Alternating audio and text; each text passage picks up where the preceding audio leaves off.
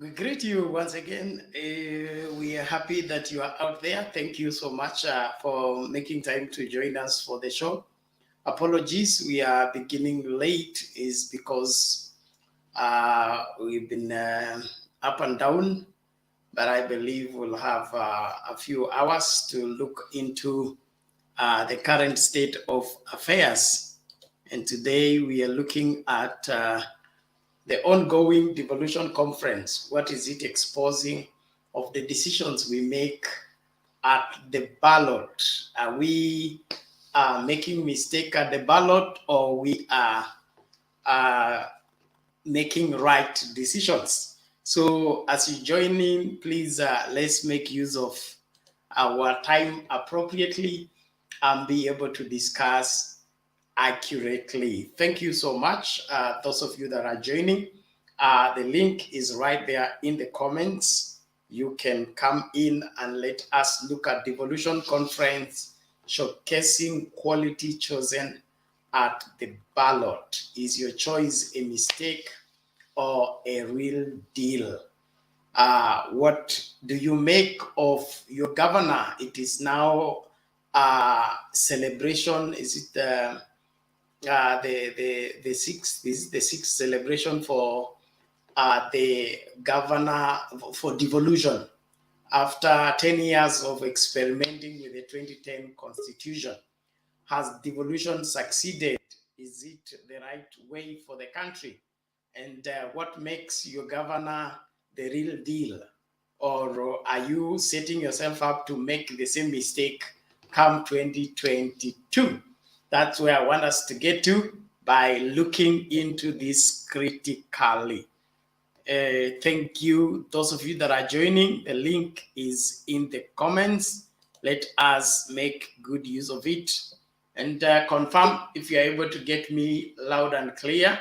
I am in a new environment and trying out this. So in case there is something, please let me know so that we know how to rectify and probably see what to do. Okay, thank you, those of you that are joining. God bless you all. Let us get talking. Kenneth Kosigei, how are you? I'm good. Aha, karibu. Siku imekuwa namna gani? Niko sawa. Nimekuwa mzima. Yeah. Siku imekuwa mrefu. Ama yeah, nilikuwa nalijaribu kuingia online leo mapema kidogo and then ukadisappear. I did that. There was I was on transit today, and then we had 2 slots of shows. So the first show was a flop. The guest could not connect, so we couldn't continue with it. We'll give it a try. And this one started late because I'm here for another conference that is running late. So getting back to recognize yourself and then get to start with this logistics is kakatas. Today being the first day, but I believe we'll work on it and get better time to tuanze kwa mapema. Lakini leo tutakuwa na masaa mawili matatu tuongee magavana wetu. Are they mistakes? Are they real deal? Kitu ya kwanza nashukuru Mungu kwa siku ambao yameweza kutuendea mzuri, haswa kwa wale ambao tumekuwa kwa ile shughuli mbalimbali. Tumeweza kufunga siku njema. Niliona magavana wakizungumza, although siku ilikuwa busy sana kwangu mimi leo, lakini chenye ninashukuru pia ilikuweza kuwa success. Ile jambo ambao mimi nasema tu ni kama wangeweza kuendelea mwanzoni namna jinsi waliendesha hiyo ratiba ya leo, at least Kenya tungesema tungekuwa kwa ile mikononi mzuri, kwa sababu the discussion was good. The only thing chenye tu naona ni kama walichelewa ni time.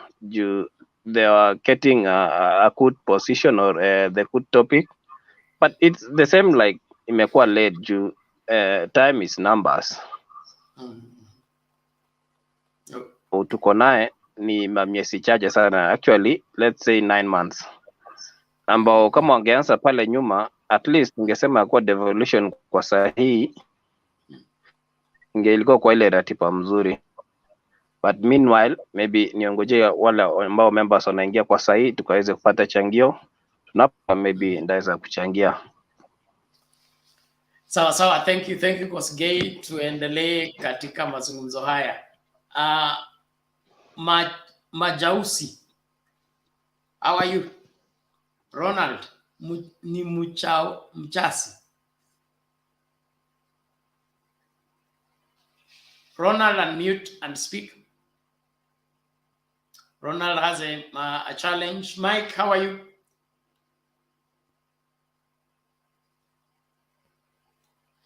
Mike, welcome to the show. How are you today?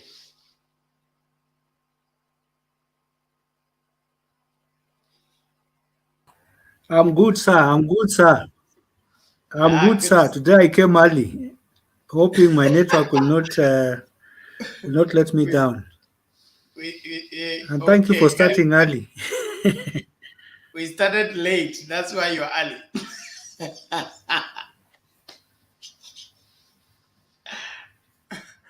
So tell us, the Devolution conference in Endelea. Oh. It's the other way. It's the other way. Is it your governor the mistake we made or the deal we got?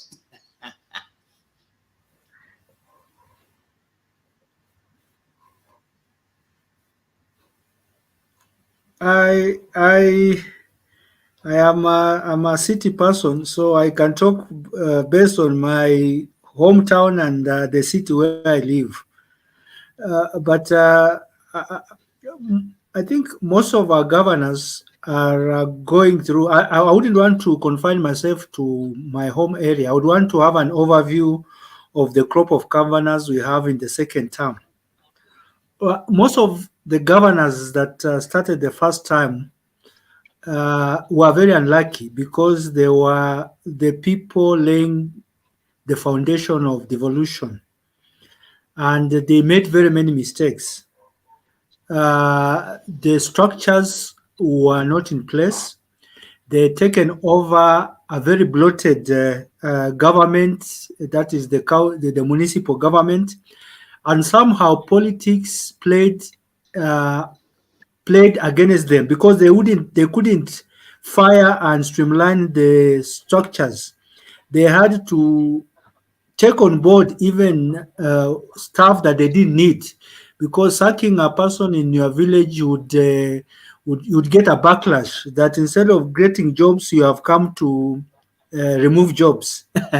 So these guys in the first time really had a big problem. The second term governors have had, and subsequent, let me just say the subsequent governors, all of them, have had the benefit of learning from the mistakes of the first group. Those that have not prioritized well, of course, have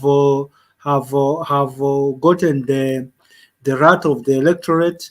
But I think most of them understand what devolution is. They understand that resources have been taken to the people, and they have no reason not to give people services, especially on health and access to services like water and other amenities. So for me, I would want to give an overview as opposed to localizing it to my area.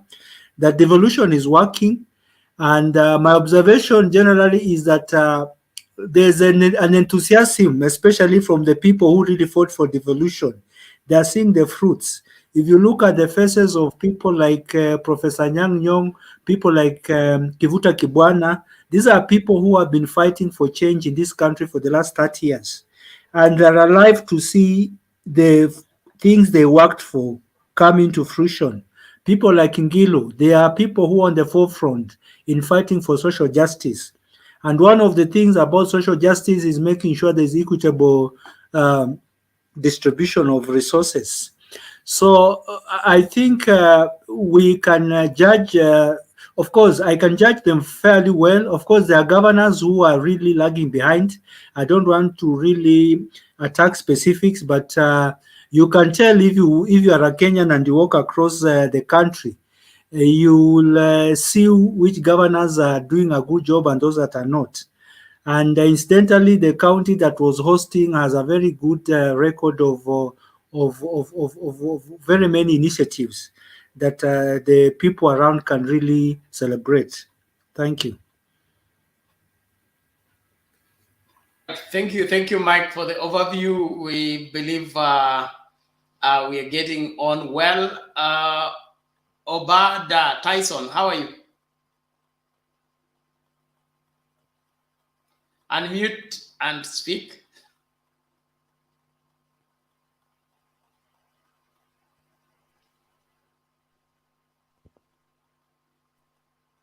Obade,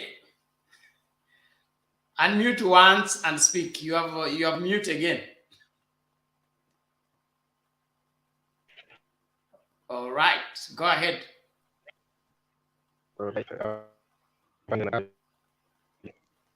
Yes, we can hear you. Go ahead. Yes, I can see what I'm doing now this week. It's a good thing. Not even Bad days. Sauti yako haiko clear. look. Unachisikia? Ebu mute kwanza. I think your device is not well connected. Utatoka alafu rudi, ukirudi hakikisha StreamYard ina control, inajifungua kwa kamera alafu inafungua audio ili ijipange vizuri, ndio utaongea tukikusikiliza. Thank you. Daniel Oyugi, you are still buffering. Internet leo ija kufavor. Well, ladies and gentlemen, we appreciate all of you that are joining us from wherever you're joining us. Please let us know. Put in the comments. Where are you watching from? David is watching. Man Rich is watching from Kanairo. Niko ndani. Kuna Dan Kanyithia Jr. watching from Lam-Tam. Thank you so much.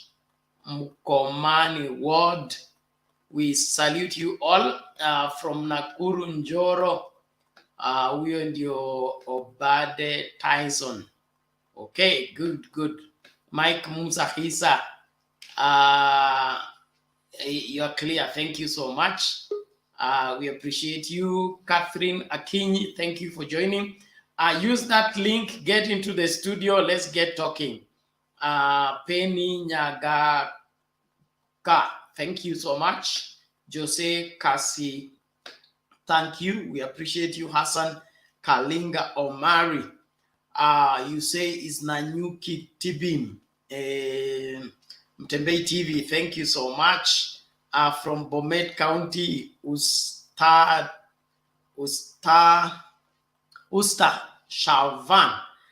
Karibuni studio, tumia hiyo link, ingia ndani tuongee mapana na marefu. Devolution inakupelekaje? Kaunti yako iko mbele ama imebaki nyuma? Did you make a mistake electing whoever you elected in 2017? Are you prepared to correct your mistake, or you want to proceed in the with the mistake, or you want to commit another mistake? Right, asking right questions is the only way for us to get right answers. Thank you, all of you. Let's keep talking. Right, Kennedy, I come back to you. Let's look at the general overview of the performance of devolution countrywide for the past 10 or so years now. Was devolution a mistake, or was devolution the right move? Unaonaje?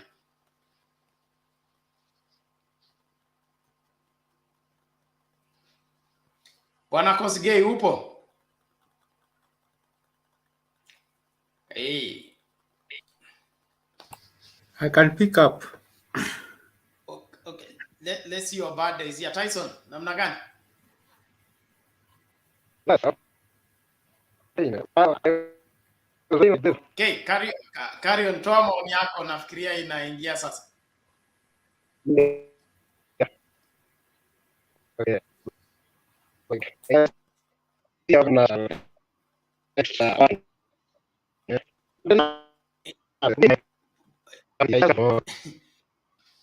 Hiyo net yako iko chini. Naomba hebu jaribu kumute kamera yako ndio tuone kama itaongea vizuri. Haya, ongea tuone kama itatoboa.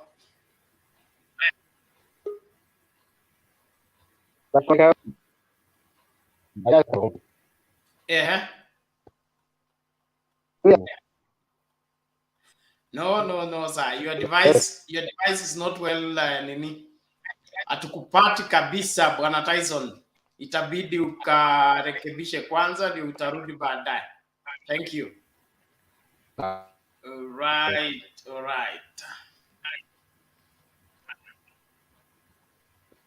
We have Skip what? Skip Kulei at hotmail.com. How are you? Karibu. Hey, I'm good. How are you? I'm well. Good to see you. Yeah, I've been following your program, and it's been very educative, and we have a lot of things that we're learning. Keep it up. Thank you. Welcome. How do you see devolution? Was it the right move? Are we in the right direction, or we are setting ourselves up for a great fall? Devolution was a great thing. It's only the implementation that has issues, because it seems we started on the right track, but we've fallen off the tracks. And this is basically attributing it to corruption, and also the leadership from Nairobi has failed the people of Kenya. Yes. And you can also attribute that to bad leadership from the grassroots, because the people we've chosen have not stood to what the electorate expected of them. So we have ourselves to blame in some ways. Thank you. Okay, you Bwana Skip, you mean devolution started well and now is headed in the wrong direction? What do you mean exactly? What are the current mistakes? Yeah, because like when you compare, for example, some counties compared to others, you find that some counties are doing very well. And when you look underneath, it's because of the leadership. On the other end, when you look at other counties, like for example, Nandi, there are a lot of corruption going on there. So we can say we did well at the beginning, especially at the beginning. The first time governors that came in, they tried to lay some foundations, but the second trip, when they came in, they wanted to do their own thing.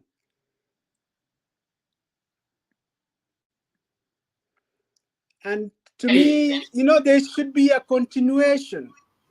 You start a foundation on something, even if you are not elected the following term, the person coming in should carry forward from there, not to start your own ideas. And I attribute this to leadership, bad leadership, because if the person that came in had put in specific agendas for the county, the incoming person should look at those agendas and say, okay, I see this is fit. We can tweak in here and there, but it's a good plan for the county, and they can build on that. Because Rome was not built in one day, you know.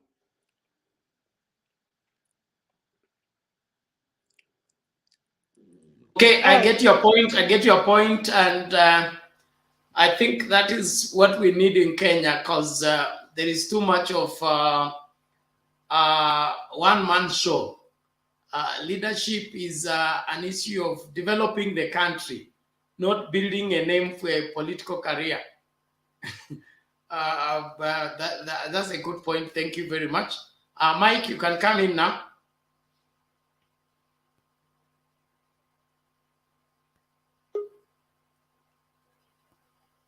Mike, are you getting me?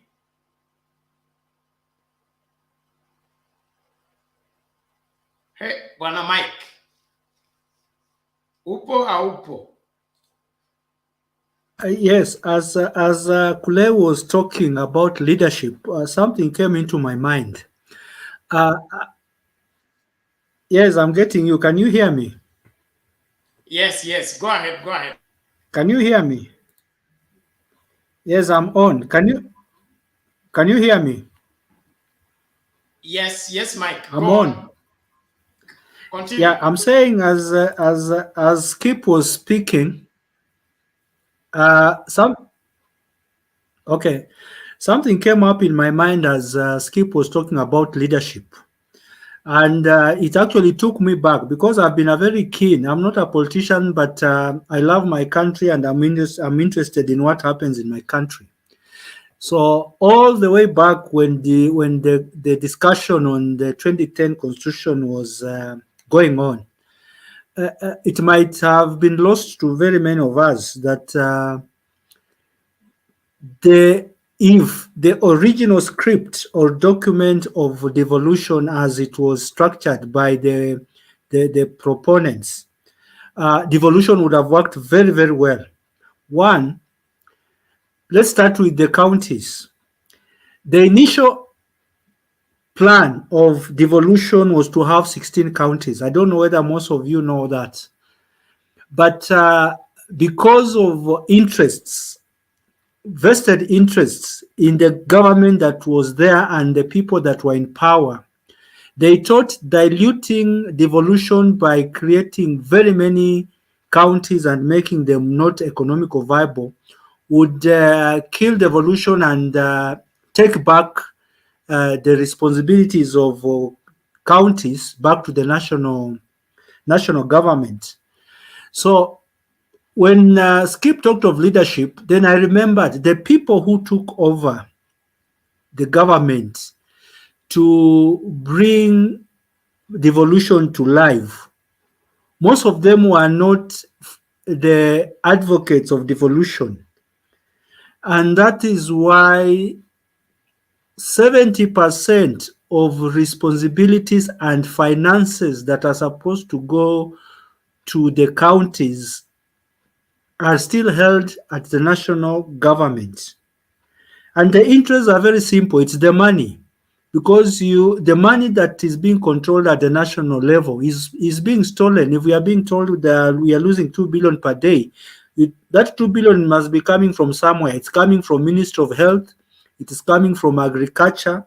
It's coming from certain roads that have been devolved that the national government does not want to cede because that is where money is and that's where people steal money from. I'm not saying that if that money went to the counties, it wouldn't be stolen. But two wrongs cannot make a right. You cannot hold on to money that is supposed to go to the counties for health, and you keep it at Afia House and control everything, including even how drugs will be distributed. You centralize drugs distribution through KEMSA, and you expect devolution to work. I would have expected in the discussions that were going on, because it was devolution and climate change, that the governors would have really emphasized on getting their fair share of what the original drafters of devolution wanted. Because if national government cedes responsibilities together with the finances that go with it, I think the counties would be so powerful that now we wouldn't be fighting for presidency, because if every county is getting their money, they can build their roads, their hospitals are equipped. Fighting for presidency is usually about getting their person to help them get certain things. Certain countries like Britain, people don't even remember that there was an election and it is their own country, it's a superpower. It takes place electronically, and in the afternoon they announce the results, and the following day people are at work, because the president cannot change where health goes. Policies are there, systems work, and the president is a figurehead. Is actually a symbol of national unity. The drafters of this constitution wanted the president to have such powers, to be a symbol of national unity and not to still control finances. But when you see a presidential candidate walking around and saying, if you elect me, I'll bring you water, I'll bring you electricity, I'll bring you roads, then it means devolution has not yet gotten root. Because when that happens, a governor cannot stand on national TV and say he wants to be in government so that he can get money. Money is allocated by law. You don't need to beg a president to get money. So I find it very funny, almost stupid, when I see a governor saying, I want to be in ODM or in Jubilee so that we can develop. The only development, the only help you get from national government is national security.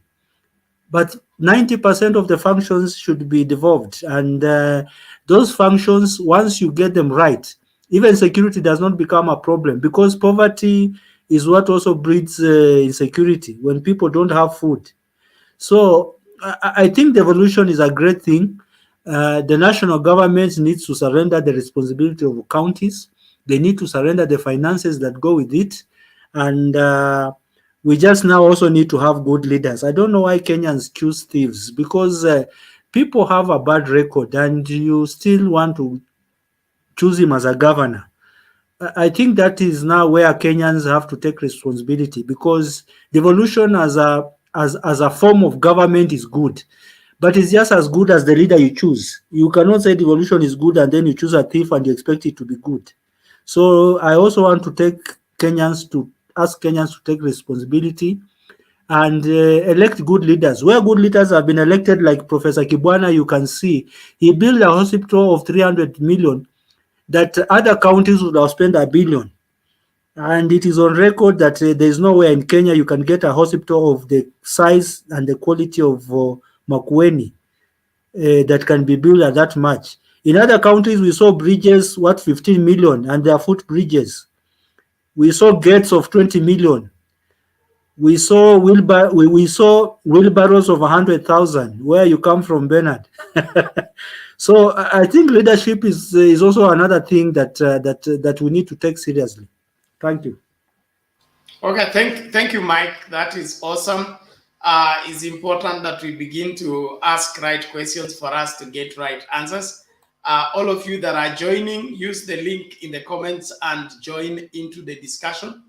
And on that step of a new governor coming in and doing away with the project of the previous governor, I think all decisions of the projects undertaken by the governor as a result of public participation and wherever the county assembly passage and vetting and everything else. What justifies the new governor coming and beginning on a new plate when we have projects that are halfway and they become stall projects? Is it greed for you to begin to eat afresh, or what's happening? Isn't this part of what is frustrating devolution? Mike, you could respond to that before we go to Ochare. That is true. That is true, Bernard. And it's also very sad. You know, the problem in Kenya is that we have very many laws. I almost wanted to say that we should have a law that says that a current project should not we should not undertake any new project until the current projects are completed. Just like what the president said the other day, he froze all new projects. But we really don't need a law for every small action that that needs to be taken. What happens is that if somebody takes over a project that was initiated before, of course, the person who initiated the project will take the credit, and the incumbent would want to show that that he has new ideas, he has his new manifesto, new policies, and all that. But as you rightly put, this public money, people should not play around with money, choosing what to do and what not to do. There is also another thing of corruption. If you look at the lifestyle of our governors, and in Kenya in general, every project is a conduit for making money.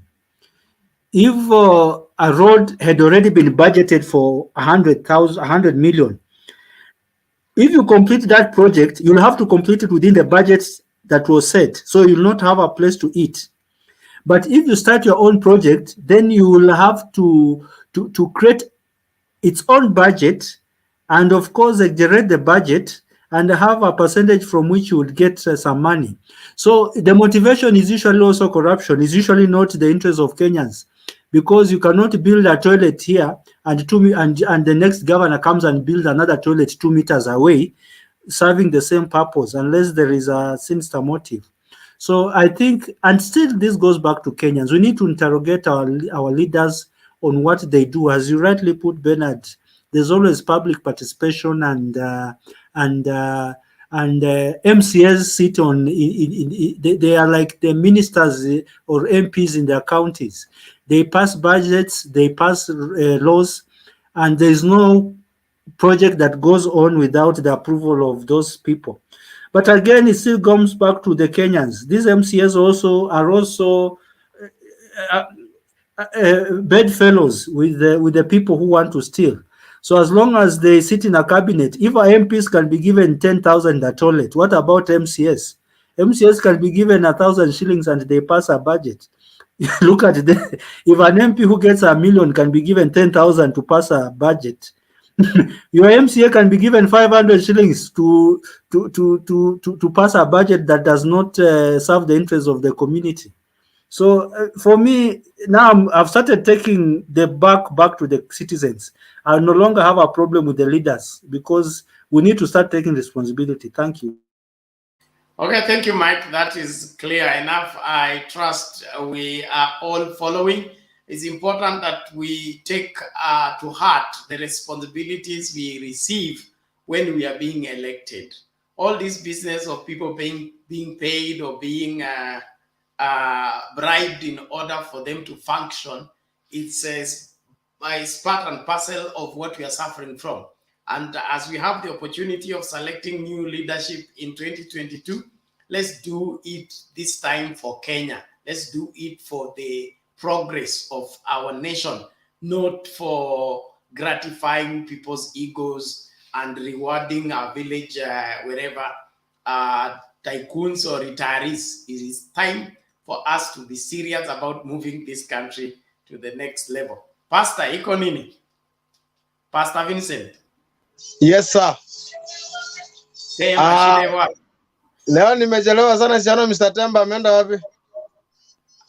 Wewe subiri, tumeanza kuchelewa. So Temba anakuja. So subiri hapo. Niruhusu nichangie kwa sababu kidogo niko kwa studio, nataka niko break kidogo, nitarudi ku. Aya, chukua dakika yako ndio twende kwa chare. Sasa nilikuwa nasema ya kwamba nikiangalia kule upande ule mwingine, viongozi wetu walisatusoea.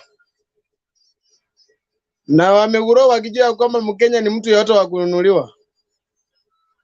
Kikuja pale umpea akupea kitu, anajua utampea kula. Watu wengine nasikiaga siku hizi mara kula zimenunuliwa, kula zimeuzwa, mara Kenya iko na wenyewe. Sasa mtu afanyaga vitu kulingana venye anajua ni kwa sababu gani? Yeye huyu mtu ndani yake anajua kwamba ni pesa zake anarudisha. Hata usipompea kula, anajua mara ataenda apate certificate yake na mambo iendelee. Sasa watu penye wanaendelea devolution haiwezi fanyika vizuri kwa sababu watu wengi washajielewa na kujijua. So sioni kama kuna vile watu wanasachukumika katika upande ule mwingine. Hata ukiangalia ile kitu tulikuwa tunaambiwa kutoka enzi za mama zetu na kina babu na kina wale wengine ya kwamba ni barabara tunatengenezewa, mwingine akuja akwambie ni shule, mwingine akuja akwambie ni hospitali, tena next election hizo ni vitu watakuja nazo. Nashindwa, hakuna siku moja tutaifikia ile mambo ambayo wanaweza fanya na waongee ukweli, mtu akuja abadilishe Kenya. Jana uliniuliza swali kama nimeitembea Mudhurwa. Nione venye mambo yamebadilishwa. Tungepata watu ambao wanaweza badilisha maisha, wakuje na idea mpya. Lakini waje kutuambia juu ya barabara leo, kesho tuambie juu ya shule na vitu zile. Ule mwingine akikuja hizo ndio anatuambia. Tangia nikiwa mtoto mpaka saa hii, shule ya kwetu haijaijengwa mpaka kiasi kwamba mtu akikuja asiniambie juu ya shule. Hospitali ya kwetu haijaijengwa mpaka mtu akitoka akuja aniambie kitu kingine sio hospitali, maana hospitali imemalizwa kujengwa. Jamani, hao watu wa kwetu walisaa tusoea sisi ni watu wa kupewa chumvi, tutulie, tunyamasishwe. Na strong tea. Mwenzangu hapa Lindra tunafanya na yeye kazi hapa, najapa na yeye kazi studio ni anasema wacha na yeye achangie kitu. Aya, dakika moja twende. Mimi naweza nikasema the type of leadership tuko nayo ni ile tunasema, unaonanga ile kanisa tunasemanga the Church of Ekaboth. Hiyo ndio the type of leadership we have now. Okay. Yeah. Kwa hivyo ni sisi tunajilaumu ama tuna nafasi ya kurekebisha? Ni sisi tunajilaumu. Tukipata watu ambao wanaweza simama waseme ukweli, hawataki kuchagua kiongozi ambaye ana hela, wagome, wakatae, maisha itabadilika. Lakini tukiendelea tukiambiwa kwamba Kenya iko na wenyewe, hata watu siku hizi nasikiaga wanasema kusema tu ukweli hapa nje. Nasikia wakisema ya kwamba hawana haja ya kwenda kupiga kula kwa sababu Kenya ina wenyewe, hata ukipiga kula hatapewa.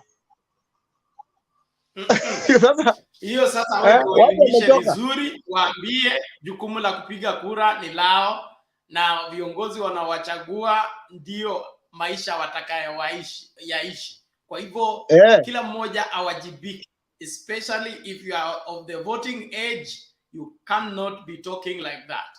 We will try until we triumph. Mr. Bernard, ile kitu ambayo nimeishi nikijua, kuna mahali mama mzee aliwahi enda akaambiwa kwanza wewe kunipea kula. Sasa nilinunua kula. Sasa kama mtu alinunua na unajua is in terms of business, si lazima arudishe pesa zake. Sasa hiyo ndio kitu ambayo natusumbua kwenye. Hatujasaini lakini hatukusaini. Kama wewe ulikuja ukanunua kura, hiyo ni mzigo wako. Na hivyo in fact unapaswa kufurusha kwa ofisi kwa sababu unanunua kitu ambacho hakiuzwi. The offer to serve in the public office is an offer given for people who are patriotic. It's not for you to use public office to do your personal business. That is called abuse of office. So such people, we need to get rid of them, in my opinion. But thank you for your contribution. Please stay tuned. Nafasi nyingine inakuja tafadhali. Tuende kwa Chare. Sasa nilikuwa kwa break kidogo, mkiona nimepotea. Mnaona tuko kazi kidogo. Tunachapa kazi kuambia wananchi ukweli. Naona kwanza hiyo studio ndakuja. Mko karibu ndio hiyo unaiona? Naiona imeng'ara. 99.9 Ruben FM. Oh, aha. Nitakuja kipindi changu. Sawa. Thank you, sir. Mr. Chare, how are you? Okay. Yes. I'm well, Bernard. Thank you. Make I your hope contribution. everyone is fine. Okay. I think one of the greatest benefits that the people of Kenya I've drawn from the 2010 Constitution has been the devolution. Devolution has significantly changed the face of Kenya, but not everywhere, but in some parts of Kenya. If you visit some counties like Homa Bay and compare it with what is happening in Makueni or Kitui, you will realize that in some parts of this country, devolution has not really worked. A good example is Homa Bay County. Nothing tangible on the ground, just politicking and bickering. And one thing that I do ask myself is what really happens? What really is being considered when anti-corruption bodies decide to prosecute some governors and then leave others in the counties where obviously there is rampant corruption?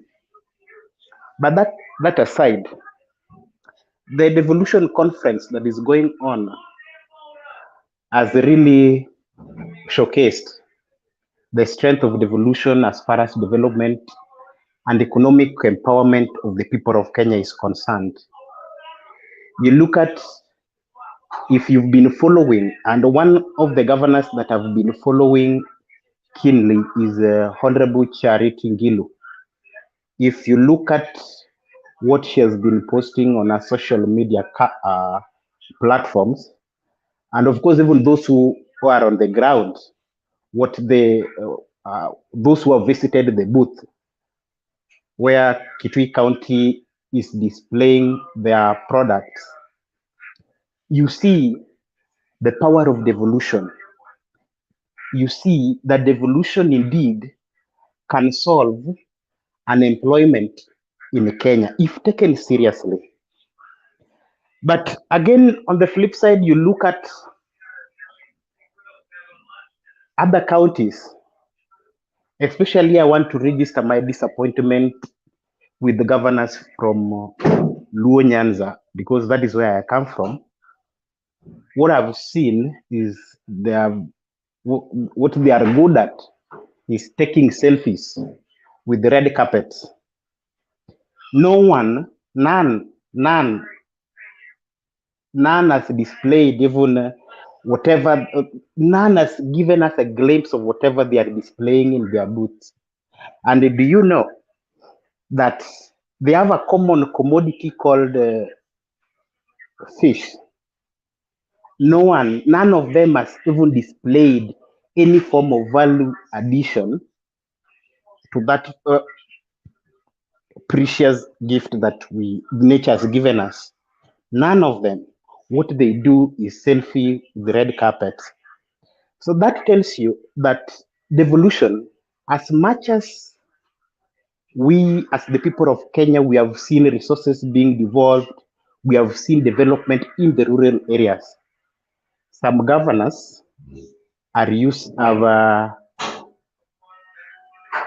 have taken advantage, and it is like when we devolved some of these functions from the national government to the county government, we also devolved corruption.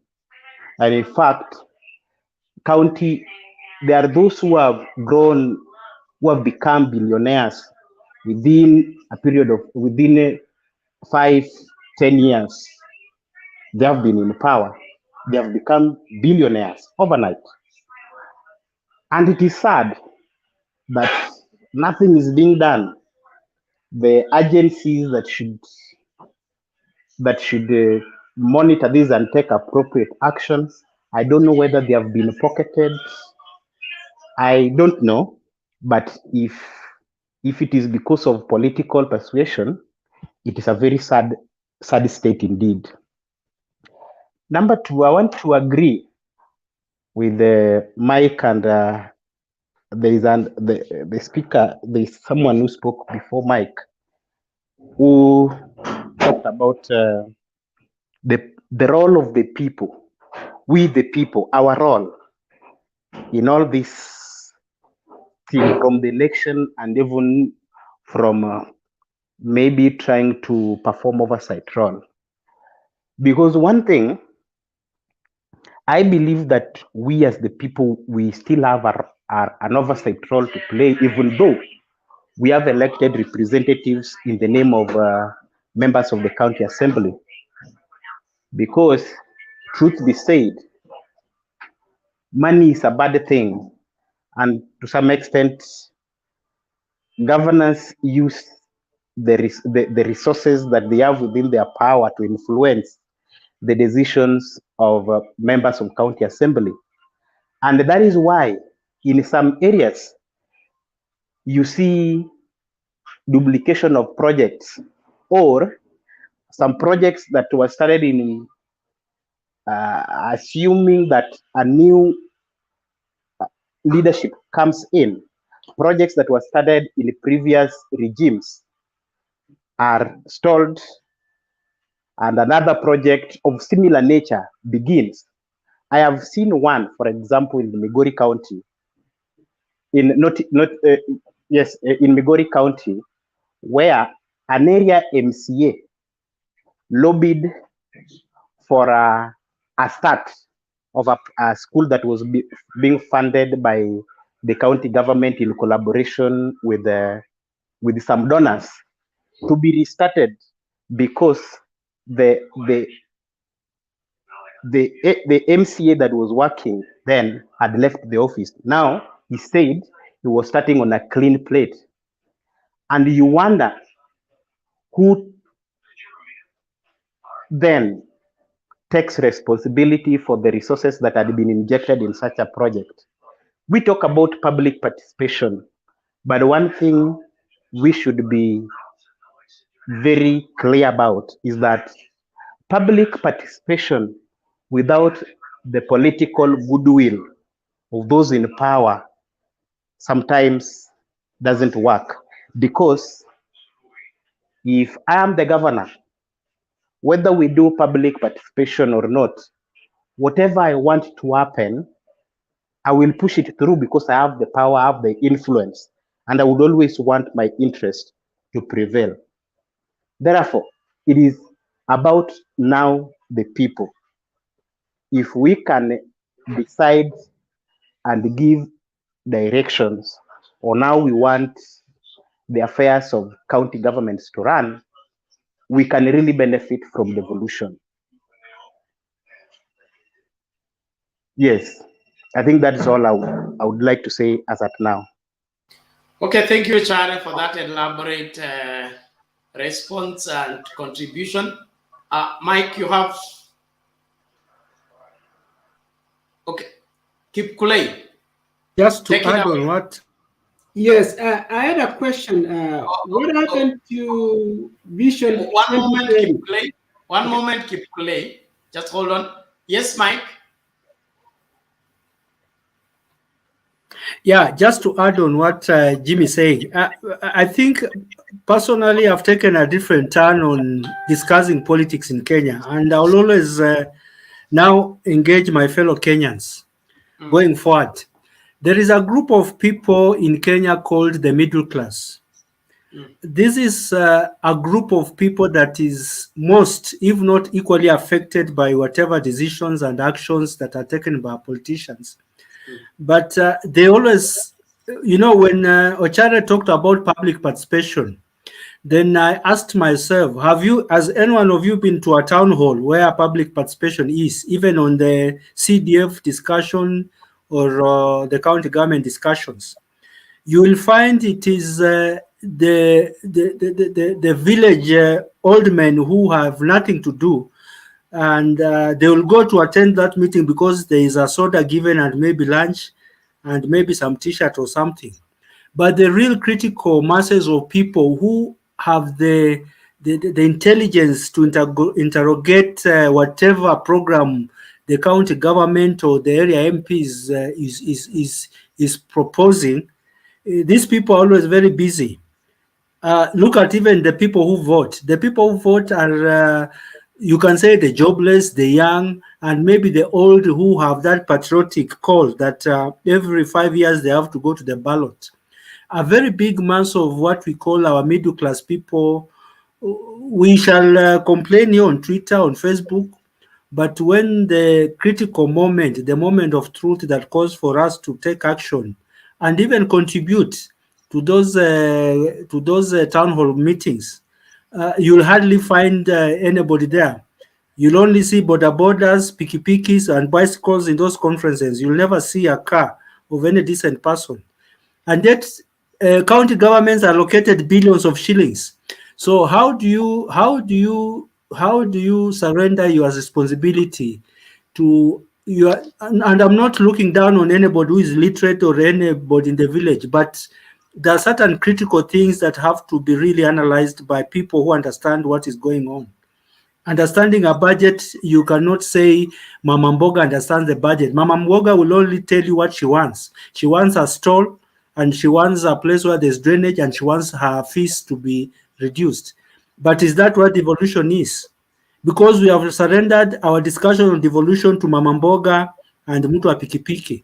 So are we saying that Mtu wa Pikipiki, once they put their sheds, because Pikipiki people ask for a shed for their motorbike, Mama Mboga person will ask for a shed for her souls. So where does that leave the rest of us Kenyans? We need to really take a front seat on as Kenyans on the development of our country. And the government has been brought near to our door. Every person can go to their nearest headquarters, county government headquarters, and have a discussion. It does not even stop you, Bernard, to walk into your county governor's office and have a discussion on why there are poor roads leading to where sugarcane is or where tea is. You can have that very candid and intelligent discussion with your governor one-on-one, but you don't expect Mama Mbogas and people who are old and they are just living for the day to have such passion and engagement with their governments. So going forward, I will still want to engage my fellow Kenyans to have some level of responsibility and patriotism to engage more with their governments. Thank you. Okay, thank you, Mike. That is clear. I believe the purpose of devolution was to accelerate national development. And so the focus on the main thing must be kept by every successive successive devolution governments, so that we will not have one part of the country developed while the other part of the country is not developed. So these counties that are not participating into the whole picture of making Kenya developed by everybody sweeping their doorway, then they need to be taken to account, because the purpose of devolution was to bring about wide range, multiplied, accelerated development. Kama hao watu hawaelewi hiyo, basi watimuliwe. Hakuna haja kubembeleza wakati inji inatokomea alafu tunaishi kulaumiana when we really have the answer to what is ailing us. There is no way we will send money for development and you want us to follow that money to develop when you are in office and you're being paid salary to do that. So let's have a rethink and an appreciation that assuming the governor's office or being an MCA is not that you are on your way to presidency. Because one of the things I feel is that some governors are in governor's office eyeing the presidents. They want to use it as a premise for their next ladder in politics. So we need to go beyond that and appreciate that I'm in this office to make a difference. And the best difference is develop Kenya. Kipkule, you can come in. Yes, thank you. So, Mike, I wanted to ask a question like, where did we leave Vision 2030? Where is it? Because to me, this Devolution conference should have been anchored on Vision 2030, so that we can make sure that in different counties, they are able to exploit whatever they have and maximize the output. Because the problem we have right now is we are all talking of mama mbogas and the what to border, but we are not asking ourselves, why are these people engaged in all these ventures? It's because there are no jobs. And also we have to ask ourselves, okay, in this world right now, we have the technology is what is driving what is going to happen in 20, 30 years. It's going to be technology. But it seems we are focused so much on things that have already passed us, you know, the mamambogas, the borders. I'm not downgrading them in a way, but why I'm saying that is these guys are engaging in those jobs because they lack other or better opportunities, which to me, Vision 2030 could have helped. You know, we could be building motorbikes instead of driving them, you know. We could be building things that like the mama mboga you're talking about now, should be able to operate a shop, not a kiosk. So it seems we are doing things. So my question is, where is Vision 2030, and where do we go from not leaving others behind? Because it seems you compare Kitui and other counties, they are different world apart. What do we do to just pull everybody together? Thank you. Thank you. Can I answer, Bernard? Yeah, yes, Mike, go ahead. Yeah, thank you. I might not have a concrete answer to it, but I can make an observation. You are right. Vision 2030 was supposed to spur the country into a very, very industrialized and almost first world country through key strategic areas. I think the infrastructure part, the government, the successive governments from the Kibaki government has really done well, because that was one of the foundations to create the right infrastructure for the other parameters to take off. Because when you talk of manufacturing, if you are producing things that are going on rough roads, then you are going to increase your cost of doing business. So I think there's only one thing that the successive governments have done well. Now, when you said that, something came into my mind, and Bernard mentioned it quite well, that devolution was supposed to government or fast track their programs. And if you look at it that way, then that tells us why, if one county government fails, it makes the national government fail. Because if you look at manufacturing, if you look at agriculture, if you look at what Ochare said, in Nyanza there's fishing. And fishing, we can export fish, but are you aware we're importing fish as we speak from China? So it means the county governments of the Western blocs have failed. So if you look at tourism, if Governor Joe was to confine himself in making sure tourism as an industry grows by him creating the right environment, through making sure that the city is clean, the roads are clean, there's security, there is the hotel industry is well taken care of in terms of incentives and tariffs, then he would have taken care of tourism. Then we go to other areas of let's agriculture. So every county has a unique potential that, if given attention and growth, it can feed into the national picture of the Vision 2030.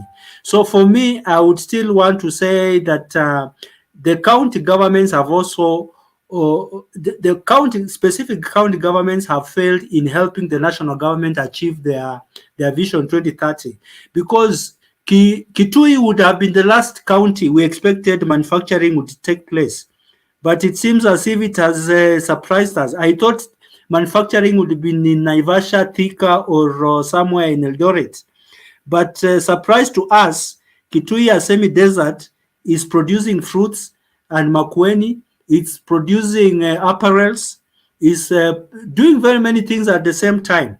So we cannot even, we can say Kenya as a whole has the potential to do manufacturing. The national government is just supposed to provide us a good policy framework, especially in terms of the ease of doing business. Because some of these things we shall not be able to achieve them locally alone. We need private public partnership. We need to get people who believe in our ideas. If you want to set up a processing plant, you need to have people who believe in your idea. And if they believe in your idea, what is the incentive? What is the environment of doing business? Because Kenya as a country, we have the best human capital in terms of level of education, in terms of human resources. I think some of our IT people are in, some of them are in NASA. I was surprised to see that we have a young man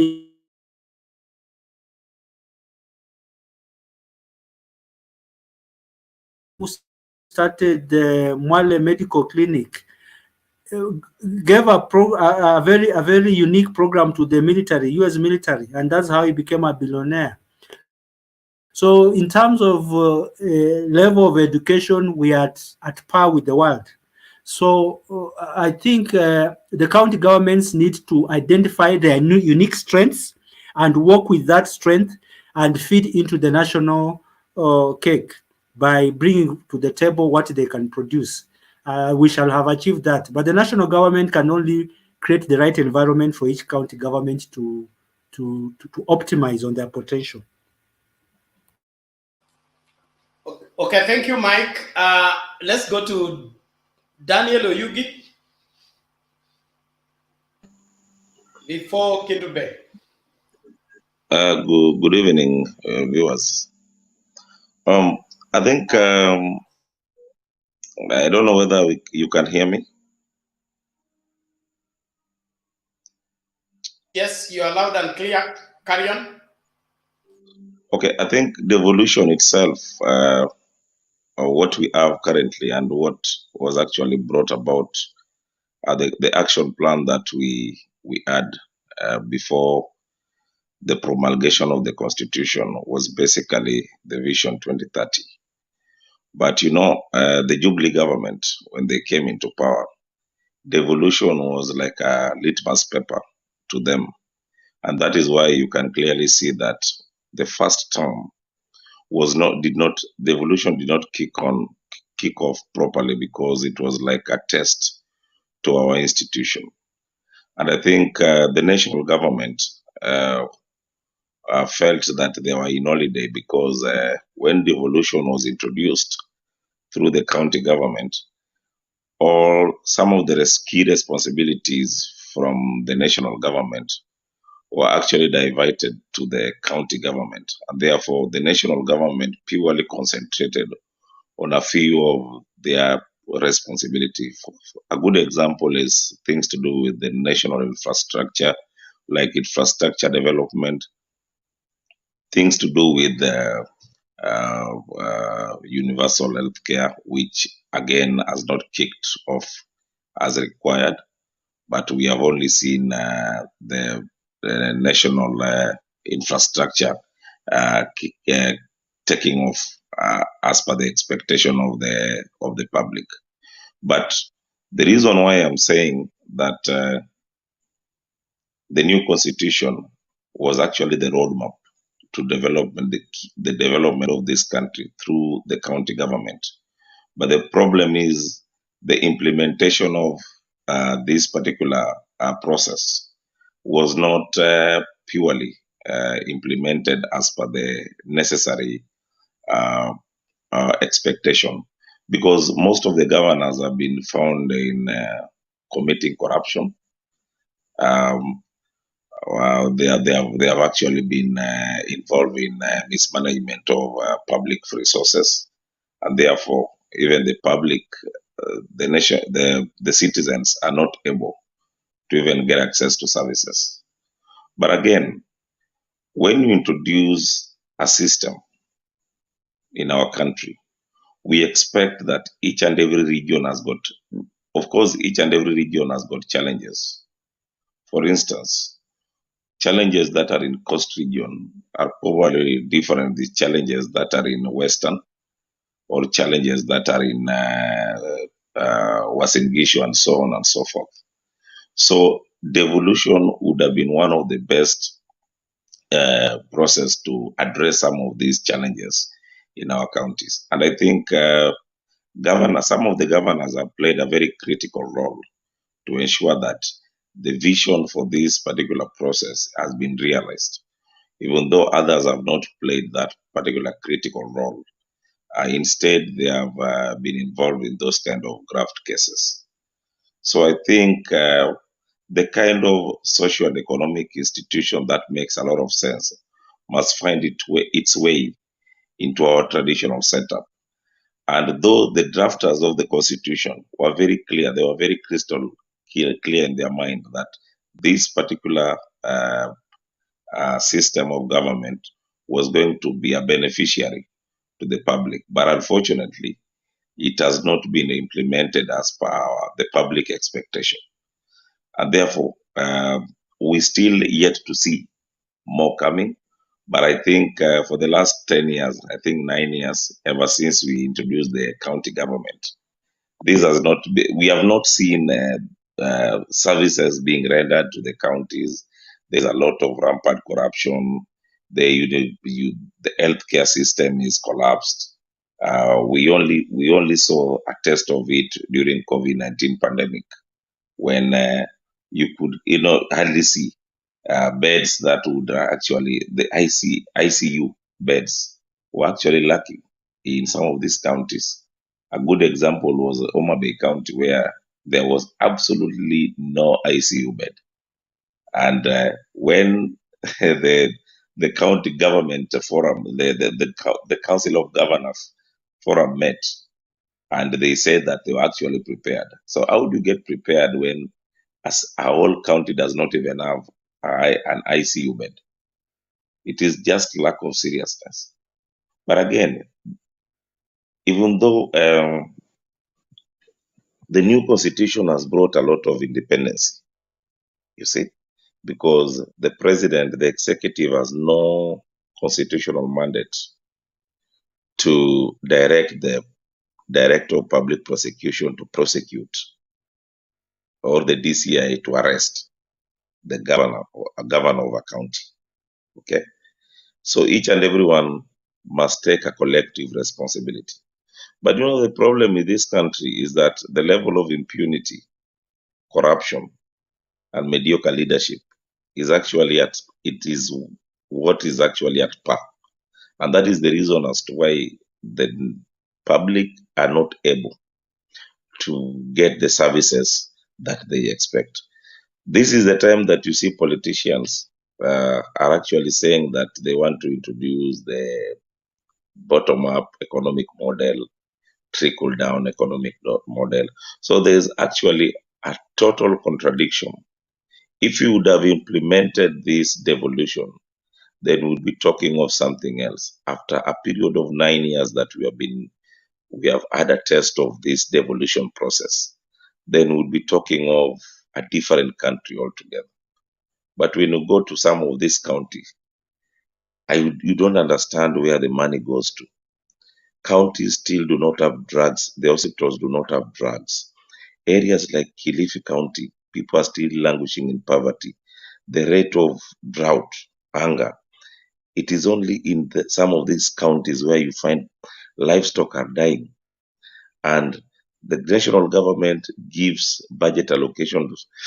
There is no county that gets less than 6 billion annually for county development.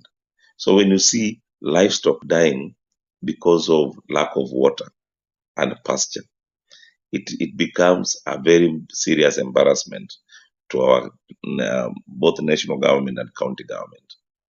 So I think in my final submission, I think it is incumbent upon the electorates to understand that those that we give the responsibility to assume to the office must take full responsibility, both personal, political, and economic responsibility, so that they deliver to the most of our expectation. Otherwise, if we continue to take handouts from politicians, if we continue to elect these people on the basis of a protest, like what is happening in Mount Kenya, and I'm sorry to say this, that Mount Kenya are protesting against an individual because somebody was promised 10 years to actually rule this country. But because there was a process of conmanship, that is what they say, or some political betrayal, they want to vote that particular individual to punish the other fellow. This is what happened in 2013 when two of our leaders were facing crimes against humanity in the Hague. Okay, some of the part of this country decided to vote them, not because they wanted those particular leaders had a transformative organic idea to us. No, they just wanted to vote them to teach the former prime minister. You see, the kind of political hypocrisy that we see in this country, that is what is actually killing our devolution. That is actually what is killing our development growth. It is an impediment to our development growth. Just yesterday, I heard the deputy president talking about when he takes power, then he's going to ensure that Mao forest is protected. But you remember in 2012, when Raila was trying to protect Mao, he went to an extent of even saying that his community voted for Raila in 2007, and now Raila has turned against his community. So it is total contradiction, and politicians are not being reasonable. They are not being honest enough to the electorates, and it is high time for people to screen these people further, and so that people can understand what they stand for. Thank you. Okay, thank you very much, Daniel, for that elaborate contribution. Before we go to Jackie Dube, I want also to say this. It appears to me that some of the county assembly members and the governors have not understood the real purpose of devolution. They thought devolution government is an assumption of the municipal, county, wherever arrangement we had with the central government. So because of that Ile Kasumba county, municipal, wherever organizations that we had previously, they have not, it has not dawned to them that running a county government means finding solutions for that particular region that you have covered and securing them rightly at that level. So the devolution is meant for you to come up with projects that addresses the issues of that county conclusively, make your county productive, make your county competitive, make your county match with the international requirements. Not for you to sustain the old municipal kinds of things that were there to collect tax and chase people on the market and terrorize people who are doing their personal things. County governments need to be a reflection of the national government at the local level, whereby we are channeling out ideas that are able to sustain a development process of our nation. So these county assembly members and the governors need to be delivered from this ignorance of taking their responsibility as if they are the mayors and the old mayors and the old county clerks of the previous system. This is a more serious responsibility that is taking a lot of money and we need to see value for that money. If you have to overhaul your county in order for you to register development and make your county resourceful, so be it. But let's not make light of what we need to take serious. Thank you. Ja Kindubei, karibu, vipi?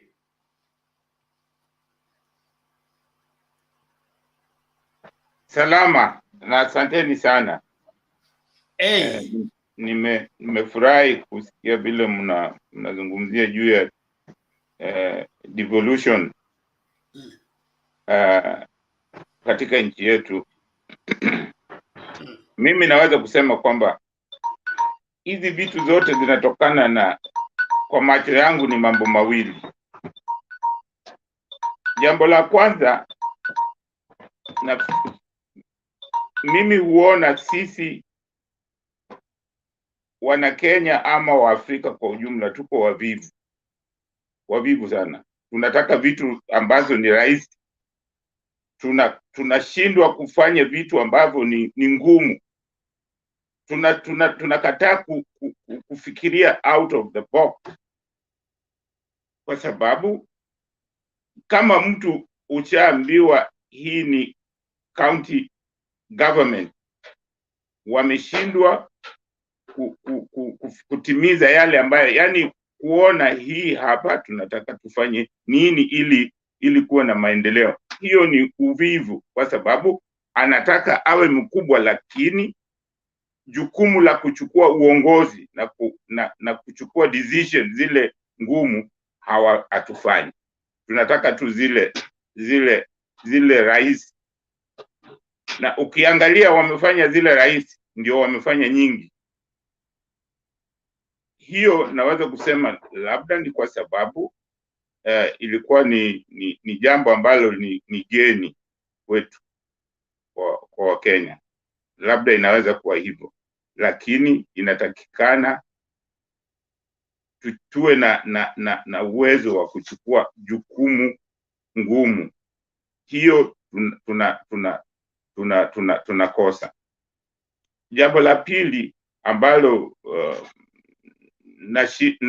mimi hushindwa kujua kutofautisha na mtu ambaye amesoma na mtu ambaye ana elimu, tofauti yake ni nini? Inanishindaga, kwa sababu natarajia kwamba kama mtu amesoma inatakiwa awe na elimu, na mtu ambaye akiwa na elimu inatakiwa alete mambo mapya, awe na ujuzi wa kujua mambo fulani. Lakini unaona sisi kama Wakenya, mtu ana elimu alafu ukisikia vile ana reason, unaona kabisa huyu jamaa amesomaje, inakuwa ana masomo gani?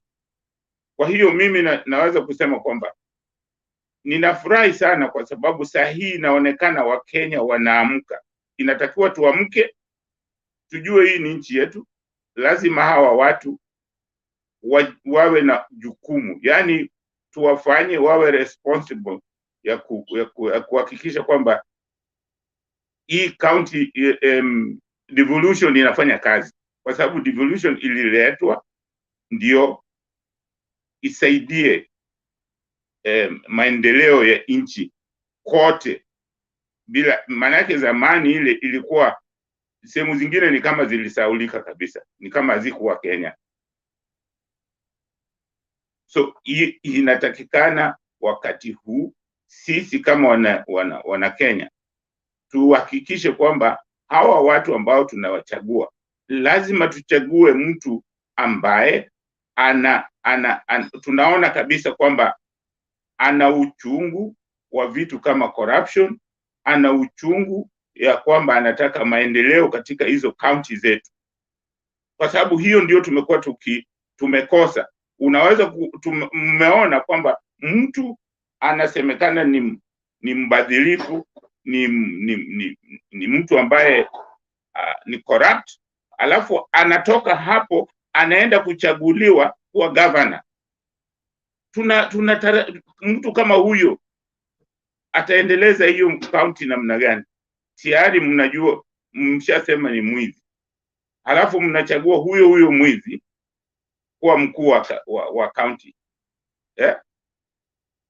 Hiyo ni kitu ambacho tumeona ikifanyika.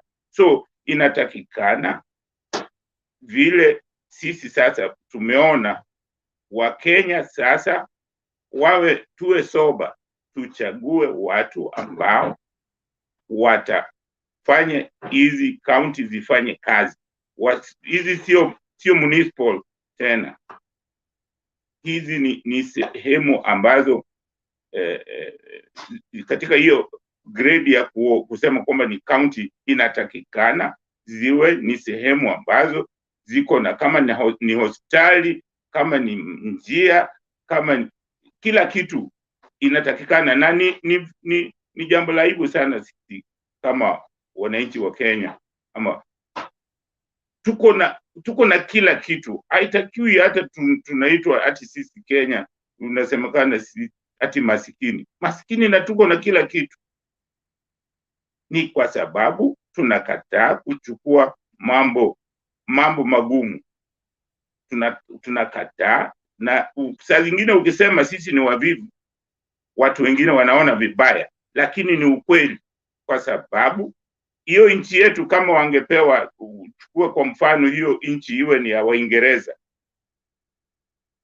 hiyo nchi inaweza kuwa tajiri ajabu. Kwa nini sisi tusifanye iwe tajiri? Ni nchi yetu, inatakiwa tuifanye asisi iwe tajiri. Tusifanye tu kwamba kila kitu tunaomba. Tumepewa sasa jukumu tufanye kazi, na hiyo kufanya kazi ni lazima tuwe ruthless kwa wale ambao tunawachagua. Tusichague tu mtu kwa sababu ni jamii yetu au mtu ni mtu wa kutoka kwetu. Tukiwa ruthless, tutakuwa na viongozi wako tu ambao wanaweza kufanya kazi vizuri. Hii devolution imekuwa na matatizo kwa sababu wale watu ambao tuliwachagua kuongoza Kenya, wengine wao walikuwa hawakuwa wanapenda hii mambo ya devolution. So ukimpatia mtu ambaye hakuwa anapenda kufanya hiyo kazi, itamchukua muda kukubali kuifanyia kazi.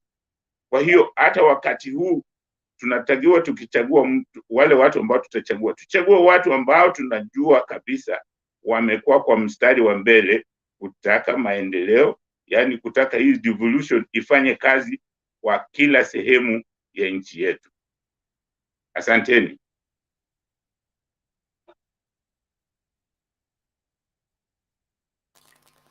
Okay, Jakindube, thank you. Umemaliza? Yes. Okay, asante sana, na nashukuru mtambo unafanya. Mchana kumekuaje? Sijui, sielewi kwa nini ilikataa kufanya mchana. Leo saa hizi nimeingia bila shida. Hata nimejaribu ile haina shida. Sasa sielewi ni kitu gani. Nimejaribu hata kuuliza wataalamu wengine, sielewi ni kwa nini ilifanyika. Wacha tuombe sasa, kipindi chetu tutakifanya kesho. Asante. Ili tuendelee nayo. Asante sana. Mr. Booz, vipi? Afiti sana. Karibu kwa show, maoni yako tafadhali. Yes, in my regarding the subject matter today, I think Devolution Conference, I would equate it to the infamous agricultural shows that used to be done in the 90s, where certain organizations and government parastatals would come to showcase the best of what they have done without the measure of magnitude of how they can impact on the lives of Kenyans. We used to witness some parastatals bringing maybe a daily cow to show how they can do it, but it is that's the only cow that they have. They have nothing else. They have concentrated on one cow for a whole year to come and showcase the former president that they are working. This is what Devolution Conference is showing today. In the words of a former World Bank director, Madam Lagarde, he said, in Africa, we have what we call development without growth and development without jobs. And he termed that as mediocre development. And that's what we have. If you look at the money that has been pumped into the counties, altogether, each and every county for the last 8 or so years, and what they call development, what growth have we seen out of that development? How many jobs have been created? Government does not need to create jobs. It needs to do the enabling environment for jobs to be created. But that is not what our county governments have been doing all over. So apart from the good speeches at the Devolution conference, some few select topics like showing what you have done. Look at the other Devolution conferences, what we have been shown. I think in Laikipia, we were shown something in resemblance of a wheelbarrow in the name of a car. I don't know. I think a mechanic at Ngar can do much better job than what Laikipia County was giving us. Today, we have seen some products from Kitui, a juice from Kitui. If you look at Egypt, villages are making mango juice with very little support and intervention from government. That's what a county that has been given billions of money is doing. I don't want to sound critical that everything has been lost,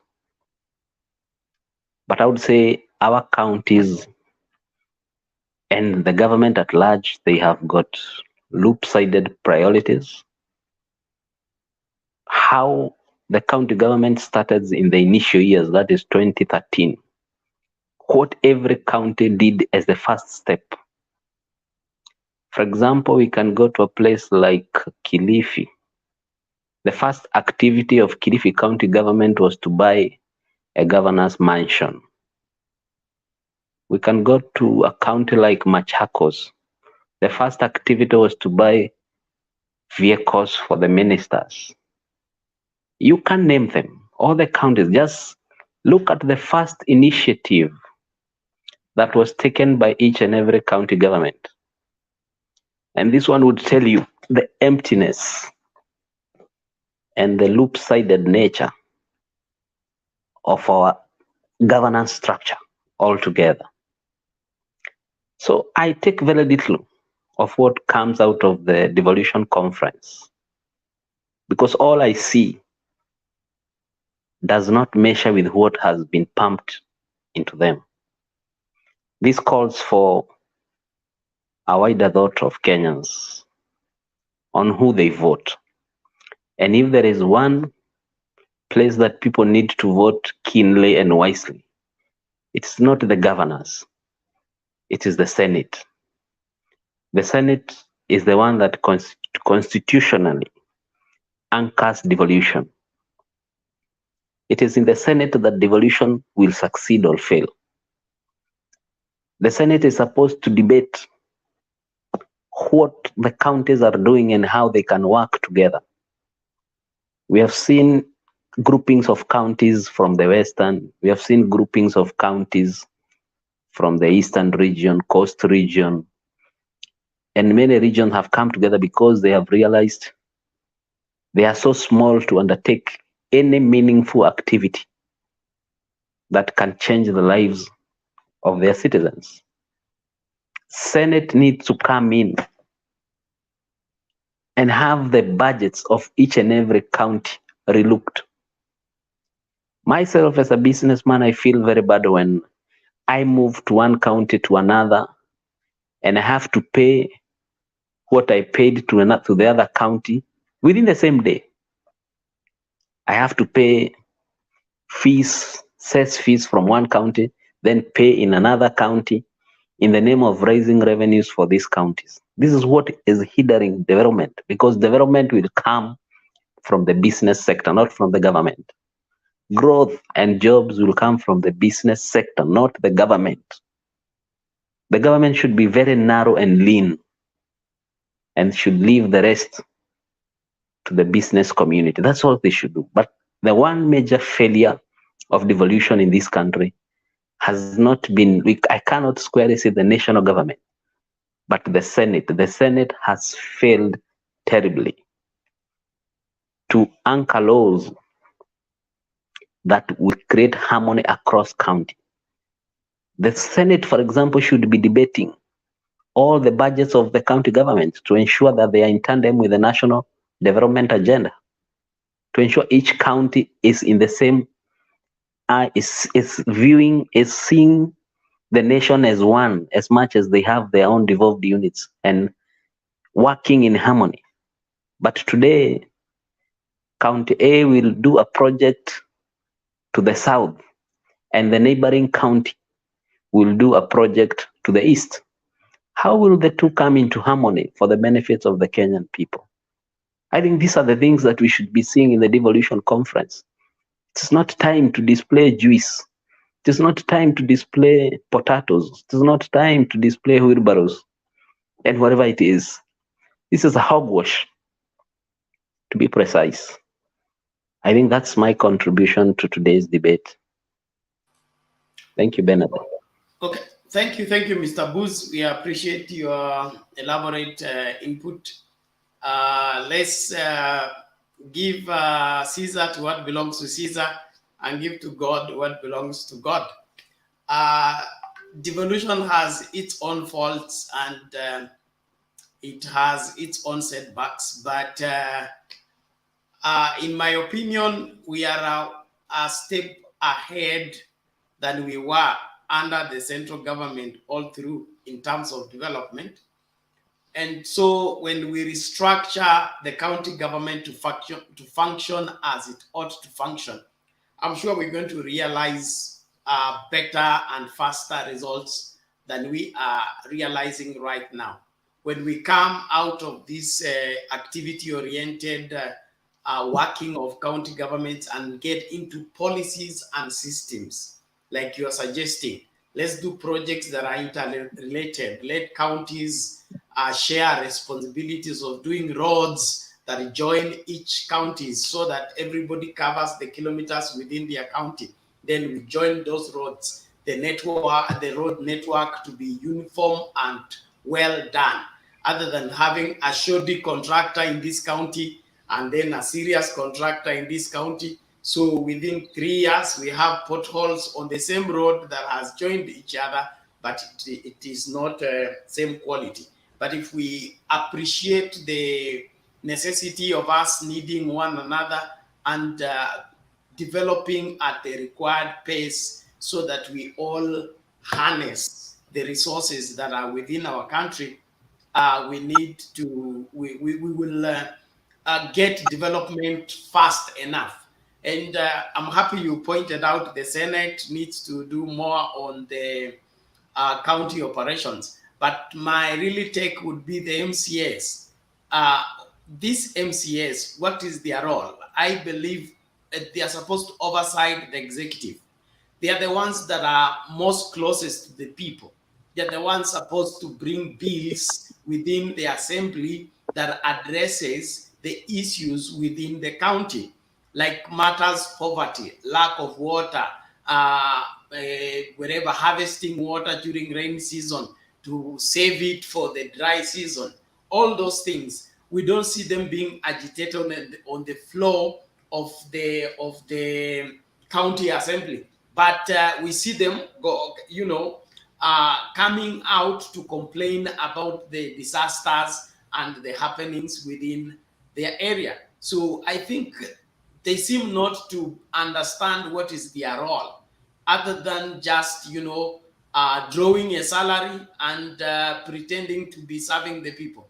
I think there is a need for us to reorient these people we are putting in office, because ile kasumba ya katiba ya kitambo ni kama haijatoka kwa kichwa cha hawa watu, au wanafikiria bado tuko na ile katiba ya kitambo ambayo utatembea na chumvi na leso convince watu wakupigie kura, alafu ukishaingia kazi yako ni kutumia hiyo position kujijenga wewe na jamii yako na vitu vyako. Lazima tutoke kwa hiyo, tuingie kuelewa kwamba majukumu haya ni ya kujenga Kenya, na Kenya ikijengeka kila Mkenya atafurahia. Lakini tukijenga jamii zetu tukitumia Kenya itaanguka. Ng'ombe huwezi kamua bila kuilisha, lazima uilishe vizuri, uitunze ndio itupatia maziwa. Wewe wataka tu maziwa, utaki kujua ng'ombe inakula nini, itapata maji wapi,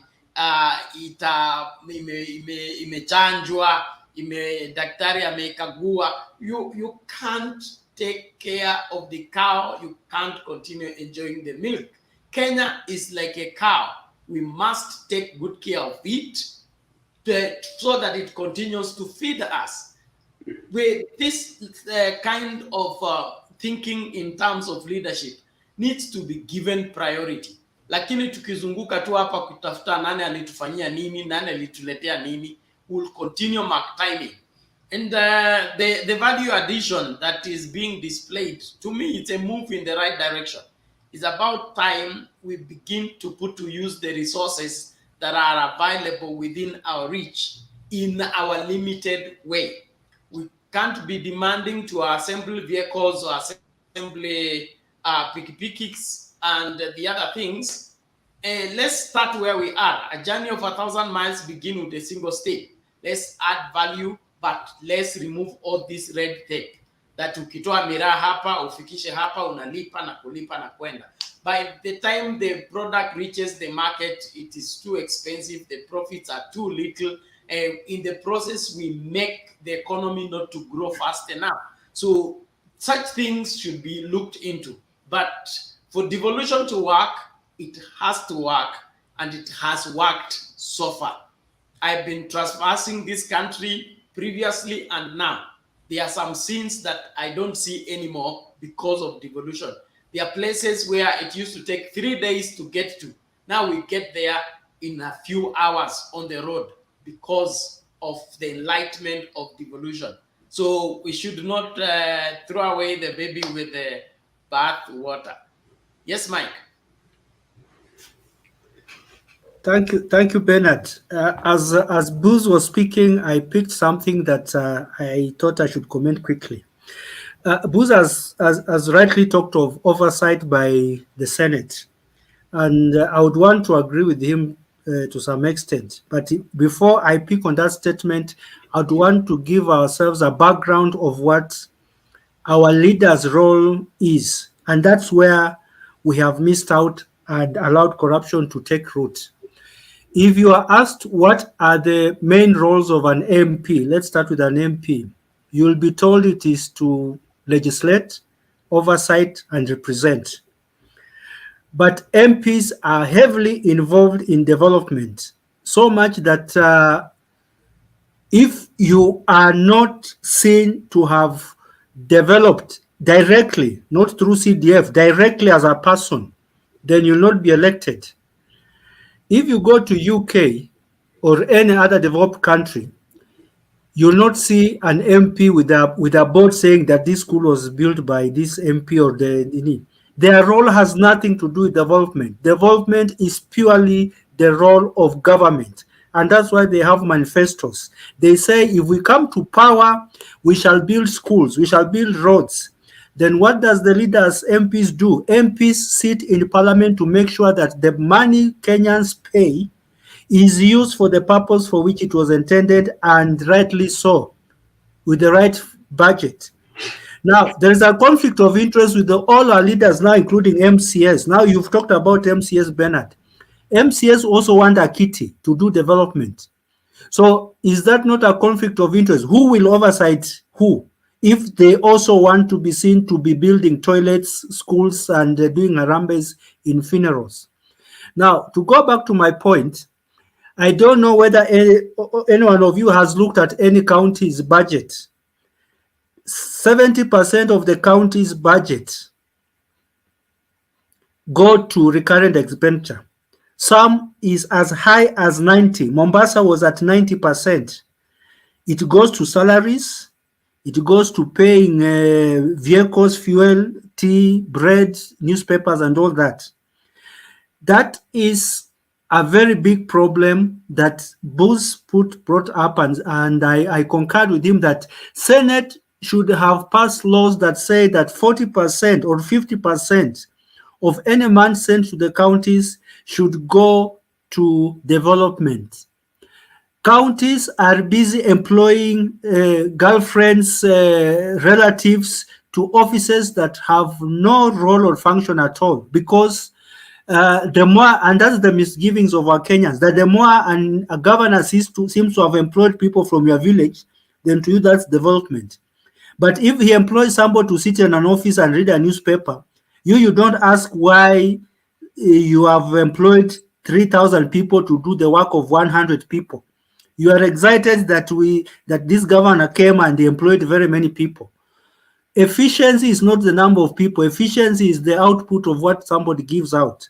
So all our county governments have bloated human resource, have duplication of roles. We have a Minister of Health which has a superintendent. We also have a county governor who has a docket called Minister of Health with a superintendent who does the same work as the one in the national government. And that applies in all sectors. If you go to agriculture, you have a Minister of Agriculture with his secretariat doing the same role the national government does. And this is a problem that was started from the onset. The Jubilee government took over and threatened people that if you voted in ODM, it was going to send away chiefs, it was going to sack people and come up with its own people. To some extent, that was true, but that was the painful truth. The devolution was supposed to restructure the system of government so that people like DCs who are currently there and chiefs were not supposed to be there. But because of political expedience, you cannot sack those people. You lose votes. Raila, as good as he sounds, he cannot sack chiefs because that will be the beginning of his downfall. He tried saving Mao and he lost. So he's not going to save Kenyans. He's going to allow Kenyans to be fried in their own pants because they want to see numbers of people being employed even if they do nothing. But the real issue of devolution was to have a very lean, as Booth said, lean government in the counties that would provide services. I don't know whether some of you have walked in the streets in your counties. You'll find 200 people sweeping 1 kilometer of road. 200 people sweeping 1 kilometer of road. Where does that happen? And we don't ask these questions. And our MCA cannot ask because they're the ones who sent their relatives to be employed in the county governments, to be sweepers, to be tea providers, and all this. I will still, as we continue, Bernard, as long as I'm on this show, I'll still be asking Kenyans to take responsibility. You cannot allow these things to happen in your counties and you blame your leaders. You are the reason why our leaders are behaving the way they behave. Thank you. Okay, thank you, Mike. Kule, you had something before we go to Joe? Okay, thank you. Joe, how are you? I'm fine, okay. Hii topic leo mnaongea ni ngumu kwangu because I did not follow up what was said at the conference, but living in Kenya and having been in Kenya since devolution started, I have something to say, no matter how small. I've heard you, Bernard, saying that the revolution has helped us and we should not castigate it wholly as like throwing the baby and the bathwater. This is the same story we have at national level when we say we got in, by the time we got independence, we were like South Korea or the Malaysia. And they have now, I don't know, 10 or 50 times better than us. We cannot work the same way with devolution. Pia tunasema because after independence, we have got some things moving for us, yes. But it's not enough. It's not enough. It's far below the standards where we want to be. That means something is wrong. The same thing happens with devolution. Because if you see the money that has been pumped for the last 10 years, and whatever you're saying, you've seen those development. I mean, azitoshani kabisa. Because devolution, the county government should have a strategy plan in the first place. I don't think they're working without a strategy plan. The strategy plan should actually indicate what they should do in this financial year and where they should get. So whatever they were showcasing today, it is not vis-a-vis the strategy plan that they've had for the last 10 years. That's why you saw some things like Joakali. If they had a strategy plan that they follow, and the Senate should be oversighting what they have done and what they have spent and whether they have reached those targets, we could be far much better than where we are.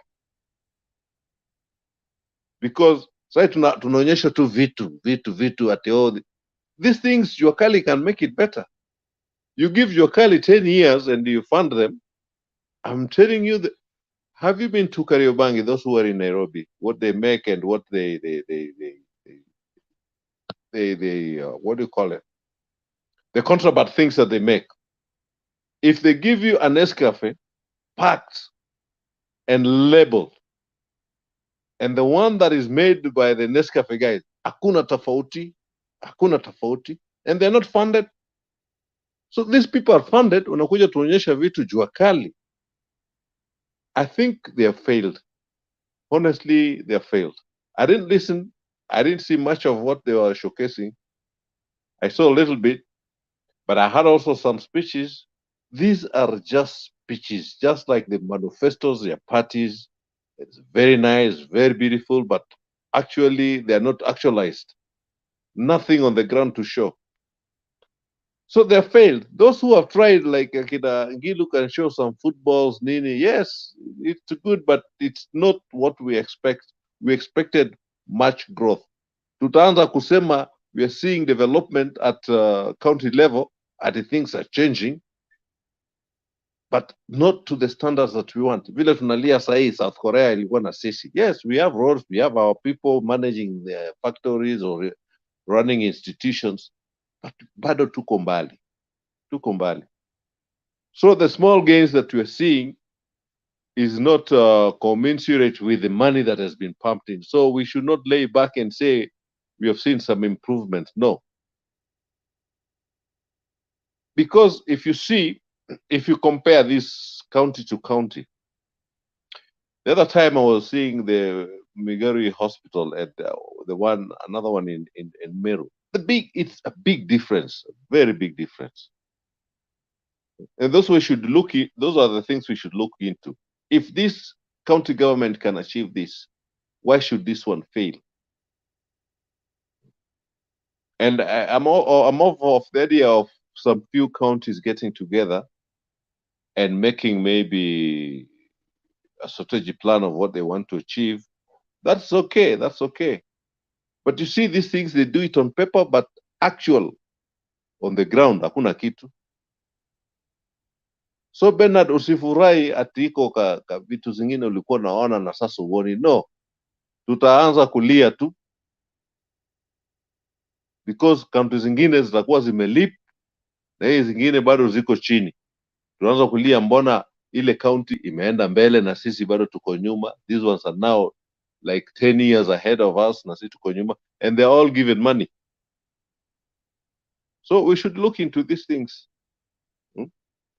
Hiyo mambo ya kuzubaisha watu na few things hapa ati tumeninio chief, hapana. Mimi, I live in Nairobi, I was born in Nairobi.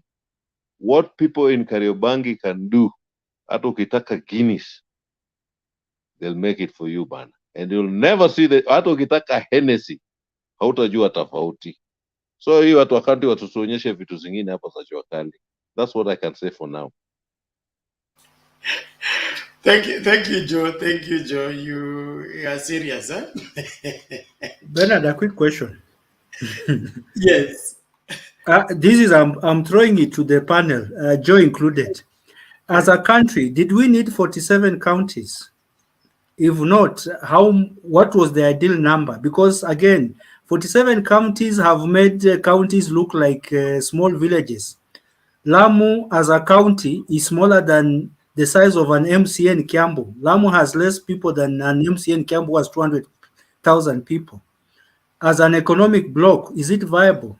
Did we need 47 counties? That's a question I'm putting across. Okay, a good way to look at it. But I think initially the proposal for the counties was not even 16. It was 8, the 8 provinces. But political interests and the usual demons of insecurity, whereby the people in power think that if you give a substantial area to be controlled by one person, that person can break away and say he runs his own private government, all that. Those are some of the games that came into play that pushed us into moving the changing the former districts into counties. In my opinion, we don't need 47 counties. We just need like what they are building, what they are calling economic blocks. If we are able to solidify those economic blocks and be able to, gradually, do away with the mistake that was accepted on the ground that we needed a new constitution badly. And because we needed a new constitution badly, we had to do some serious compromises, serious give and take, just to facilitate the incoming of the new constitution. But now that we have the constitution is in effect, we can now come up with a gradual way of winning our way from the mistakes we made in the changing of the constitution, so that we merge some of these counties and end up with solid, serious economic blocks that can trade among themselves. We'll be able to distribute resources within the country. Like, we shouldn't be having people dying of hunger in Kilifi and mapera and onions are rotting on the road in Chuele and the other places. We should be able to get lorries to transport these things and balance the prices so that the same cost, the same price for mango in Kakamega is the same one in Mombasa, because the mangoes in Mombasa are all over Kakamega, because there is networking and there is intertrade.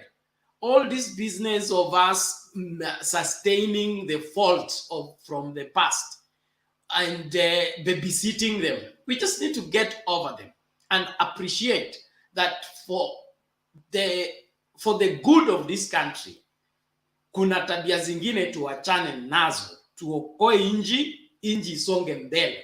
All these red tapes, I also need to do this and all that. This is our community, like what was happening at Moi University. It's uncalled for. Now, Moi University is not even under receivership. They say it cannot be revived. I mean, how can that be happening in a day like now? And all of it is that ni yetu, watu wetu wasimamie, ni mtu wetu.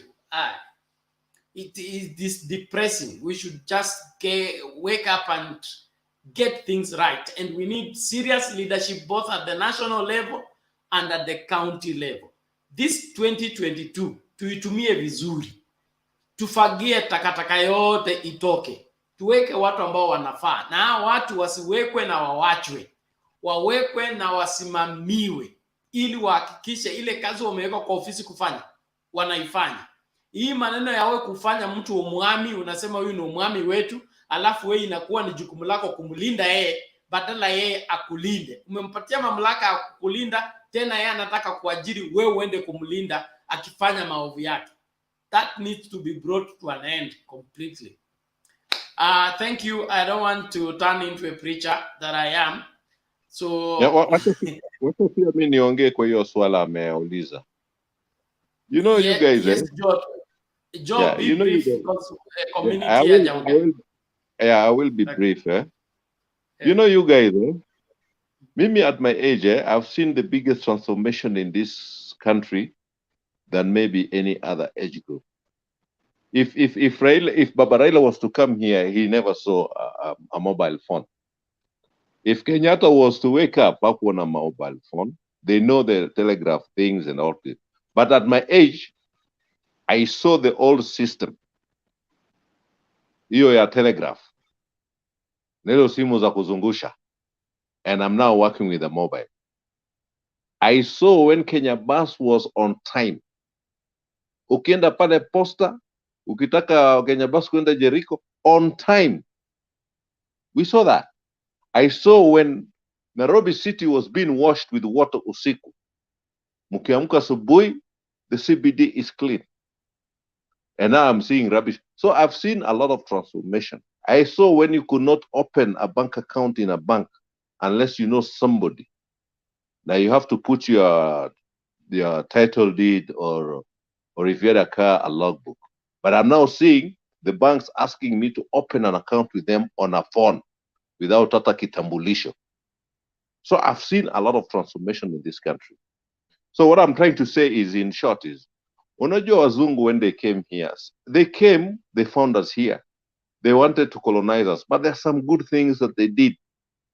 Zamani aungetoka any estate uende Kenyatta for matibabu. All the dispensary, the social clubs, the social halls were within the estate ambayo unaishi. Then they divided us into provinces, and they looked deep into this. Ukienda Nyanza, there are people who actually have sort of the same tradition and culture. Ukienda Rift Valley, the same. Hata ukienda Marakwet na Wanandi, the same. Ukienda Central, the same, and Coast, the same. These things were working by then, and it was working with wazungu, and they could deliver what I'm saying they were delivering. Lakini sisi tumekuja sasa na mambo yetu, ndio maana tumevunja. You know, mzungu, British ndio walitucolonize. Uwezi sikia wanabadilisha the education system every 4 years. Vile walianza ndio vile wanaenda. Kama iko vitu za kuingiza because now computers have come in, wanaongeza kidogo tu. Sisi 844 sijui nini, sahi hata we don't know where we are. It is changing with every minister, sijui akiletwa, sijui every 4 years it's changing. This is actually confusing us. So at our regions, we should have stuck to the regions that we had and improved on those. Hii mambo kuleta makaunti mingi, it's confusing us. That's where we are going wrong. Because it's like we want kuandika watu, somebody said in his salaries tunalipa tu, but we are not actually doing the actual things that we should be doing to develop that county.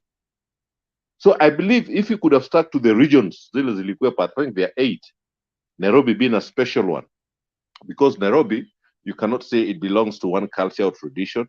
Ilikuwa nabeba watu wote wa Kenya. Pwani ukienda, their culture and you harness on them, ya Mgiriama, ya sijui nani na nani, it will work better for them and they'll be able to achieve more. The same with any other region. Nyanza. Nyanza inabeba watu there, even the Waluyas, the culture is the same. So I think we should have kept to those regions rather than easy 47 counties ambayo inatupoteza. Thank you very much. Okay, thank you, Joe. If nobody else wants to respond to that, we go to community. Community, bado.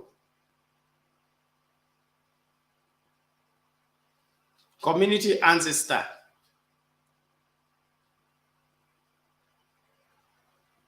Okay. Probably we should. Bernard, Bernard, I may add something on the number of counties and the regions, as they were called. And me, I hold the believers, if you cannot maintain a bed sitter, even a 4-bedroom house, you will not maintain. So whether they were regions, whether they are the counties, whether we want to devolve as much as a ward or to enlarge as Africa as a whole, if we have the same characters, the same philosophy of our leaders, we are going nowhere. We are going nowhere. We are going nowhere. That's the problem. That's where the problem is. Period. Okay. Thank you for that. Probably I would also want to say this, because even the whatever I would say the government structure for governance, in my opinion, observing the Moi rule and the Kibaki rule, you will notice that some of these counties, like somebody talked about Lamu, and the other needs, some districts were created for political expedience, whereby somebody makes a decision politically without any policy, without any strategic plan about it. Just because people asked for a district, you give them a district without analyzing why a district. Like, for example, I come from Navaholo sub-county. Navaholo, traditionally from the past, it used to be a sub-location, okay? Navaholo was a sub-location in Bunyala location. So the best name for Navaholo right now should be Bunyala.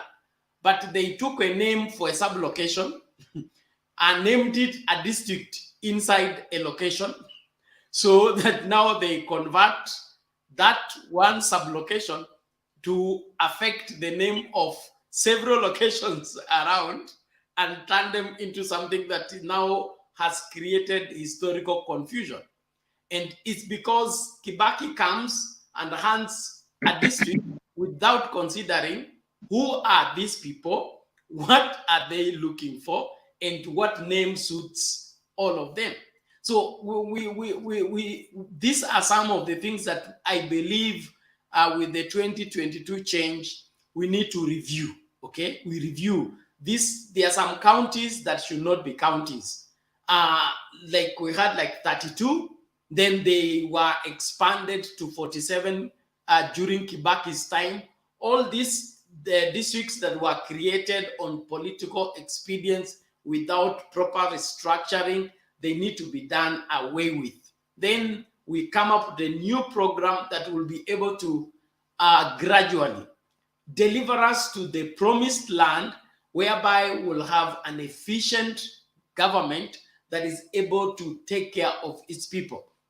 But I want us, as we continue, to look at this Denley suggestion. He saying we should concentrate on creating jobs in the private sector, invest in technology and manufacturing.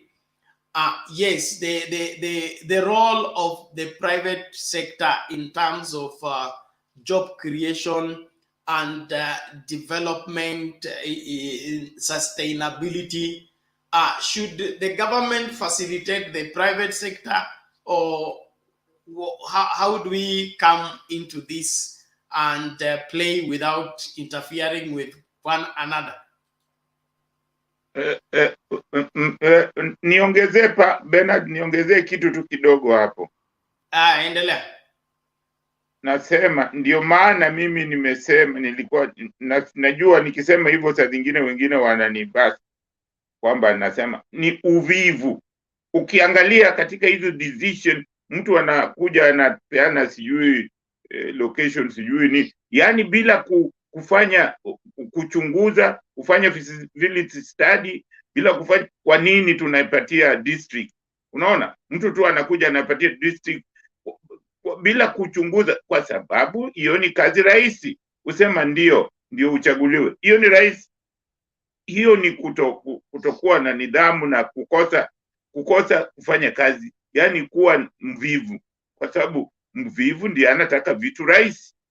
Ndio nasema sisi ni wavivu, kwa sababu ukiangalia decision zingine ambazo tunafanya ni za urahisi.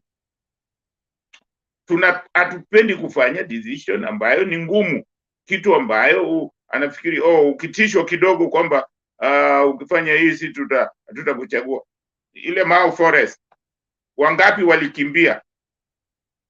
Alisimama mtu mmoja tu kusema hiyo, na ukiangalia hiyo kitu ni jambo ambalo alisimamia ni correct mpaka leo, mpaka kesho, mpaka milele na milele, lakini watu wengi walikimbia, hawakutaka kusema hiyo kitu. Wale watu walikuwa Mau Forest walikuwa wanani. Kwa hiyo tunataka watu ambao can take tough decision, na inatakikana sisi wote wananchi wa Kenya tuwe ruthless na wale watu ambao ni corrupt. Simple. If we become tukiwa ruthless, hakuna mtu atafanya hiyo corruption. Hakuna. Watu wataogopa, watakuweko, lakini wataogopa. Kila mtu atataka kufanya kazi kwa bidii. Zamani watu hawakuwa wanafanya kazi kwa kujitajirisha. Watu walikuwa wanafanya kazi kwa sababu ya jina yake, ndio awe na jina nzuri kwamba alifanya kitu fulani. Saa hii watu hawaangalii jina, wanataka tu kuchukua pesa. Hiyo si vizuri. Asante. Okay, thank you Ja Kindubei. Na omba twende kwa community kwanza kabla tuchukue another round. Community, how are you?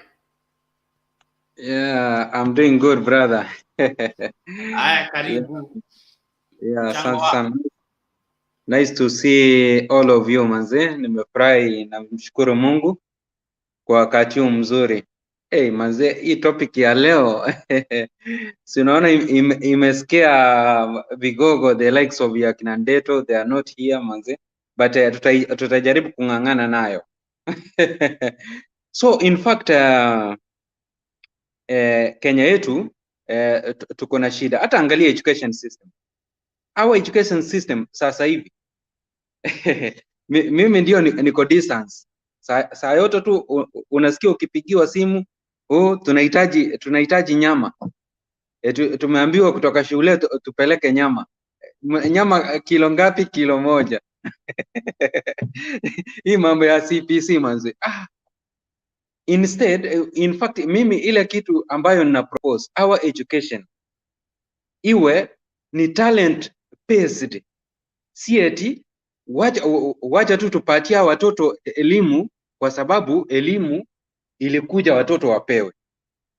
Cause kama in fact right now our education system ingekuwa ni talent based, saa hii tungekuwa na madaktari wengi kupindukia, tungekuwa na engineers wengi wa kupindukia, whereby these people ndio wangesaidia hizi counties kudevelop in terms of infrastructure ama in terms of miundo misingi.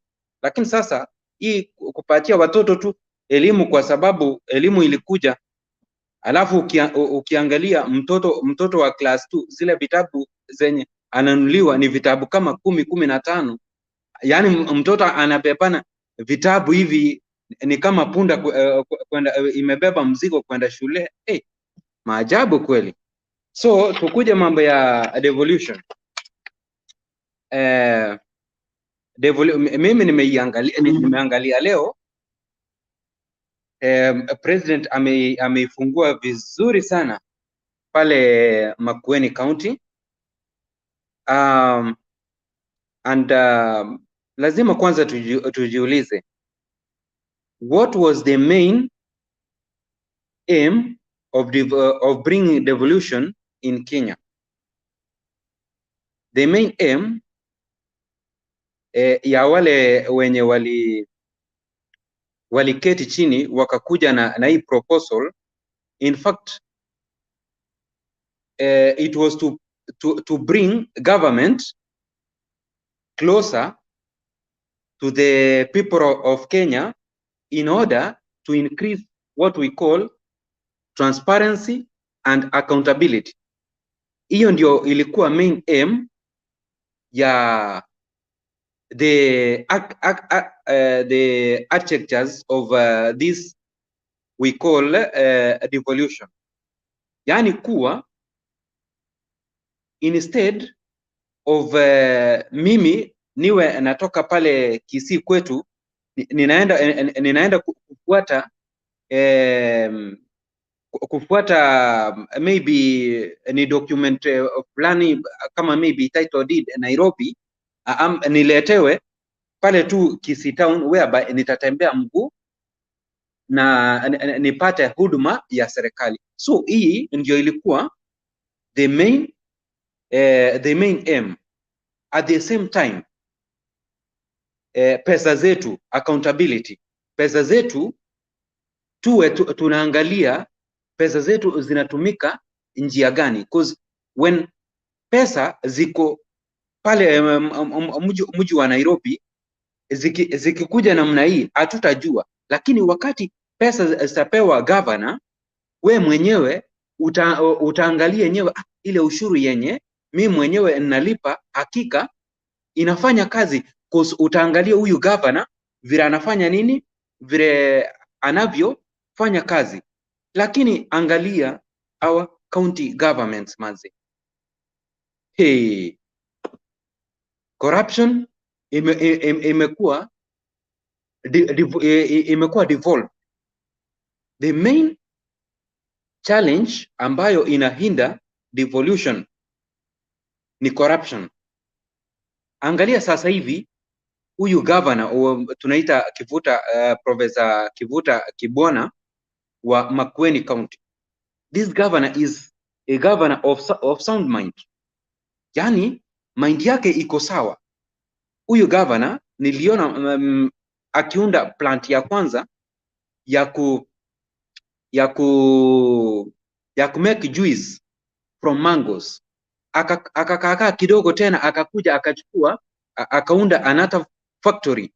So kuna factory mbili pale Makueni County ambazo zina add value kwa hii product ambayo tunaita mango, whereby juices sahi in fact zinatoka pale zikiwa ready made, wewe tu ni kudrink, sio kwenda kutafuta blender ikuchukue muda, no. Na utaona kuwa in fact instead of these mangoes kuoza kwa sababu ya kukosa soko, but wakati zimekuwa added value, in fact kuna zile vile virutubishi ambayo hiyo juice inawekwa whereby inaweza last kwa muda fulani na pesa zitakuwa zimefanya nini, zimeokolewa. So what are these other governors, other 46 county governments, what are they doing? Mimi today what I wanted to see nikiwa hapa mahali niko ni kuona television kubwa ikiwa imewekwa pale whereby other governors wakituonyesha kuwa mimi kama governor kutoka Kisii, so far I have kwa sababu in my county pale Kisii kuna mandizi mingi, kuna bananas, kuna avocado, kuna majani chai. So far pale nimeunda maybe 3 industries ambazo zina add value kwa hizi bananas whereby kuna wine inatoka pale, kuna crisps zinatoka pale and what have you. But now unapata kuwa zile vitu zilikuwa zinaonyeshwa pale ni vitu ambazo kama tuseme ukionyeshwa wheelbarrow. So hizi ni vitu jua kali inastahili iunde, lakini wakati our other governors wakati wataangalia kabisa in my county what are the cash crops which my region produces, my cash crop is ABCD. So let me try as much as I can to build an industry so that young people who come from my county, in fact, can get jobs. At the same time, we can get good returns of our cash crop after adding value at source. Now look, Raila Amolo Odinga jana juzi, because leo ni siku ingine, juzi amekuwa pale akielezea IGAD kuwa in fact in terms of infrastructure they have laid, yani he is proposing ministry yake infrastructure wa pump 34 billion US dollars, whereby kutaundwa maybe ni barabara ambayo itafanya nini, ita connect so 2 or 3 or 4 countries in terms of easing what we call trade. Sasa angalia hayo mazuri. So wakati Raila Amolo Odinga kwa hii ministry yake ya infrastructure atakapopewa hizo pesa za kuunda maybe kama ni SGR kutoka ianze kutoka Kenya i-connect maybe Chad, iende maybe Botswana, iende South Africa. Sisi kama Kenya, what are we going to trade with Botswana, with South Africa, and what have you when our county governments are sleeping? Tutakuwa tunawahusia nini? Are we going to continue to import items kuja Kenya, tunazibadilisha, tunatoa labels kama ni, maybe ni toothpick, tunazitoa labels made from China, tunaandika made in Kenya, then tunapeleka Botswana? No. What we are supposed to do ni kwanza ku think out of the box. Hii devolution in fact imekuja kwa wakati mzuri, whereby sisi kama wa Kenya we are supposed in fact to start building or giving hard times to national governments to add more money to county governments so that we can start building industries and then start producing items or products which are made in Kenya, so that if we can be able to consume a few, and then the surplus we can be able to export to maybe African countries, or we can export them to European countries in order for us to get awesome returns of our money.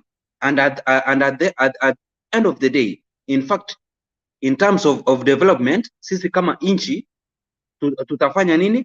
Tutapiga hatua ambayo ni hatua mzuri. So ningeachia namna hiyo.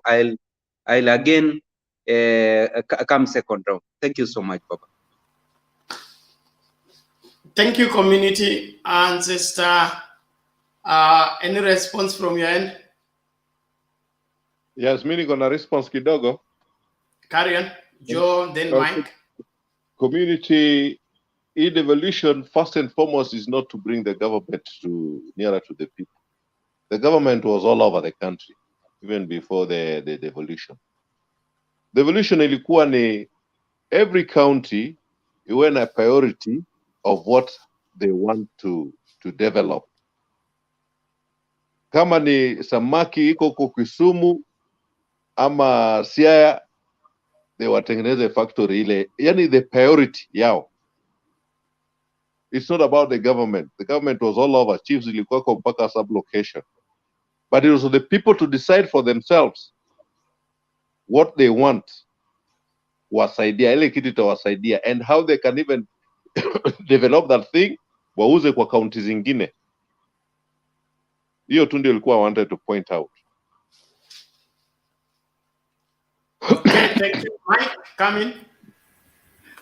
It's not touching directly to communities' response, but I would just want to touch on job creation and economic growth. You look, when you see a government that tells you it's going to create jobs, then that is a conmanship government. Governments don't create jobs, they just create the right environment for people to create livelihood and jobs. Any government that wants to directly be involved in creating jobs, then it has a very simplistic way of running government. Governments are supposed to just create the right environment, right incentives, and for a country to grow very fast. Look at China. You just need to create the right environment for direct foreign investment. Very many companies from America moved to China because of the simple reason of cheap labor and cheap cost of production in terms of electricity. China has a way of creating power at very low cost. It has very cheap labor, and that's why there's no country in the world that can compete with China, because what Kenya would use to produce 100 shillings, China will produce at 10 shillings because of cost of labor and cost of energy.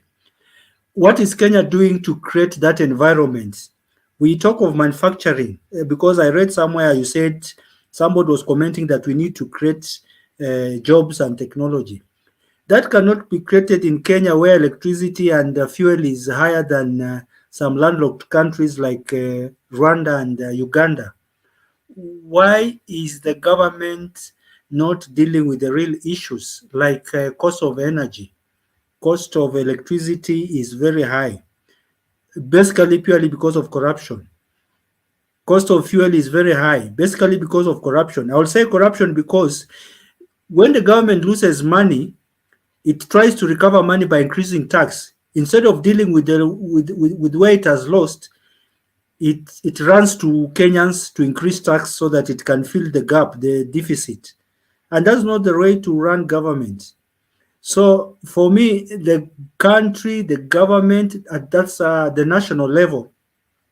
If it created the right environment, even county governments, a county government with a budget of 40 billion like Nairobi can source for investors. If you want to start a manufacturing plant, even to manufacture cars, you don't need national government. A county government with a budget of 40 billion can contract Volkswagen to come and start because the human resource is there, the land is there, Nairobi has land, and the incentives are there. So county governments are also victims of their big brother national government because of their behavior. They don't create the right environment for investors. I don't know whether the panelists are aware that we have had 4 or 5 big investors who have come to Kenya and have been chased because of lack of incentives, including corruption. Dangote was in Kenya 5 years ago, wanted to set up a plant. He was asked for 20%. There is a farm that wanted to come and set up factories. I think I know of at least 4 factories that would have employed more than 1,000 people directly and maybe 5,000. But because of lack of incentive, cost of doing business, and of course corruption, kickbacks, these people chose to go elsewhere, which is not preferable. By the way, again, another statistics, Kenya is the 3rd best destination for investment in Africa. But since our government officials know that, then they use it to blackmail investors, that since you are coming to Kenya and is the best place to invest, you must give us something. Then investors opt to other countries which were not their preferred place of destination, but because the environment is right. People are not going to Rwanda because it's good. Geographically, Kenya is the best placed place because of it's bordering the sea. 2, because of peace. 3, because of the right climate. And 3rd, because of the human resource. We have very, very learned people. If you talk of graduates who have left college with IT, they are in hundreds of thousands. If you are talking of economics, they are in hundreds of thousands. So when you set up a factory or a plant or a company in Kenya, you not look for resources, human resource. But the problem again is the incentives for investors to come, both at the national and the county level, are not there. And yet Kenya is very favorable to anybody in the world to come. Thank you.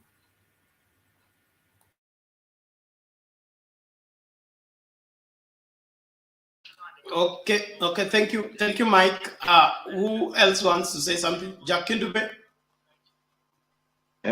Nataka kusema kwamba huyo mtu hizi vitu zinafanyika, hizi vitu zote zinafanyika kwa sababu ya side show ambazo tumekuwa nazo Kenya.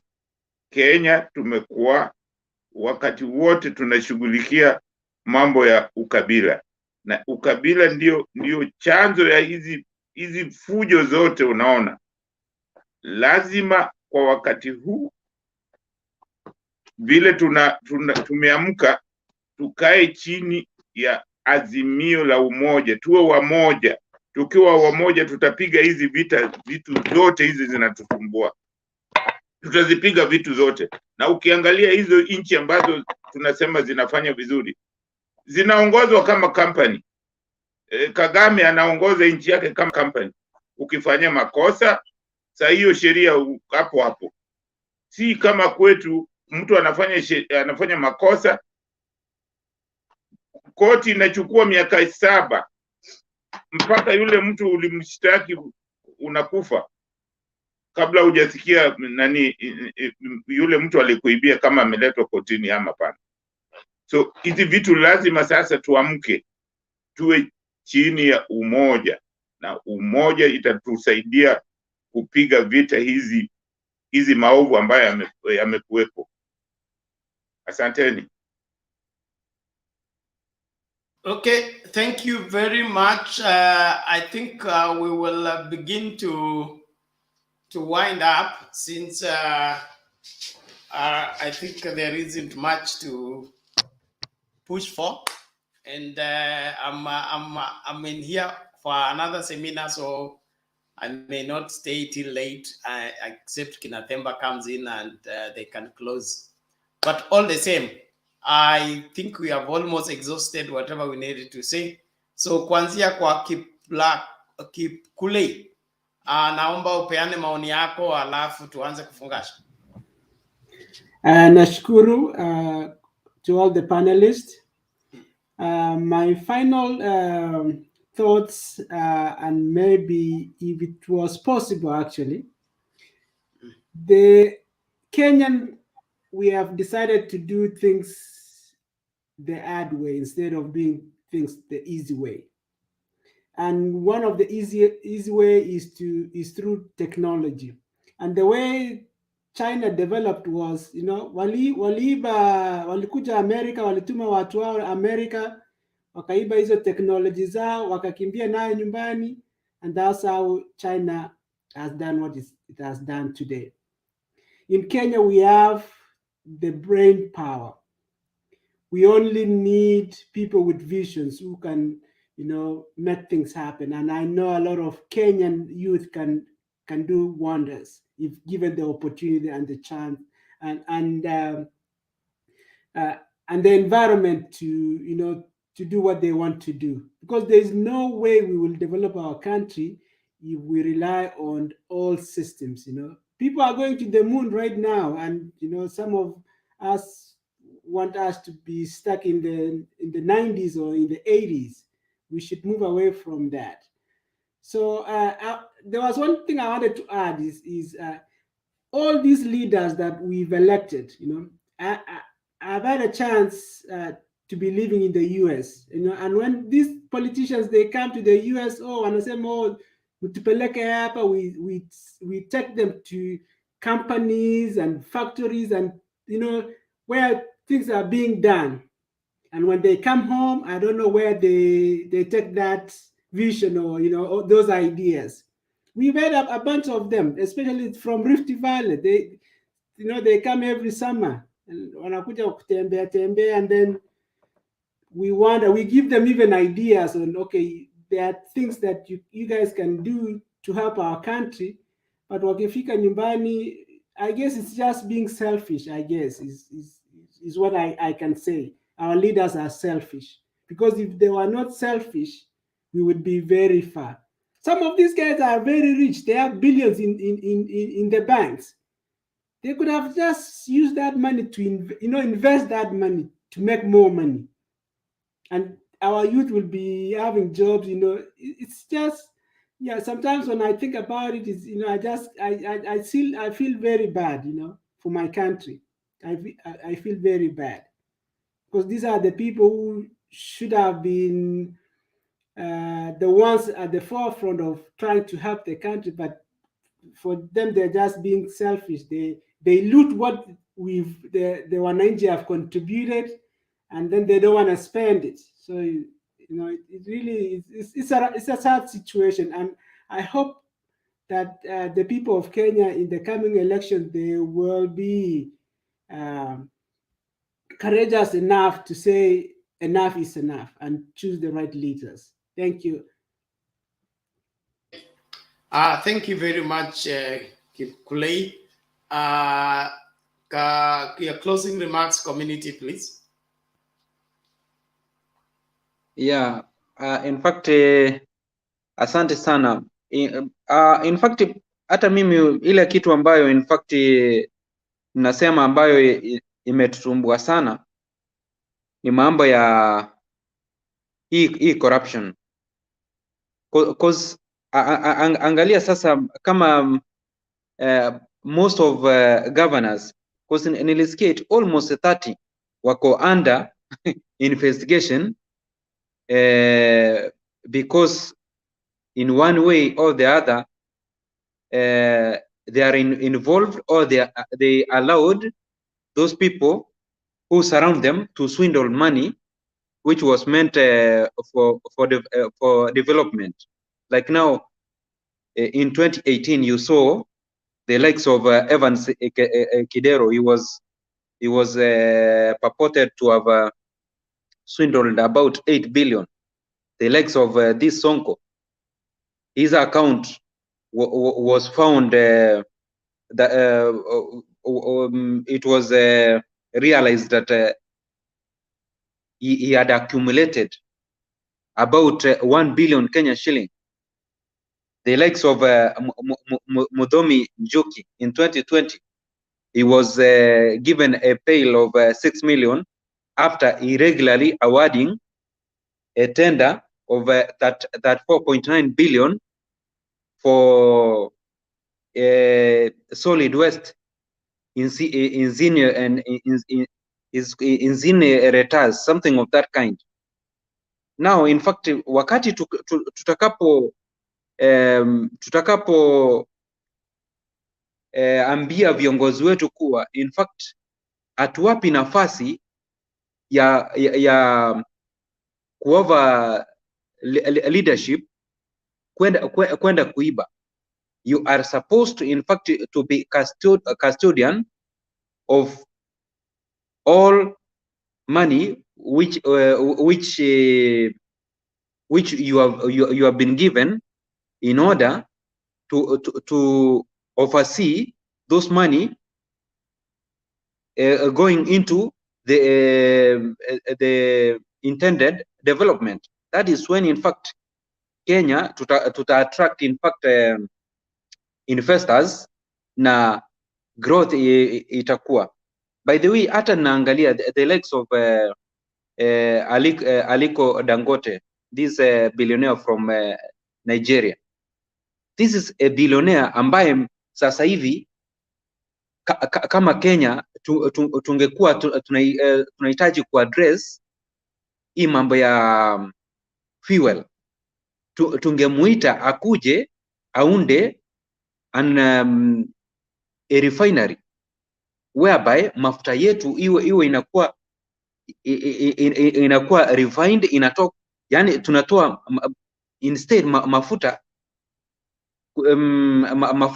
nini, crude oil kuwa allowed kuja ng'ambo kuwa refined na maybe inaletwa ndio ndio tunaingisha kwa magari, ingekuwa sasa hivi mafuta inatoka ngamia 5 inakuwa maybe process hapo hapo, then kutoka hapo magari inayatoa hapo ikiyapeleka kwa petrol station. Sasa hii mambo ya energy production ingekuwa rahisi sana, but now wakati tumeallow in fact viongozi wetu kuswindle pesa zetu, ama viongozi wetu kutoajibika kutupa mwelekeo, inakuwa ni ngumu sana. So it is high time sisi kama Wakenya we think out of the box, na kama tutaangalia tuone these 47 counties they don't offer a solution kwa development ambazo tunahitaji. Mbona tusireduce vile Bernard ulisema kuwa ziwe the 8 provinces initially ziwe ndio 8 counties whereby tuwe na 8 governors, ambapo maybe kutoka kwao 8 governors tutakuwa hata tunapata president kutoka kwao, yule mwenye ameperform vizuri tunasema wacha huyo achukue hatamu ya kuongoza taifa letu la Kenya. But now look, sasa hivi hata hao 47 governors tukijaribu kuangalia, maybe tutaenda kwa Kivuta Kibwana, maybe Oparanya, yani in fact it is a few governors ambao unaweza chagua kuwa hata huyu tukimpatia urais, hakika he will ensure Kenya ime move a notch higher in terms of development. Lakini wengi tu unapata kuwa wao kazi yao ni kuemploy staffs, na ile pesa yenye inatumwa kutoka kwa national government, instead hiyo pesa maybe the highest percentage ingia into development, inaenda into kulipa staffs. Hiyo ndio kitu inastahili tukemee kabisa. So wacha Mungu wetu azidi kutubariki, ndiposa wale viongozi wetu ambao tutachagua kama 2022, in fact tuchague viongozi ambao wataweka maslahi ya Wakenya mbele, si maslahi ya tumbo zao mbele. Asante sana. Okay, thank you, community ancestor. We appreciate you. Joe, take it. Mi sina mambo mengi ya kusema isipokuwa hii mambo ya corruption like Jakendube has always been talking about, and unity. Those should be given a priority. Lakini as for devolution, I'm asking, what is so hard about accounting pesa ya county government? Because mi naona those people ambao wanatuibia, they are into business, na si hiyo business zao zikikuwa pesa zinapotea. So this thing is ni kitu watu wanajua wanaiba. If I had the powers, and because the county government is corrupt, the first thing is to build a prison kwa kila county, ile prison mzuri tu kwa kila county, so that wale watu wanafanya kwa county wakikosea waende hapo, so that other people will learn a lesson, because these people are really messing us. Angalia, we have Mariga, we have Wanyama, we have Olunga. If we had stadiums in the western part of the world, tungekuwa na Olunga wangapi? Now Olunga is earning millions, Wanyama is earning millions. Alafu, if the country iko conducive for investment, sisi investment wangekuwa naleta hapa. Tuko na huyu jamaa sasa, is the fastest man in Africa, aitwa Omanyala. Tungekuwa na stadium zile zilikuwa promised years ago, tungekuwa na wangapi?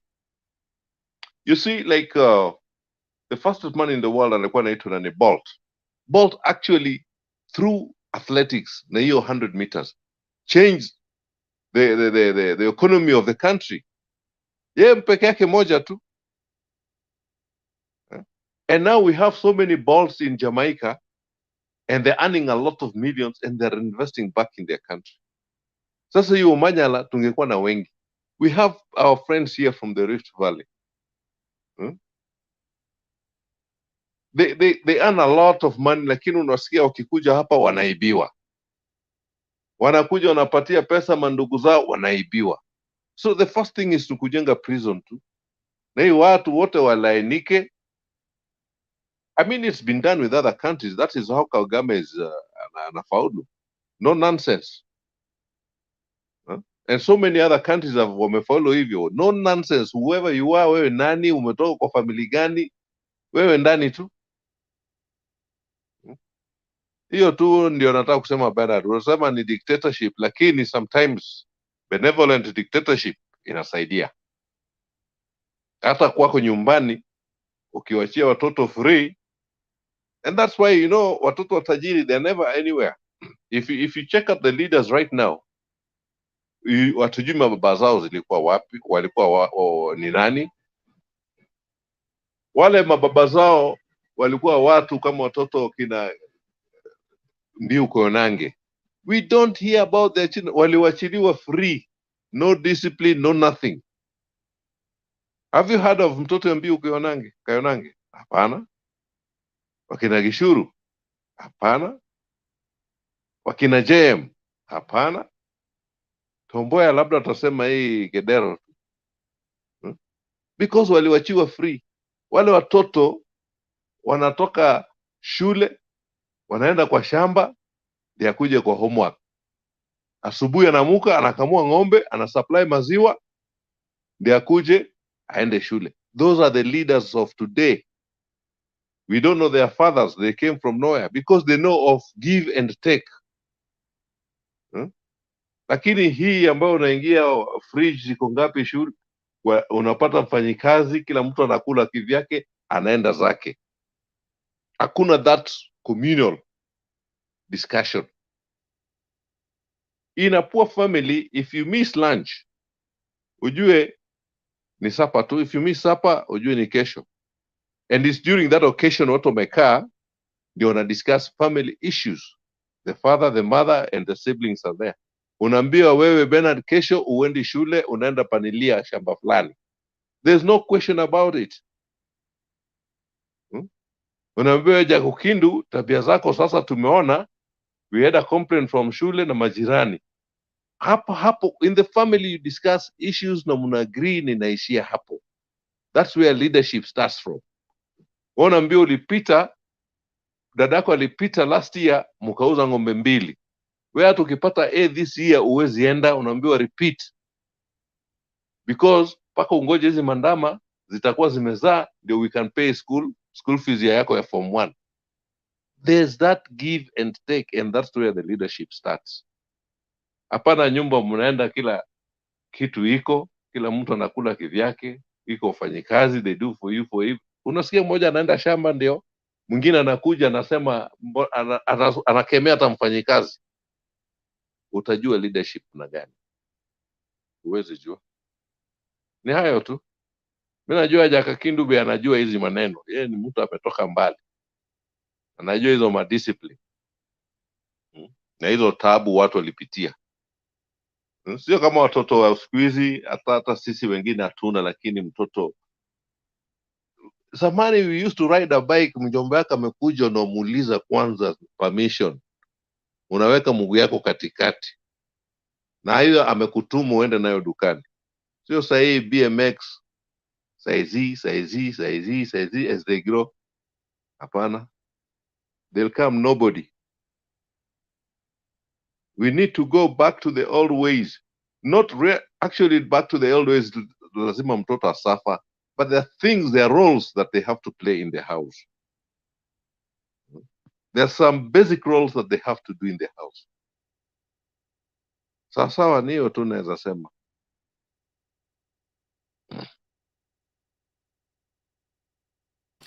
Okay, thank you.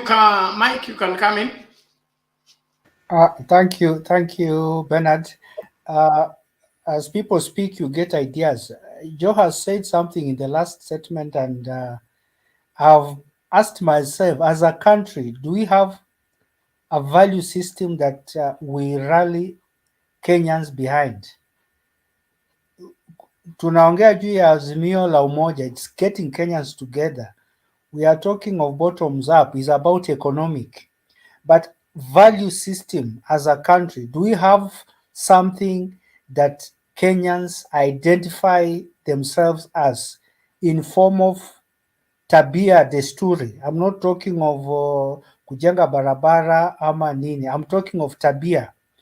Something that will help us stop being tribalistic, something that will help us stop being thievery, being greedy, being gluttonous, so that you amass a billion shillings in account and other people are suffering and you feel nothing. Do you have a value system? And is there a leader who will wake up tomorrow and tell us, for the next 5 years, I promise to change our value system, not build roads? Because if Kenya in the next 5 years doesn't build any single kilometer of road, Kenya is still well placed. It can work with the roads they have. But if Kenyans in the next 5 years degenerates in its values, then it is as well as if it couldn't have built those roads, because we lack values that make us respect hard work, respect each other, and even have patriotism. And my call to Kenya is that if we had those, then you wouldn't go and elect a leader because you were given 200 shillings. It is those values that we don't have that make us very easy to be bought like chicken or prostitutes. Unanunuliwa tu kama, yani, we have really lowered our value so much that even our leaders look at us and they laugh at us because they know these people are so cheap. You only need to buy them with 500 shillings and you have secured yourself 5 years in parliament. So my take again, as I told you, Bernard, is back to Kenyans. Can we love ourselves? Can we value Kenya and raise our bar so that politicians don't dictate the agenda for us, but we dictate the agenda for the politicians? Thank you. Okay, thank you, Mike. I like the way you have said it. Maybe I said it with long Nino. I like the way you have said it. Those are values that I was looking for. Wanakama today, Sonko anatukana Gaucho just because Gaucho is very poor. No. He could be poor, lakini he's somebody of substance. Akona nidhamu, ana respect everybody. Asione mtu ni mjinga ama mtu is coming from a poor family unamdharau too from the onset. No, we must have values. Whether you're poor or not, you're a human and you're a Kenyan. Those values must stand. And we can start it from the actually, you see, the money we had zones, even sports in school, education and everything. You started from a zone up to district level. By the time it's national, the whole region is behind that one sportsman. That academic student. Ukitoka hapo national, when you go outside, every Kenyan is now behind you. Siku hizi naona imeingia siasa. Olympics, wakati some Kales lost, they are attributed to Kalanjin. We are no longer patriotic, my God. It's very bad. Bernard. Thank you. Bernard.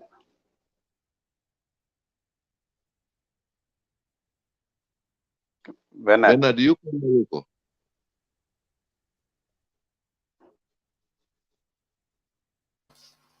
Sorry. Temba, how are you? I'm fine, thank you. Nimesikia Joe ameongea hapa nikasema acha niingie kidogo ni challenge his ideas.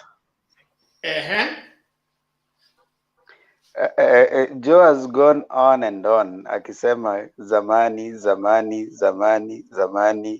Oh, zamani tulikuwa.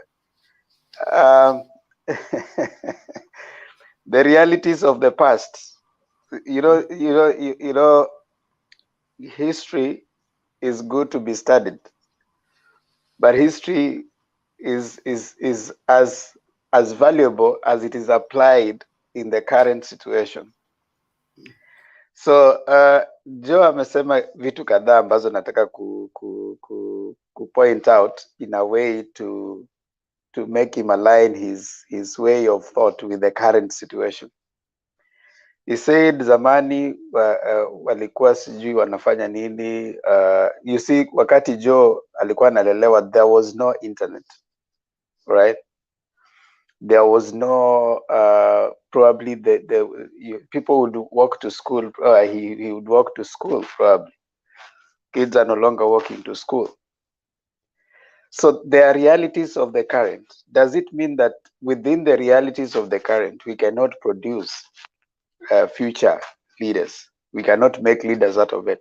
What is the generation that has produced what you are seeing right now? None. So we can be stuck in the past, that kitambo ilikuwa, but we can also be aware of the realities of the moment and use the current situations and recommend ways of how we can produce leaders with the current, because of course we cannot go back to Zamani. You know, we already in the current, we already in that fast-paced world, we are already in a global community. So how do we make use of that current situation rather than lamenting and saying kitambo? Unajua Joe amelament for long, akasema kitambo, but lamentation after lamentation, there are other books that come in after that. So we need to cease with the lamentation and now move on to the other books, other books that come after lamentation. Zamani, unajua, sometimes when you talk to the younger people and we keep telling them Zamani, they start saying, my friend, we are not there. It's time we change the conversation. Kids no longer walk to school. Right now is more real for someone. Some of them I was seeing in Kenya when they introduced the parallel degrees. Some of the students were going to class driving most expensive cars than their lecturers, you know, and that's the reality of the moment. While kitambo, going to college meant you would study with the boom. You would not have to have, you know, the car even to drive. So those are the realities of the moment. So I think we need to seize we need to read the past to inform where we are and to inform where we want to be, as opposed to lamenting. We cannot go back to that time. We cannot go back to the time where they used to walk to school. We cannot go back to the time where they used to, you know, used to have certain things. But you can still have the core values and the fabrics of the society taught within the current system. You know, I don't expect my daughter to walk to school.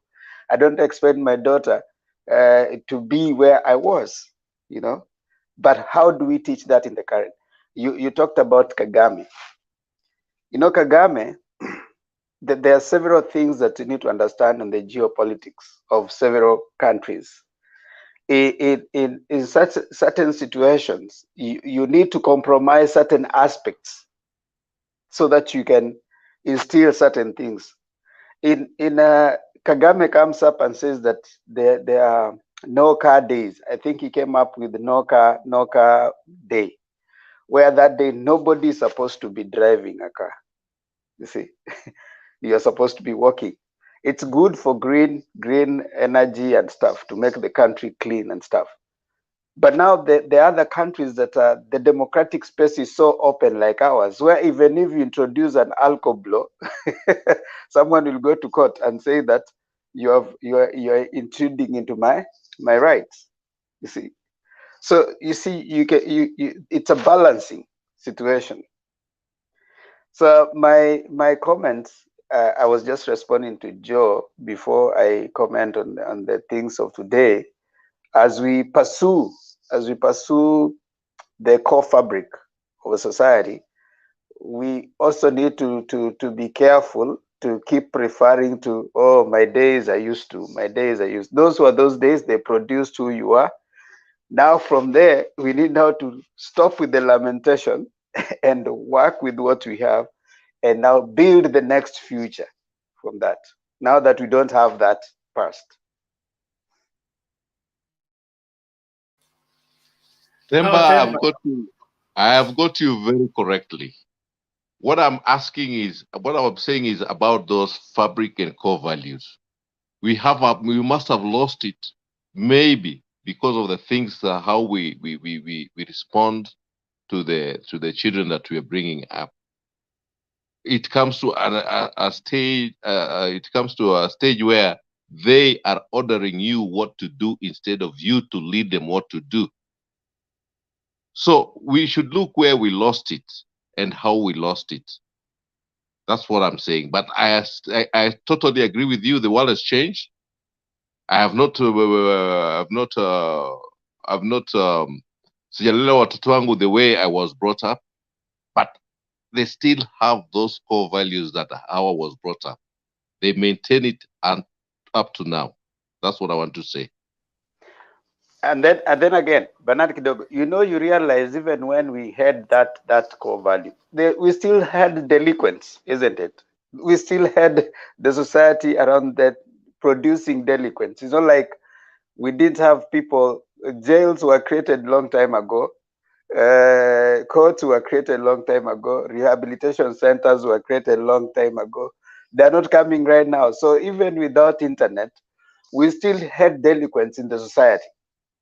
Now, another thing that happens as a society evolves, you see, you're talking about what happened, where the rain start beating us. Now, if you realize most of the times, the parent who grew, for example, who were brought up walking to school, if, for example, you were brought walking to school, you worked so hard, many years later, you're working, what do you desire to do? Most of the parents at that generation, what they say that I do not want my children to face what I face. So you're waking up very early, you're making sure that they do not walk to school, they do not do certain things, you know, like even the kind of school you take them to, you want to work from 6 to 6 so that you make a lot of money to make them not go through what you went through.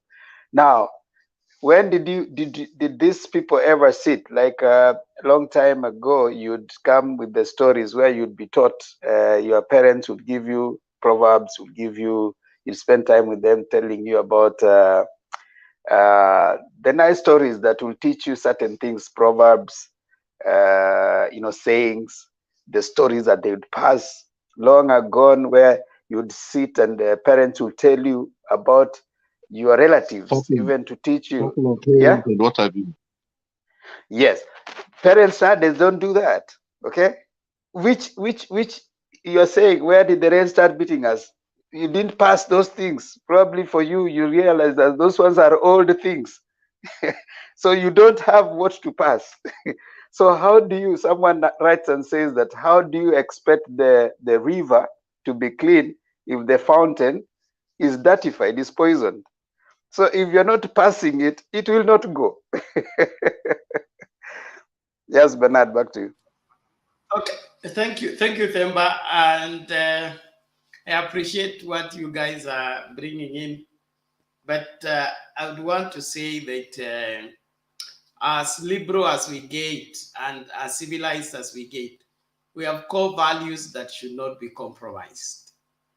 The greatest wonder of today around the world is in how quick parents are in obeying their children. From the biblical point of view, there is no scripture requirement for ye parents obey your children. There is scriptural requirement for children obey your parents. So when we begin to discuss matters that are absolute, that is when we lose it.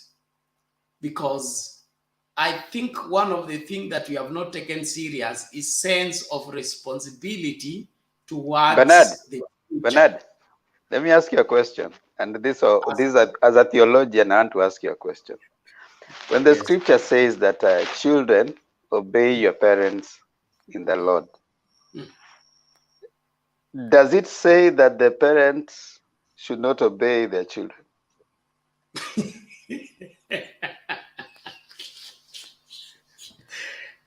it does say parents should not provoke their children. Okay? Now That does it means now? no, Okay, hold it says on. Different roles for different people at different intervals you haven't for answered the my question. well-being of the entire family. But when You we haven't answered exchange my. those roles, Hold on, yeah. Bernard. You haven't answered my question. Mm. Okay, it says that children obey your parents in the Lord. Mm. Does it say parents should not obey their children? It doesn't. It says parents should not provoke their children. Does it say children should not provoke their parents? It doesn't. So it is now in my view the same thing like he's saying that in the wife and husband, yeah. He said that wives should submit, isn't it? While husbands should love. Now some of them have suggested, which I find a little of that. The only order given to women is to submit to their husbands. So they have no business loving their husbands. The only order given to husbands is to love their husbands. I mean, love their wives. They have no business submitting to their wives. So you see, when we say, I like what you're bringing. Yes, children obey your parents in the Lord. But there's no verse saying that parents should not obey their children. Now, that is As what in I'm saying. positive does not mean negative. God does not give a law where there is no deficiency. God only gives law where there is deficiency. That is, children left on their own, they will destroy. Like Proverbs says, children naturally do silly things. Naturally. Nobody teaches their children how to misbehave or how to have bad manners and all that. It is a natural happening as they develop. And so that development must be managed by somebody who has already developed and begin Now, to see we should cut Bernard, off this, we should Bernard, control this so that it does not result into this disaster. Bernard, now Yes. you also want to come in. you're wading into another interesting conversation that That's why probably I'm we can have. interjecting. Okay, yes. Okay, let me hear Mike and then maybe I come in. I tell you something. Wewe unakatisia point yangu isifike nyumbani. Bernard, Najua allow me wewe to Utamaliza lakini Bernard. Kuna point hapo tunataka kwanza kurudi kwanza. Yes. once you go that direction, Themba and Bernard, we can never close. A discussion on theology can never be closed. It is as controversial and as wide as it can get. But I think we are losing the point. Where I came in after Joe, and you might not have been there, the real issue we were discussing was in relation with our national country values. We were talking of corruption and tribalism. And then we went further and said, as a country, who is going to help us? Because these are not legalistic things. These are value-based things. You cannot legislate tribalism. I can just hate you because you're a Luo. And there's nothing you can do about it because there's no law that tells me who to hate and not who to hate. So we were discussing about a value system that brings the country together and identifies us as one and makes us hate tribalism and makes us hate corruption. So we were discussing along that line. And that's where Joe came in and said he was looking back memory lane and he saw things were so good. Children respected elders, and that happens to all of us. Anybody in the market would just beat you for having a shirt which is not tucked in, and you could do nothing. Now even a teacher cannot cane you. You will take him to court. So that is where we were coming from. And we are not asking that we start now caning our children. We are just admiring the value system we had that sort of was directing us in the right direction. This liberalism that Themba you seem to be propagating has to be tempered with certain values. Because I've just read an article Are you aware that Bill Gates' children do not watch TV longer than your children? Do not sit on the internet longer than your children? The creator of computers, Bill Gates and Steve Jobs, control their children on the number of hours they sit on the internet, and yet they are the creators of that. So if we are to use liberalism, then the liberals is actually Bill Gates, who created the Microsoft and whatever that has allowed us to start discussing these things on TV, and yet he's able to control his children. So there is an element of control that has to still be there, which you are saying we cannot apply because times have changed. I'm talking No, of no, no, what no. Bill Mike, Gates. Mike, you didn't get me right. I just provided an argument. I was countering what Joe was saying, and I agree with you. Of course, I've read about Bill Gates, and the first time his child held a phone. You know, some of you have bought for your 2-3-year-olds phones. The first time he bought his child a phone was when the child got to, I think, 16 or 17 years.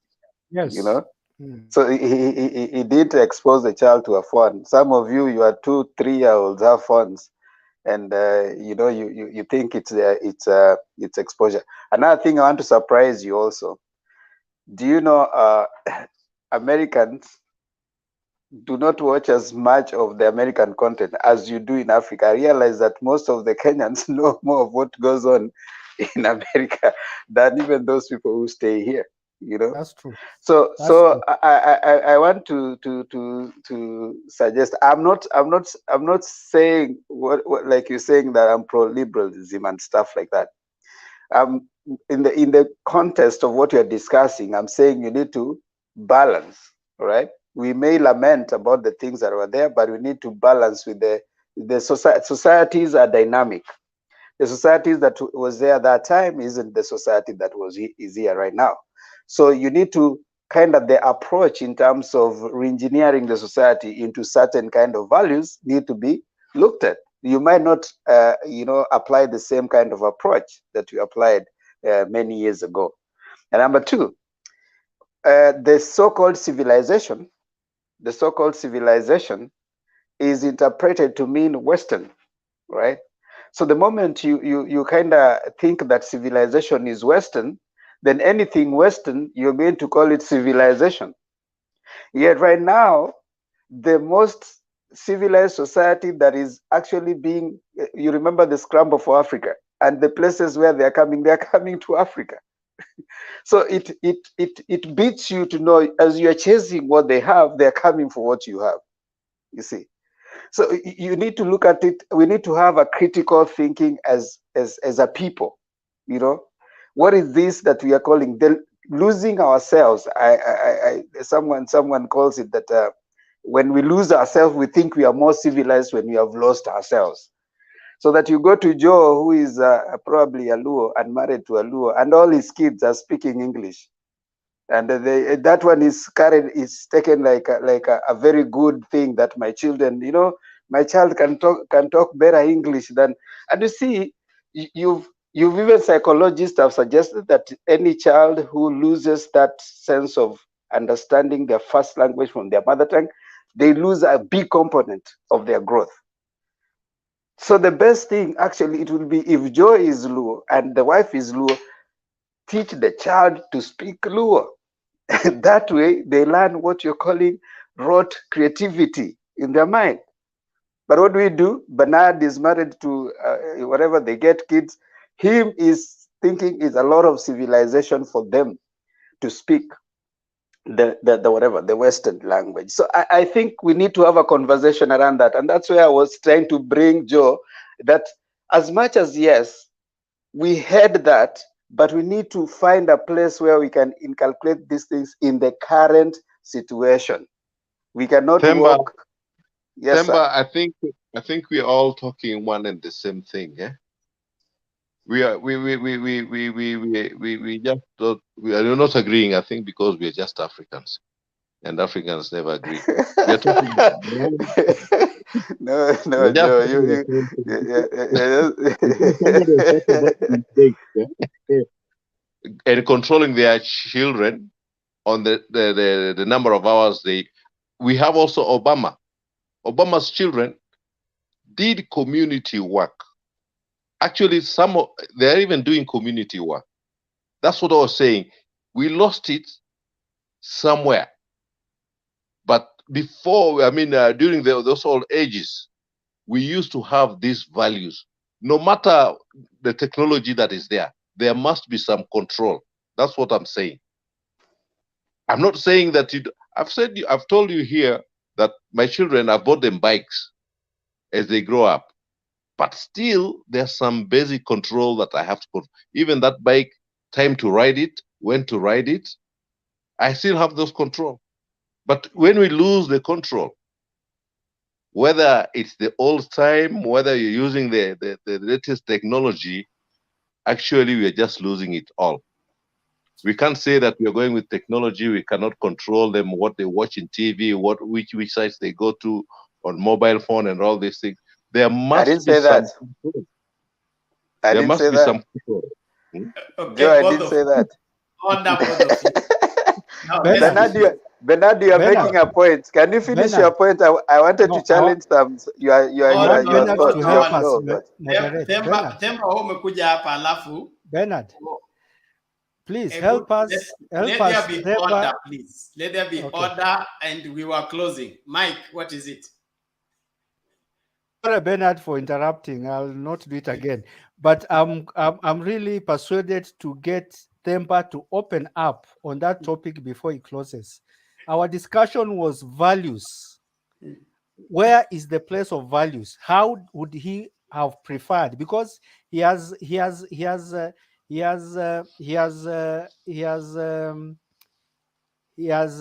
sort of not accepted or agreed with the Joe's approach.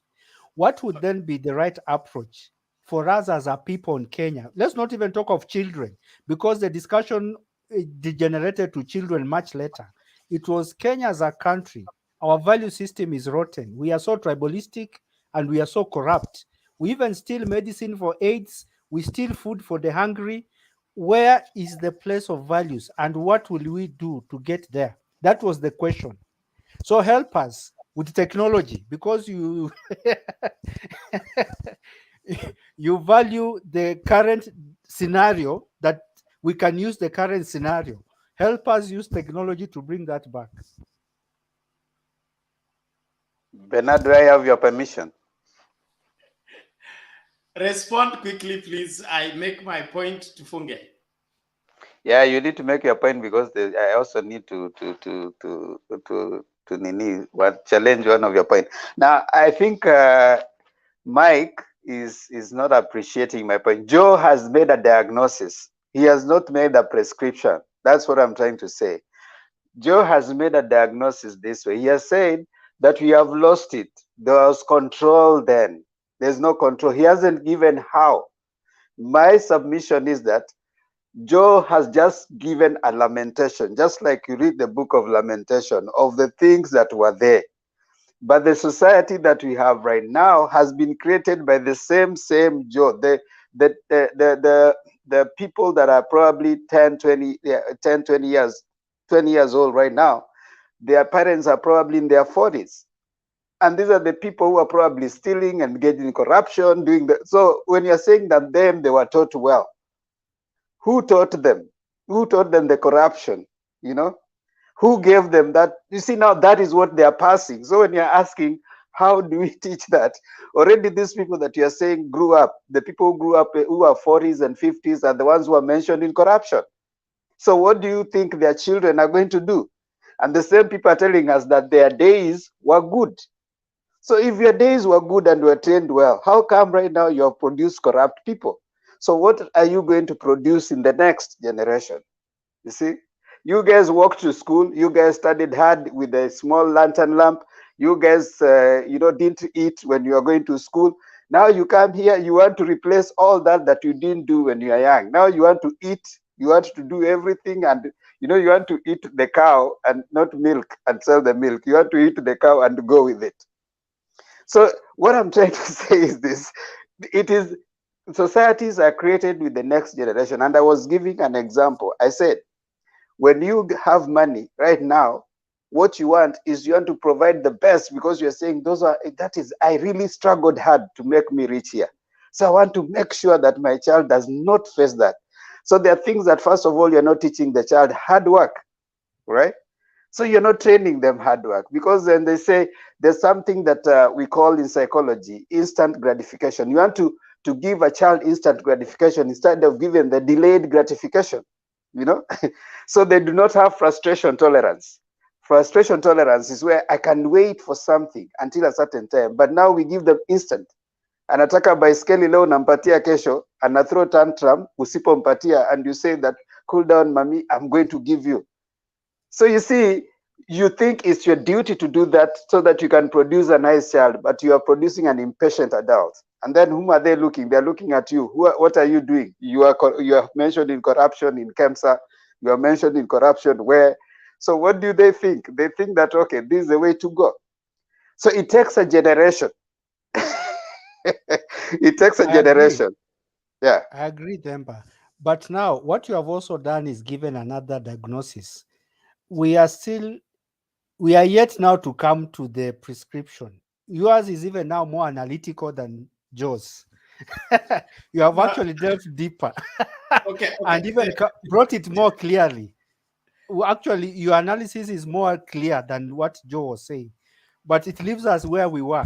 It's like we shall close this session without a way out. Are we saying as Kenyans we should give up? Because this generation of 50 and below is the most corrupt, which I agree. And actually, your analysis puts me squarely in it. But then you have left us where we were from the beginning. What? Bernard, help us. Where have you gotten an answer? Maybe it's me who was not understanding. Now you see the same generation. What they are doing, they are mobilizing people in their tribes right now. You see, and meet any young person right now, and the ones who are mobilizing for politicians, they are likely to, even the ones who are talking about corruption, the ones who are being mentioned, they're saying that when it came to issues of tenderpreneurs, quick money coming first, where are the values? Sonko right now is talking about paying certain people doing certain things. What are they learning? Those are the 40s, 50s, you know? So we can talk about it and say that we want values. Values are gotten lost, but we actually trained that generation. Those are our children. You are giving birth to them. So you train them that way, the way you are not trained. Now, we cannot give up.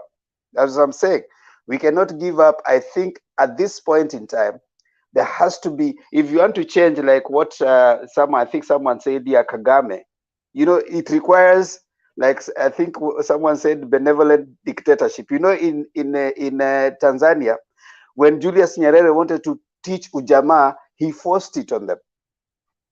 In a society like ours that is capitalistic, there's no way you can force values. We will go to court. All right, so we have to choose which side we want to be. You either strive for democracy so that you can force values, or like, you know, Magufuli came to Tanzania, he became a dictator. You called him a dictator, you know, when he was forcing. Demba, ujamaa mwalimu never forced them. Mwalimu had one quality. He knew how to talk. He used to talk, he talked, and he will convince you with his talk and reasoning. So mwalimu alikuwa mtu ambaye anajua kuweka watu kuelewa yale mambo ambaye anataka. Ndio kuna watu wengine wale ambao waliachiwa wale ambao walikuwa wakando walikuwa wanafanya, lakini mwalimu mwenyewe wa hisia zake yeye hakuwa aliwaambia watu hii ni hiari yako, baada kuwaelezea kwa nini kuishi kama ujamaa, kuishi kama Watanzania ina maana gani na uzuri wake na nini, kwa nini alikuwa anataka. Na hiyo hawa watu wale wenzake ndio walimlagai, kwa sababu ukija kwa nchi hizi za Europe watu wanaishi kiujamaa. Hakuna mtu anaishi kama vile tunaishi hapa Kenya, kwamba mtu yuko kule. Watu wanaishi, ukiangalia ni kwa ujamaa, wanaishi katika zile sehemu town ndogo ndogo, ndio wanapata shule hapo hapo, barabara ni rahisi, kila kitu ni rahisi kupata. Jakindu Be, Mwalimu Julius Nyerere forced it on Tanzanians, that's why it failed. You know, it failed. You know why it failed? Pemba, wacha nikuambie kitu moja tu. Let me bring now my wisdom. Nimesikia mkiongea sana. Now, you know, guys, order. No, just this one, Ben. No, everybody mute your mic, okay? Yeah. Now Just what this you are one, doing, what you are doing is Ben, just this one. Just this one. opening issue and leave it hanging. Opening an issue and leave it hanging. That way we are not doing nothing here. So yangu ni ya mwisho. Ngoja, Yangu ni ya mwisho. Tafadhali Ben. Ngoja. Hata kama ni ya mwisho. Nataka tumalize point tukianza ndio tuende kwa point nyingine. Hii maneno ya kutubeba, mnatutoa ku bottom up, mnatupeleka up bottom, mnaturudisha in between, alafu mnatuacha tumehang. Hiyo hapana. So yeah, that's why I want to say. Joe, wait. I will give you time to make your submission. But for now, mimi point yangu, I can graciously keep it because I will say it whether you like it or not. But Temba and Jakindu Bey, lazima watumalizie historia ya ujamaa vizuri. Tukishamaliza alafu tusonge kwa hiyo ingine. Hiyo tu. Thank you. You know, Ujamaa was introduced by Mwalimu Julius Nyerere when he went to China, na akaona hiyo communism and whatever, the way it was working, and he thought it was a good idea. Mwalimu Julius Nyerere, being Mwalimu Julius Nyerere, he came back, and of course he tried to tell them to leave their farms, have them form vijijis and leave the rest either for farming and something else. Now, why would Ujamaa fail? While it brought, you know, Tanzanians came together and hiyo undugu, the other thing is some of his people had already been exposed to Kenyans and their capitalistic way of doing things. So they actually sabotaged the idea. But he had forced them to move into those vijijis, you know, Ujamaa villages. So that, together with other, of course, around that time, the geopolitics of the world was, of course, there was the struggle between capitalism and socialism that was already, you know, coming in, and so other forces were working around that time. So when he tried to force that, it didn't work. But one thing worked that came from it. At least Tanzanians right now, their fabric of you know, sticking together, that remained. But the other things didn't sustain. Now, where I was talking about the need, when you want to change the fabric of a society, you need some sense of force. Like when Magufuli came the other day, there are people argue that he was he muzzled the media. He muzzled some democratic checks that were working in Tanzania, but he managed to do certain things, you see. So there has to be that sense of a balance. The same people argue that in Rwanda, he has muzzled the opposition.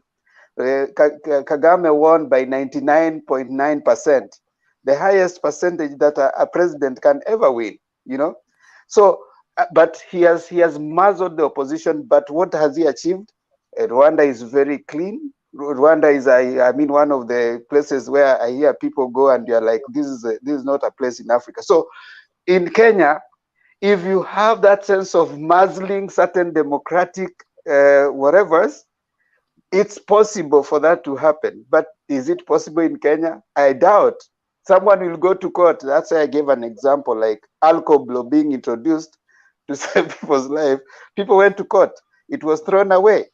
You know, the other day when they were trying to control COVID and they said that they are introducing this time, someone went to court.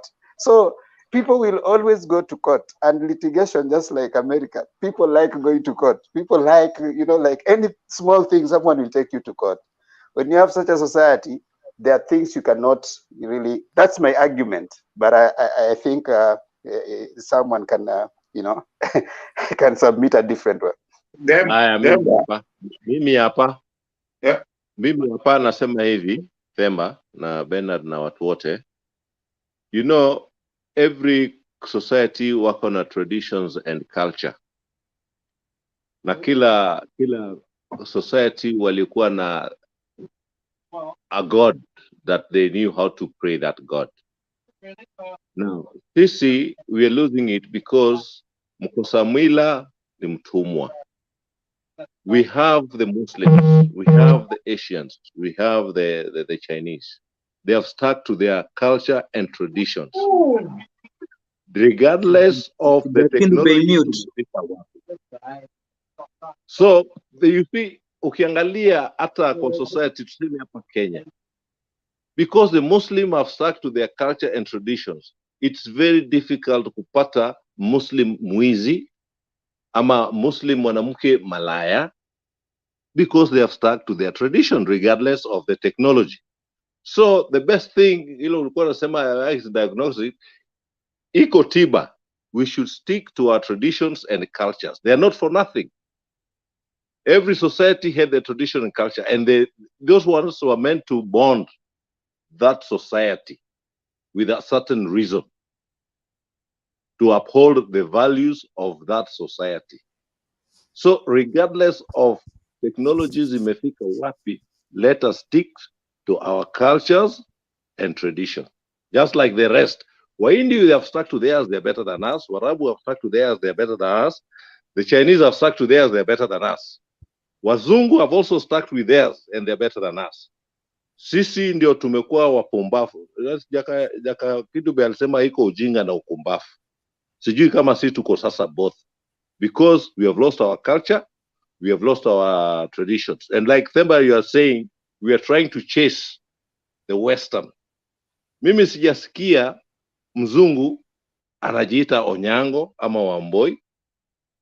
Sijasikia mchinese anajiita Peter ama John as a first name. Sijasikia Muindi anajiita Peter ama Christopher. Sisi, we are chasing the Western world. Jina yako ukipewa form first name unasema ni George. Ukiulizwa hii jina ingine with a friend unasema hiyo ni ngumu sana. Joseph, it's easier. So we have lost our culture. So if we want to get it back, is we go back to our culture and traditions. Civilization is living happily together in a community. You can borrow and they can borrow. What is good for you, you can borrow. What is not good for you, unawachana nayo. That's why the Masai anaweza kuwa hana gari, hana phone, lakini ng'ombe zake ziko vizuri, hana stress. Wewe you can have an iPhone, the latest, nuko na vits yako, lakini una stress because you're chasing zile za watu wengine. Thank you. Themba, nataka nikwambie, mimi nilikuwa chipukizi wa TANU na nikawa chipukizi wa CCM. Kwa hiyo na mengi ambayo labda tukikaa chini naweza nikakuelezea.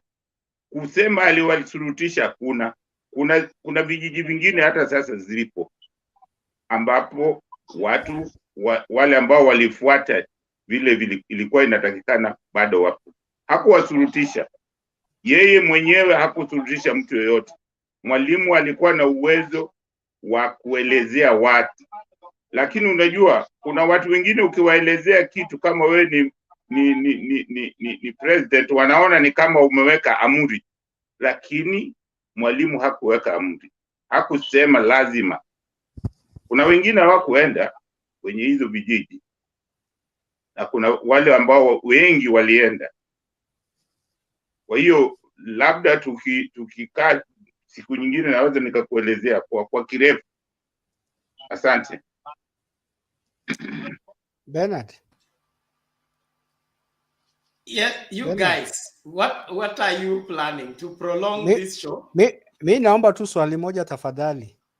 Huu mkutano uishe kama unajua huu mkutano ni TV, National TV, International TV. Huu mkutano ukiisha bila sisi kuwa na jawabu la kuleta desturi na tabia ambazo zitatufanya Kenya iheshimike, Kenya iwe na tabia ya kujipenda, kujidhamini na kutoa ufisadi na ukabila, hatutakuwa tumesaidia, tutakuwa tumechambua na tukaacha katikati. Nilikuwa natarajia Joe na Themba baada ya mjadala wao watatumalizia kwa kusema wameafikiana haya malengo kwamba hatutarudisha watoto wetu wao wakiishi vile tulikuwa tunaishi kitambo, lakini kwa sasa kulingana na vile mambo yamebadilika tutafanya hivi. Ndio hata mimi ambaye pia nimepatikana katika hii quagmire ya corruption nijue how I can jinasua kutoka kwa hii tabia ya ukabila na ufisadi. Ningeomba sana ufunge mkutano baada ya hawa wawili kutuambia mwelekeo. Otherwise tutakuwa tumefunga kwa kulalamika zaidi na kutumia maneno ya Themba, tutakuwa tumeongeza kwa hiyo chapter ya lamentation another chapter without giving a solution. Sitakuacha Themba mpaka unipe jawabu sababu umetufafanulia Okay, mambo mengi. I want to say this. Someone proposed and said that it will take like 2 generations for the curse of corruption and the curse of a certain bad behavior that we have in the one body politic and the fabric of our nation to go back to the resetting. You know why? Do you know what we call corruption right now in Kenya? It was actually introduced by wale watu walikuja wakatu colonize. What they call corruption in Kenya and other African countries is what they call lobbying this side. So you will say we are going to lobby, So the fabric of us has been trained and civilized in that way. We have to start as a society and we say, what direction do you want to go, And unfortunately, even as we sit, the people learn more by what you do, what you model, than what you say, right?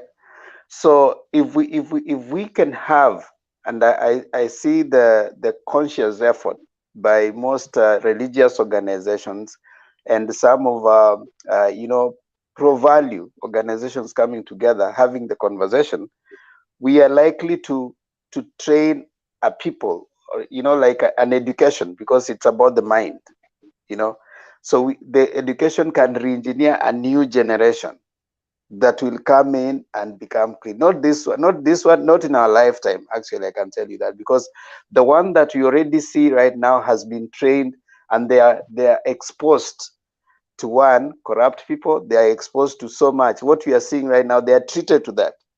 Their parents see that. So that is what they are likely to see. It's easier for you to see a child who says that, for me, when I grow up, I just want to be a supplier to a government, I want to be, some of those things that they think is making a lot of money. So my solution is procurement. Yeah, procurement. So if my solution number 1 is the conversation to continue, we will not see it in our lifetime. Unfortunately, let me tell you that, because the bombardment of the 50s and below, you are the ones who are setting the pace. So your generation has spoiled the next generation.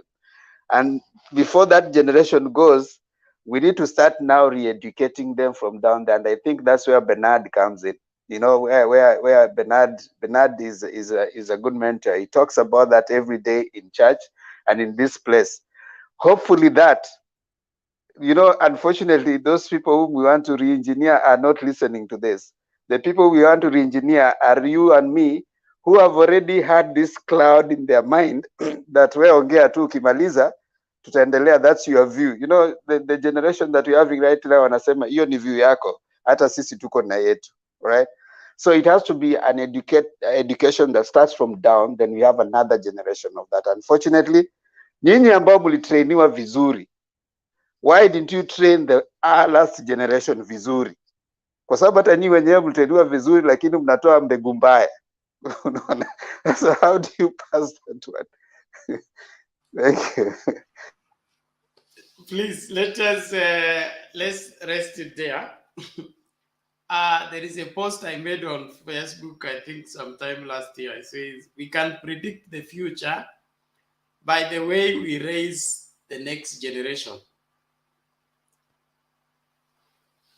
I think one of the things that was missed by the medium generation is sense of responsibility for the future. Mwana umleavyo ndivyo akuavyo. Kwa hivyo kama unataka maisha mema unayaunda. Samaki mkunje angali mbichi. There is some laxity that the parents coming after our parents came with. Their main reason of getting married and raise family was all that. Get married, get children. Get married, get children. But they never understood that getting a child meant that you have a generation that you must prepare for the next generation, which is supposed to operate on higher values than the values you got. So every time you are transferring values that are lower than what you got, you are creating somebody who is substandard for where they are going. And there will eventually be a problem there. So there is a huge gap between the right values, the accepted values, okay, and no values at all. And so as at now, we are in a crisis. Let's accept it. We're in a crisis. We have a multiplied number of people in the system who are spoiled to the core. And such, if we apply the biblical approach, wasungushwe in the wilderness, wakufe waishe. And then their children will enter the promised land. So there is that application. Ile ambayo mmekubali hii imeoza. Hata tufanye nini, tuweke ndani doom, tuweke nini, isha oza. Tukubali imeoza, tujaribu kufanya nini? Kuponya ile inawezekana. Hii ambayo imeshindikana, tusahau, tuizike. Then we must accept that prevention is better than cure. Tukikubali kwamba mahali tuko tumeanguka na ile standard imetuangusha ni ile ambayo wazazi wetu walitupatia ambayo haikukuwa inafaa. Sasa hivi tuchague ile ambayo ni higher standard, and then it is related to the future where the children are going, because the more the corruption lasts, the more complicated it becomes, the more sophisticated it becomes. So the corruption we are fighting now, our children's children will be having their own, which is more complicated and many-sided, that they may not have the capacity to cope with it. And going back to the basics, like it was suggested, like I was saying from the biblical point of view, watoto they are supposed to be raised, not let to grow up. Raised means the way you lay brick upon brick, brick upon brick, so that you end up with a strong wall. That is how children are supposed to be raised. But today, you get a child and you see your only responsibility is to run around, bring the bread, let them eat, bring the milk, let them drink, and let them grow. So we are getting people who are growing up without their age meeting with the expectation of the sense of responsibility they ought to. Look at the kind of children we have today. They have a sense of entitlement. They tell you it is their right to take bread with butter, and it's their right to have whatever they ask for. And because it is their right, whether they are wrong, they should still get their right. But when we were growing up, there are things you will got because is a reward, not a right. So we have substituted what is supposed to be a reward to be a right. And in the process, rewards don't attract anymore, okay? So you stand up for your rights, and if they don't give you rights, you protest. And when you protest, it will deliver for you. So people don't appreciate reward anymore. Like leadership. Leadership is supposed to be given to somebody in such a way that he is exemplary.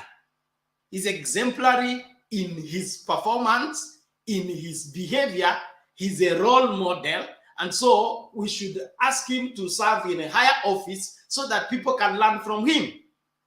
But today we don't consider that. What we consider is akona pesa, anaweza kutulipa, anaweza kutuletea, anaweza kufanya hii. So we threw away everything else. So without stretching this too far, tukubali tuko in a bad place. But it is not hopeless.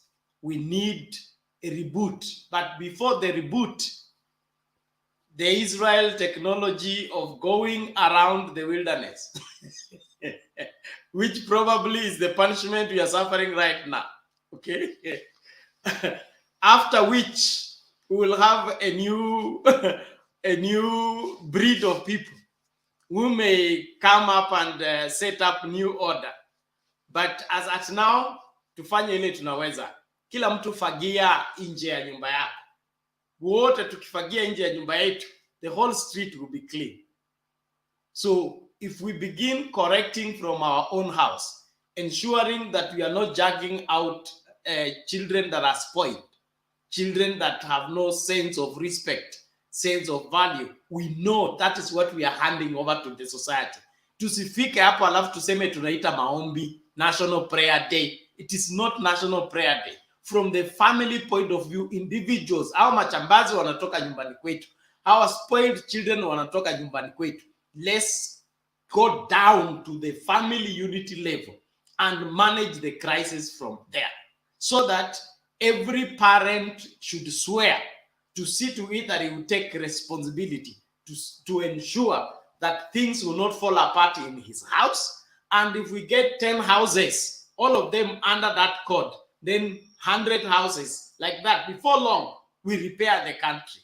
But tukienda kwa hii general approach, tukuje na vaccine, tupeane kwa kila mtu, tukuje na hii, tupeane hii, we will just do mass campaigns, but we will never come with the quality that is needed. So let's also maybe church people like me prepare parents for parenting. Unajua tunaandaanga watu kwa ndoa, tunawaandaa kwa harusi, but we never prepare them for parenting, understanding that hii tunaunganisha inaenda kupata mtoto. Huyu mtoto, hao watu ni watoto pia, hawajui kujilea. Sasa wanaenda kulea mwingine. They are only multiplying the problem. So kuna mambo mingi tunaweza kusema, but as at now my suggestion is at the family level. At the family level, we will not cure the nation without curing the family. And so let's invest in families, especially the younger families.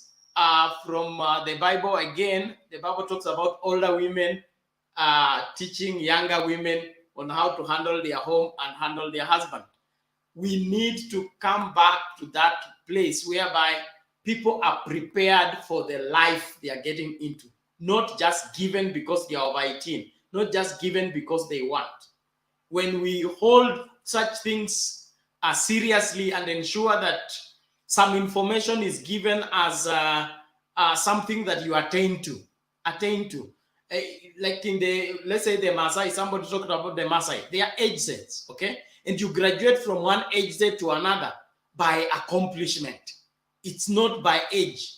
in the when that is sustained, we'll always have quality. And if there is anything we are missing in this nation, is quality. We have quantity with no quality at all. Naomba tumalizie hapo. Joe, una la kusema? I think you have summarized it all, and it's well said. You start it from the cell system in your home and let it spread, because this is it's just like a car that is giving you the problem all the time. You do an overhaul engine, unatoa hiyo engine unaweka ingine. So you have said it all, and you have also said it.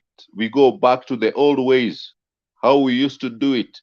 Wakati wasichana walikuwa wameanza kuwa na around 13 years, wanalala kwa shosho. Shosho used to have that pot that never, the fire is always there. Na napiga story kwa wale watu. Ilikuwa ni tales or folklore. Those were education. Those were education ambayo colleges are not giving anymore. They could learn. The boys also had to go somewhere, maybe sleep with the older boys. And there, they used to get the education. They used to graduate in one way or another. Yeah? Me, I'm brought up in Nairobi, but when I go home, I hear these stories. Mukienda kuchunga ng'ombe ama mbuzi, unaambiwa tu wewe na wewe mnapigana. Si ati mmekosana. It was sort of a graduation. Kutoa hiyo cowardness kwako. Yeah? And I have a very emotional story liliambiwa. Like, before that, let me tell you, why should we follow the Western ways if we cannot go back to our culture? Because the Western now wanasema hatuwezi oa bibi wawili watatu. That is right. To them, it's bigamy. It's an offense. And they have imposed it on us. So tumeenda kwa mama wa kando. These are the things that are even wrecking the family father. Zamani, mi naambiwa, bibi ya kwanza alikuwa na talent spot. Na naambia mzee, huyu msichana ni mzuri, leta huku. And they could work harmoniously in that family, I mean in that village. Sasa tunaambiwa utuwezi oa bibi watatu ama wawili, lakini unaambiwa unaweza oa mwanaume mwenzako because mzungu amesema, and we are accepting it. Slowly by slowly, we are accepting it. So that's why I was saying, Themba, we need to reflect what we used to do that could control the raising of the children and a society. And it's also right the way Themba said it, and also you have said it, Bernard, it's us who lost it. Because if we got those moralities and values, we failed to pass it on, maybe due to pressure from the Western world, which other communities like the Asians have withstood. The Chinese have withstood. I'm also told the money, a boy of the age of around 15 could know the herbs ya kupatia umbwa yake, kondo yake, mbuzi, ama ng'ombe kama inaendesha. Today, even at 25-year-old, hajui hizo, and we still need the herbs. Where are we going for the herbs? India and China, the people who withstood and uphold their culture and tradition. So we have to go back to see where we went wrong, so that we can correct the future society, as you people are saying. That's all I can say. Okay, thank you. And I would also say one of the undoing is this formal training. The best form of training is informal training, where every person, adult, in the presence of the children, must always know, I am training, so that when a child asks a question, you don't just give an answer. You make sure that that answer has an underlying principle that you are instilling in the child. When we turned parenting and raising children to be a formal class where you have a lecturer and you have students, they are writing notes, that is where we lost it completely. We were trained by the fire you are trained by the river, you are trained on your way to the farm, you are trained back from the farm, you are told this is the job for the men, this is how men carry themselves, this is how men, all that took place accidentally along the way, not from the parent's point. The parent was always purposeful. He's purposefully training you and he knows what he's doing, but you are getting that information without anticipating it. It comes on you unexpected or out of curiosity, but what the parent gives you is a permanent underlying principle that will live with you for the rest of our life. So what we have had is what Mzee Kindube is saying. We have become lazy, and we think by sending our children to the Sunday school teacher and sending our children to the school teacher will instill the discipline required. The best training is informal training, by the river, by the fireplace, by the sink where you're washing utensils, by the laundry place when you're washing clothes. That is where values are instilled, and that's where children are raised. Hii ingine ni kujifanya kizungu mingi ambayo haina faida. Can I give you an example? Can I give you an example of a formal training? Yeah, leo imekuwa ni seminar. Leo ni seminar hapa, eh? No, a quick one, just a quick one, because this one has really made me laugh. This one has just made me laugh. When you are saying that, I remembered one of the things that happened in this generation. When young men and women are about to wed, they always have something they call bridal shower. That is one night where a girl will go and sit with other ladies and be told how to relate with men. 50% of those ladies are divorcees, another 50 are single, and maybe 1 or 2 are married. And men will also go on the other side and meet boys who will just give them booze and drink the whole night. So you can imagine that is how a family is going to start. It is starting from a training of ladies going for a bridal shower with other ladies who have nothing to teach but just tell them about sex and some escapades. And the men will be told you are a man and how to maneuver and hide your phone and manage other things on the side. So that is, and you ask why divorce rates are at 70% today. You go across to Uganda, and that's why our Kenyan men, you see on KOT, when you hear there is a Uganda, what Kenyan men get excited.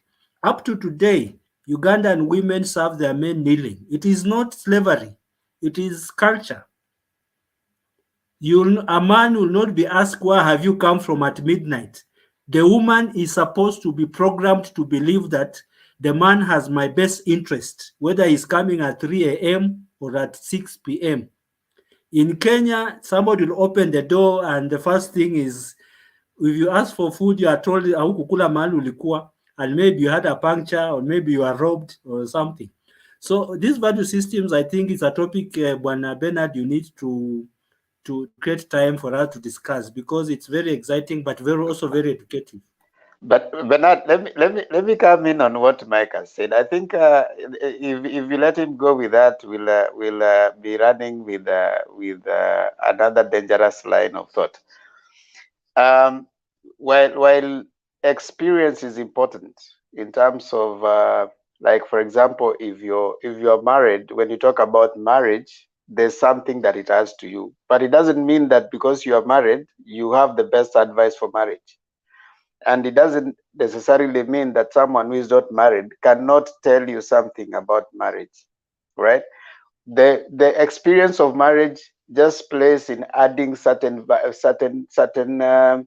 key lessons that you can pass, but it doesn't say anything about the kind of whatever you're going to give.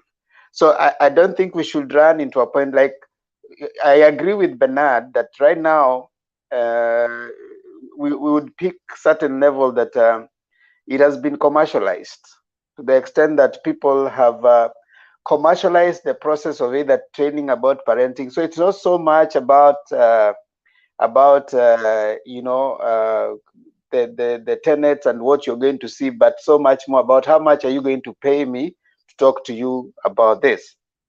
What I want to agree with Bernard is that modeling is a key thing.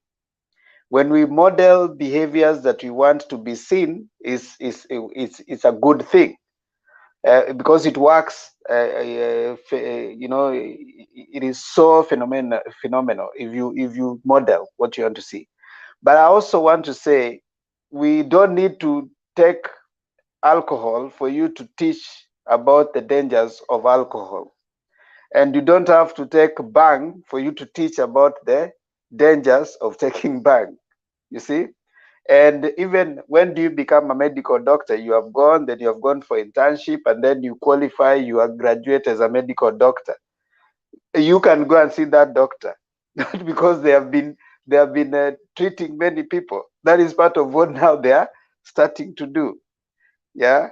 But of course, there are people who will say, I cannot see you, I cannot allow you to see me if you are not experienced in a certain way. So experience adds into what you want to see, but it doesn't mean that someone having not gone through that experience cannot help you. They say even a clock that stopped today at 3 will be correct twice in a day. You can learn something from anyone.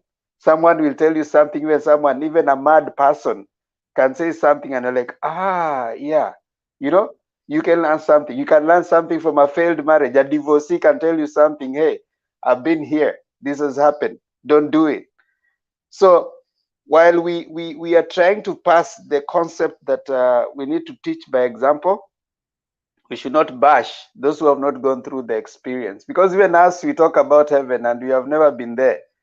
So someone can tell us that unless you've seen heaven, you can't talk about it. I mean, we haven't been there. We are simply talking, and we are telling everybody about it like everybody else, and we hope to meet there with everybody else who will make it there. But we have never been there. All right. So it's okay. Themba, I get your point. Let me finish. I didn't talk about devolution today. These people have just taken me off. Unataka kurudi kwa devolution? Themba. Mimi nitakuacha ufunge. Si tunafunga. Wewe unafunga kuanzia saa ngapi? Ilikuwa tufunge saa 8, saa 9, saa 9. Haya, nimenyamaza. Umejua Themba. I agree with you. There is a danger of what?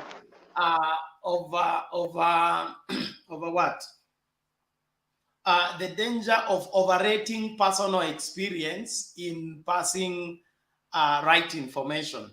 I have always humorously talked to people in church, and I would tell them that you don't need marriage experience to know marriage. Okay, Jesus was not married. He talked about marriage.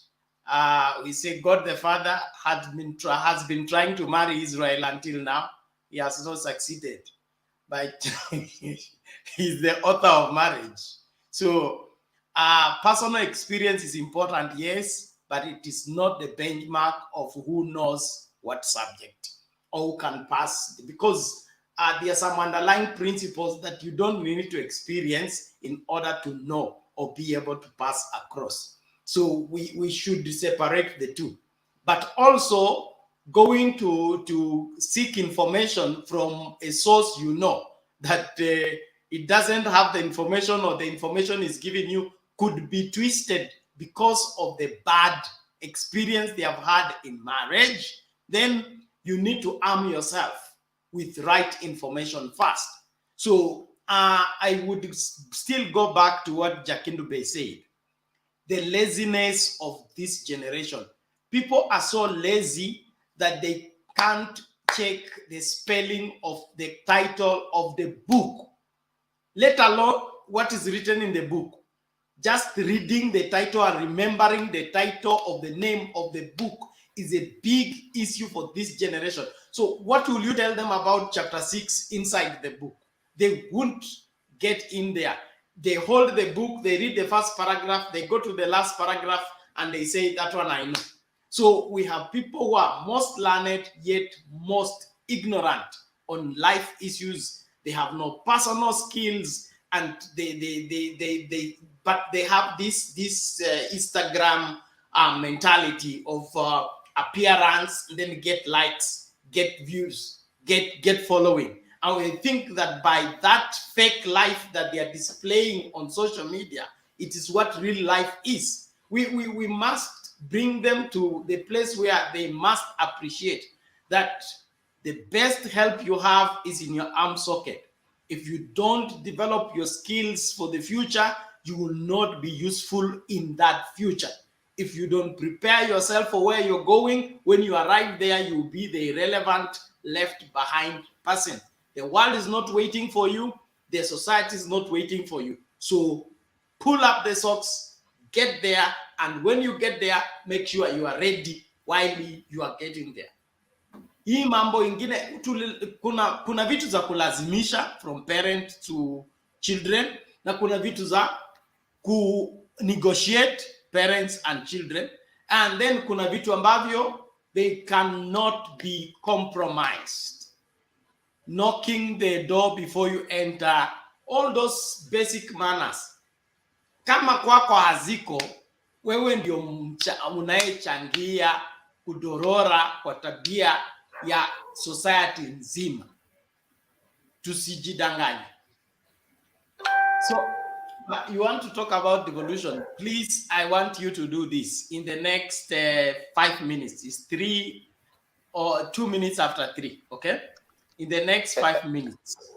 Say okay, everything you want to say. Before he moves Yes. to devolution. You Yes, see, Mike. Themba, you interjected and said you didn't want me to get away. I don't know what you didn't agree with me, because my submissions were very simple. I said, if you look at Uganda, the women have certain values and they are not taught overnight. These are girls who, at the age of 14, they go to their aunts and they are taught about how to live as a wife, as a woman. In Kenya, I gave an example of the training of marriage is done overnight during bridal shower. I didn't demean drunkards or single or divorced people. I just said the composition of those people cannot train you marriage in a bridal shower, which is 6 hours. That's what I had in mind. I didn't demean any segment of people.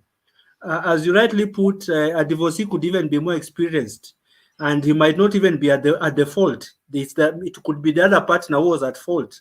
So by virtue of you being divorcee doesn't mean you are at the fault. Maybe it is the other partner.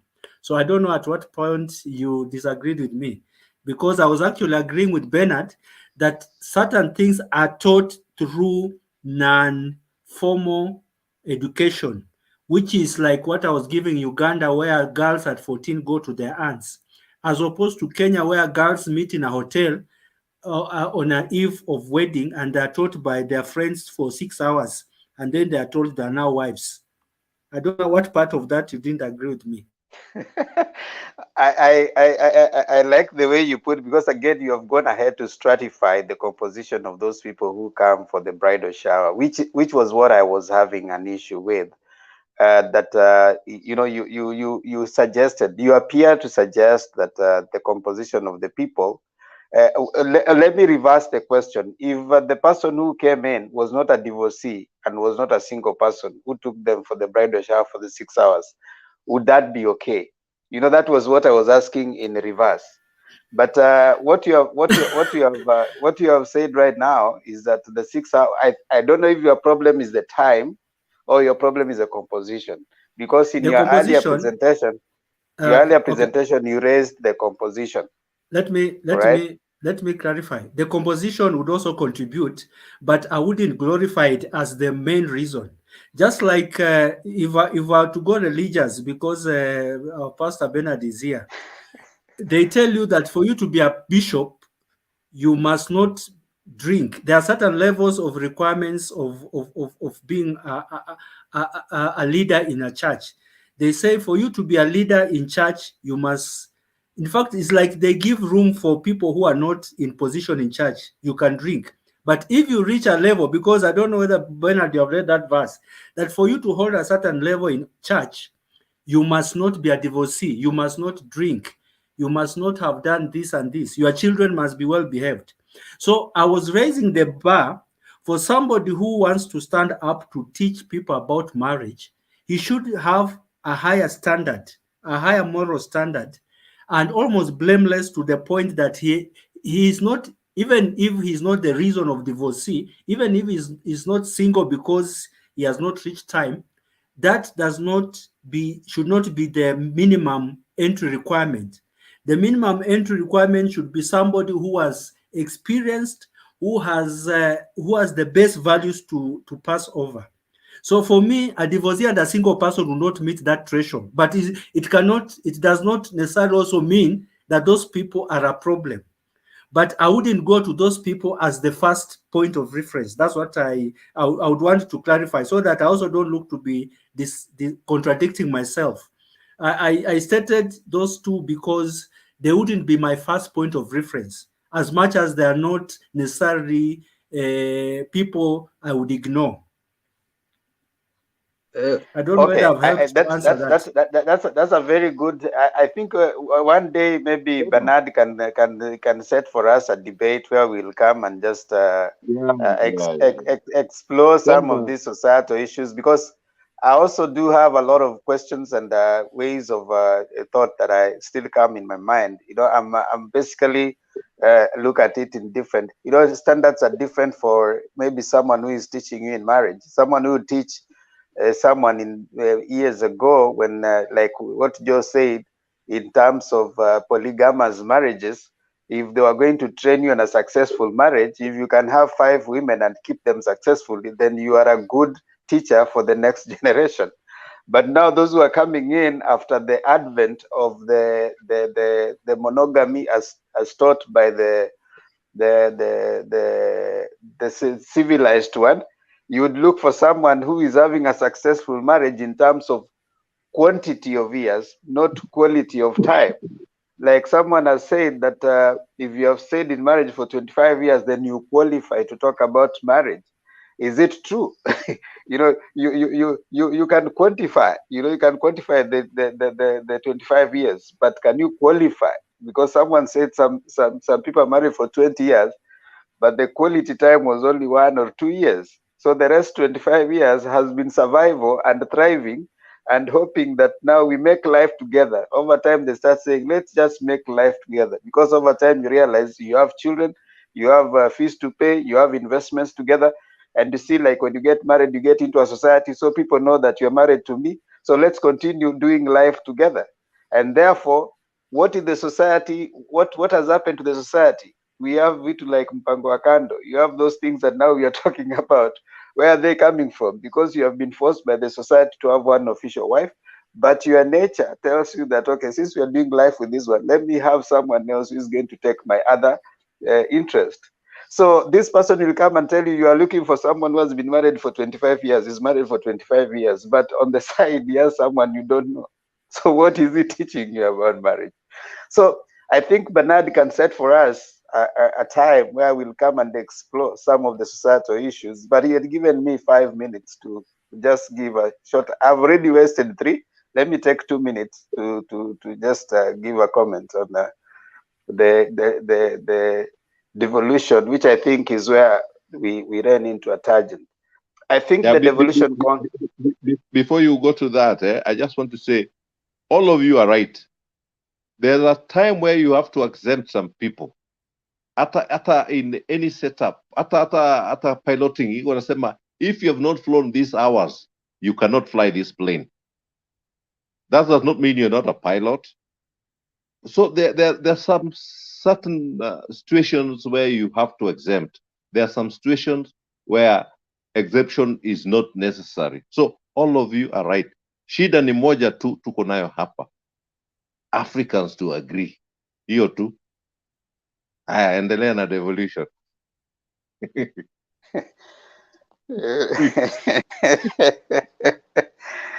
Societies are dynamic and they are made by conversations. So you cannot force 6 people to agree and they're thinking differently. There is a problem. If you find 6 people agreeing mara moja, kuna shida. They have allowed one person to think. That's what they say in group think. and groupthink is very dangerous. So you need to have a sense where now you are having this conversation. And Joe, there are standards and qualifications, all right? But there are times like Mike, if you want someone to come and make for you your plumbing system has a problem, and you call the plumber, do you ask for them to give you their certificate? What do you want? You know what I'm saying is, What I'll ask is maybe what I'm saying reference. is very I'll simple. ask for reference, We have, but we have not a tried it for certificate. so long to get the East African community work, but it's not working. I mean, some people in Europe start. But even EU is not working. So it's not a problem that is ours. Sisi yetu has not even started. Unajua? No, this Eurocentric thing of saying that everything European is good is a problem that you're having. And Joe, you are trying to suggest that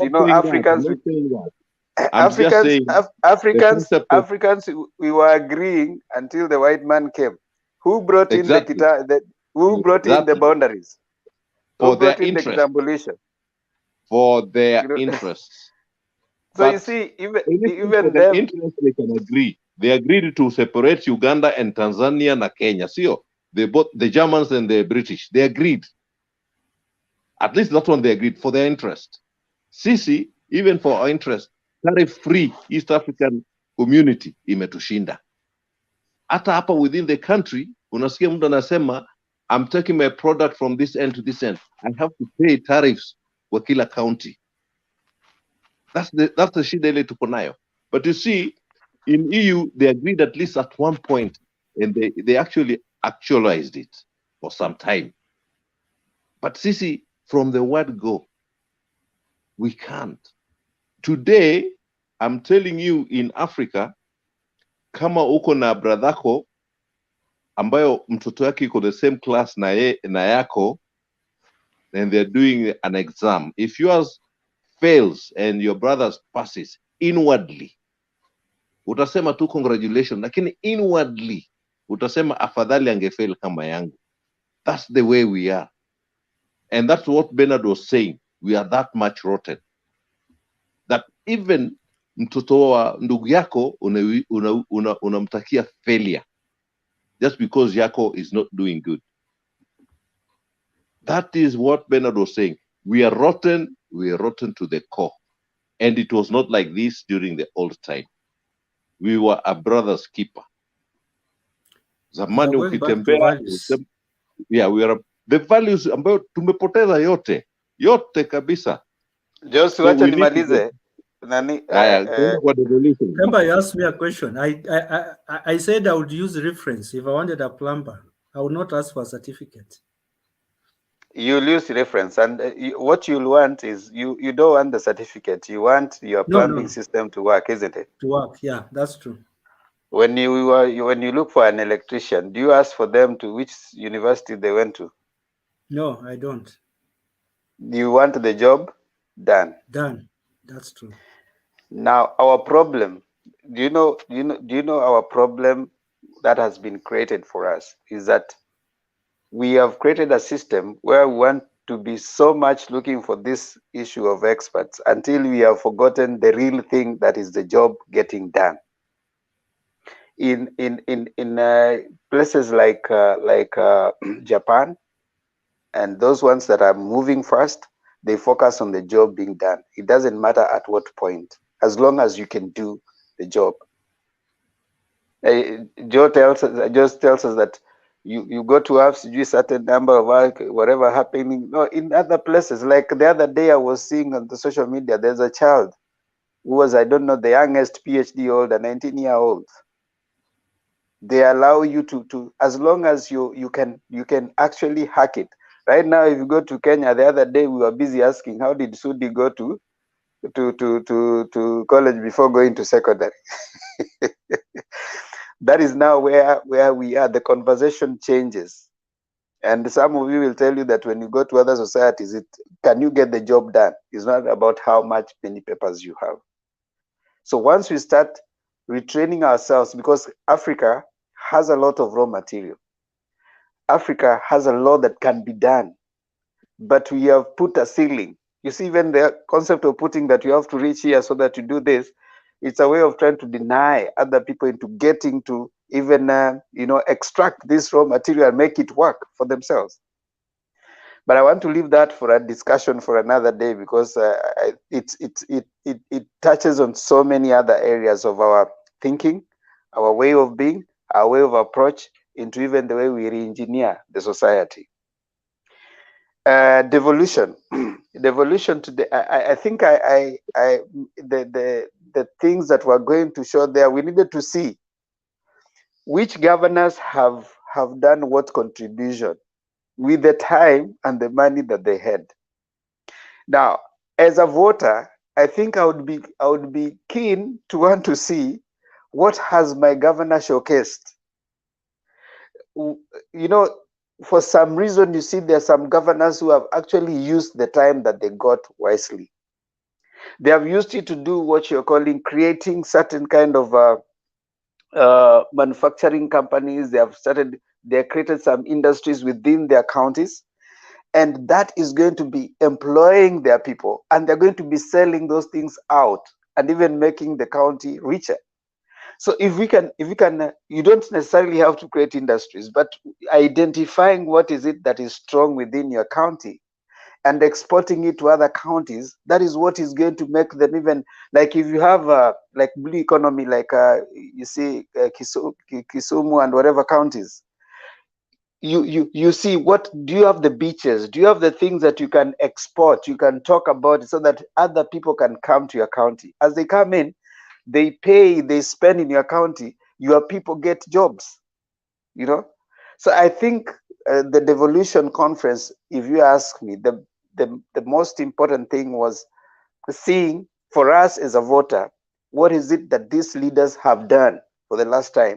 If your leader hasn't done anything that is worth of mentioning, especially in terms of job creation, in terms of empowering you, in terms of infrastructure development, I think as a voter, that is a good chance for you to start doing what you call a scorecard. If we can compare with another county, a county like Kitui is coming in and getting you honey, it's getting you, sanitizers, it is getting you even shoes made in Kitui, and it is going to be bought by your county in Nairobi or in another county, while your county has not probably even made anything to exchange. Long time there used to be barter exchange. So you go, you come, you meet at a particular market, the market days. These people will come in with say maize. The other people will come in with maybe a certain thing. They exchange. So you bring what you don't have, we take what you guys have. So I think that should be able to empower the counties. But you see, for us, some of us, we were so engrossed in looking at people making noise in rallies and all, we are not able to see the opportunity given to us as voters to now do what you're calling, an appraisal to our leaders and see if you want to get them back or not. So I think the Devolution conference was a good chance. The next time we have a Devolution conference next year, we'll be having a new leadership. These leaders, will they have passed what we think is the threshold that we require for a leader? If a leader has not created any sustainable economic activity within the county, and all they have and their claim to glory is corruption and stealing from the county, then it is time for us as voters to say, we cannot be buying shoes from Kitui while we cannot produce anything to sell in Kitui. We cannot be buying honey from Kitui while we cannot produce anything to exchange with Kitui. That is a conversation you need to have. The other day, the Anne Waiguru, the governor for Kirinyaga, said that bottom up is working in Kirinyaga. I didn't see anything they showcased in the Devolution conference. So if it is working on the sustainable development, why is it that they didn't showcase anything at the Devolution conference? That's a conversation the Kirinyaga people should have. If you are saying this, you have given you this number of years. Gilu has only had 5 years. And right now you can see they have factory for clothes. They are making balls. So soon you'll be buying balls from Kitui. So can you imagine you are in say Homa Bay and you're buying balls from Kitui? What do you feel as a leader? You know, buying balls for your kids and it's written made in Kitui. What have you sold the other side? So I think for us, maybe we can keep sensitizing people, interrogating our leaders, having a scorecard for them. Come next year, if you have nothing made in your place, then I think that leader should go home. If the only thing they shout about at sijui bottom up, sijui this, no, we don't want that. Thank you. Okay, thank you, Themba. Community, please. Sorry. Banadia, I have a question for you. In fact, ulituambia kuwa katika hii generation yenye inasema kuwa I don't want to hear about old values. Now, can we be able to save them wakati kama huu? And if yes, then I can assure you that even us Kenyans ambao sasa hivi tunapitia hali ngumu kwa sababu ya corruption, I tell you, kupitia kwa hot furnace yenye inabidi tupitie sisi wote pamoja na viongozi wetu, I'm very sure hii corruption tutapata kuikaza tuimalize. So that is my question. Hawa vijana wetu wenye wanasema hatutaki kusikia mambo ya hawa wazee, the likes of Jackie Kindube, all the likes of Joe, vile walikuwa na values mzuri, hatutaki kusikia hayo. Can we be able to save them? Asiyefunzwa na mamae atafunzwa na ulimwengu. There are things when you, I think there's a Bible verse that says, he that hardeneth his heart and stiffeneth his neck at reproof, he will be cut suddenly, and that without remedy. Meaning, when you have an opportunity to correct your wrong, and you does not use that opportunity, it does not cancel the consequence of you failing to learn what you needed to learn and adjust your behavior. You only set yourself up and you will end up suffering more, and by that time it will be too late. There will be no remedy for it. So as much as there are things that we were to be taught that we were not taught, we can also not say that our parental failure is passport to life failure. If your father did not teach you, you had a school teacher. If your school teacher failed, you had a neighbor, you had an example, you had another person. Nobody has an excuse for having bad manners and misbehaving and leading a responsible life. Everybody, God will always provide a means. Hata kama wewe ni mtoto wewe ni bro na wewe ni mtoto wa single mother, okay? There are people around you. God will always plant somebody around you who will be a role model for you, and it is by choice that you choose this person and follow and be able to gain what your father did not give you or what your mother did not give you. So life is a choice, choices you make. At times, we kind of want to rely so much on I did not have a father, I did not have a mother, just as an excuse for our own laziness, okay? As for me, like my father, the last exercise book my father bought for me was in Standard 2, okay?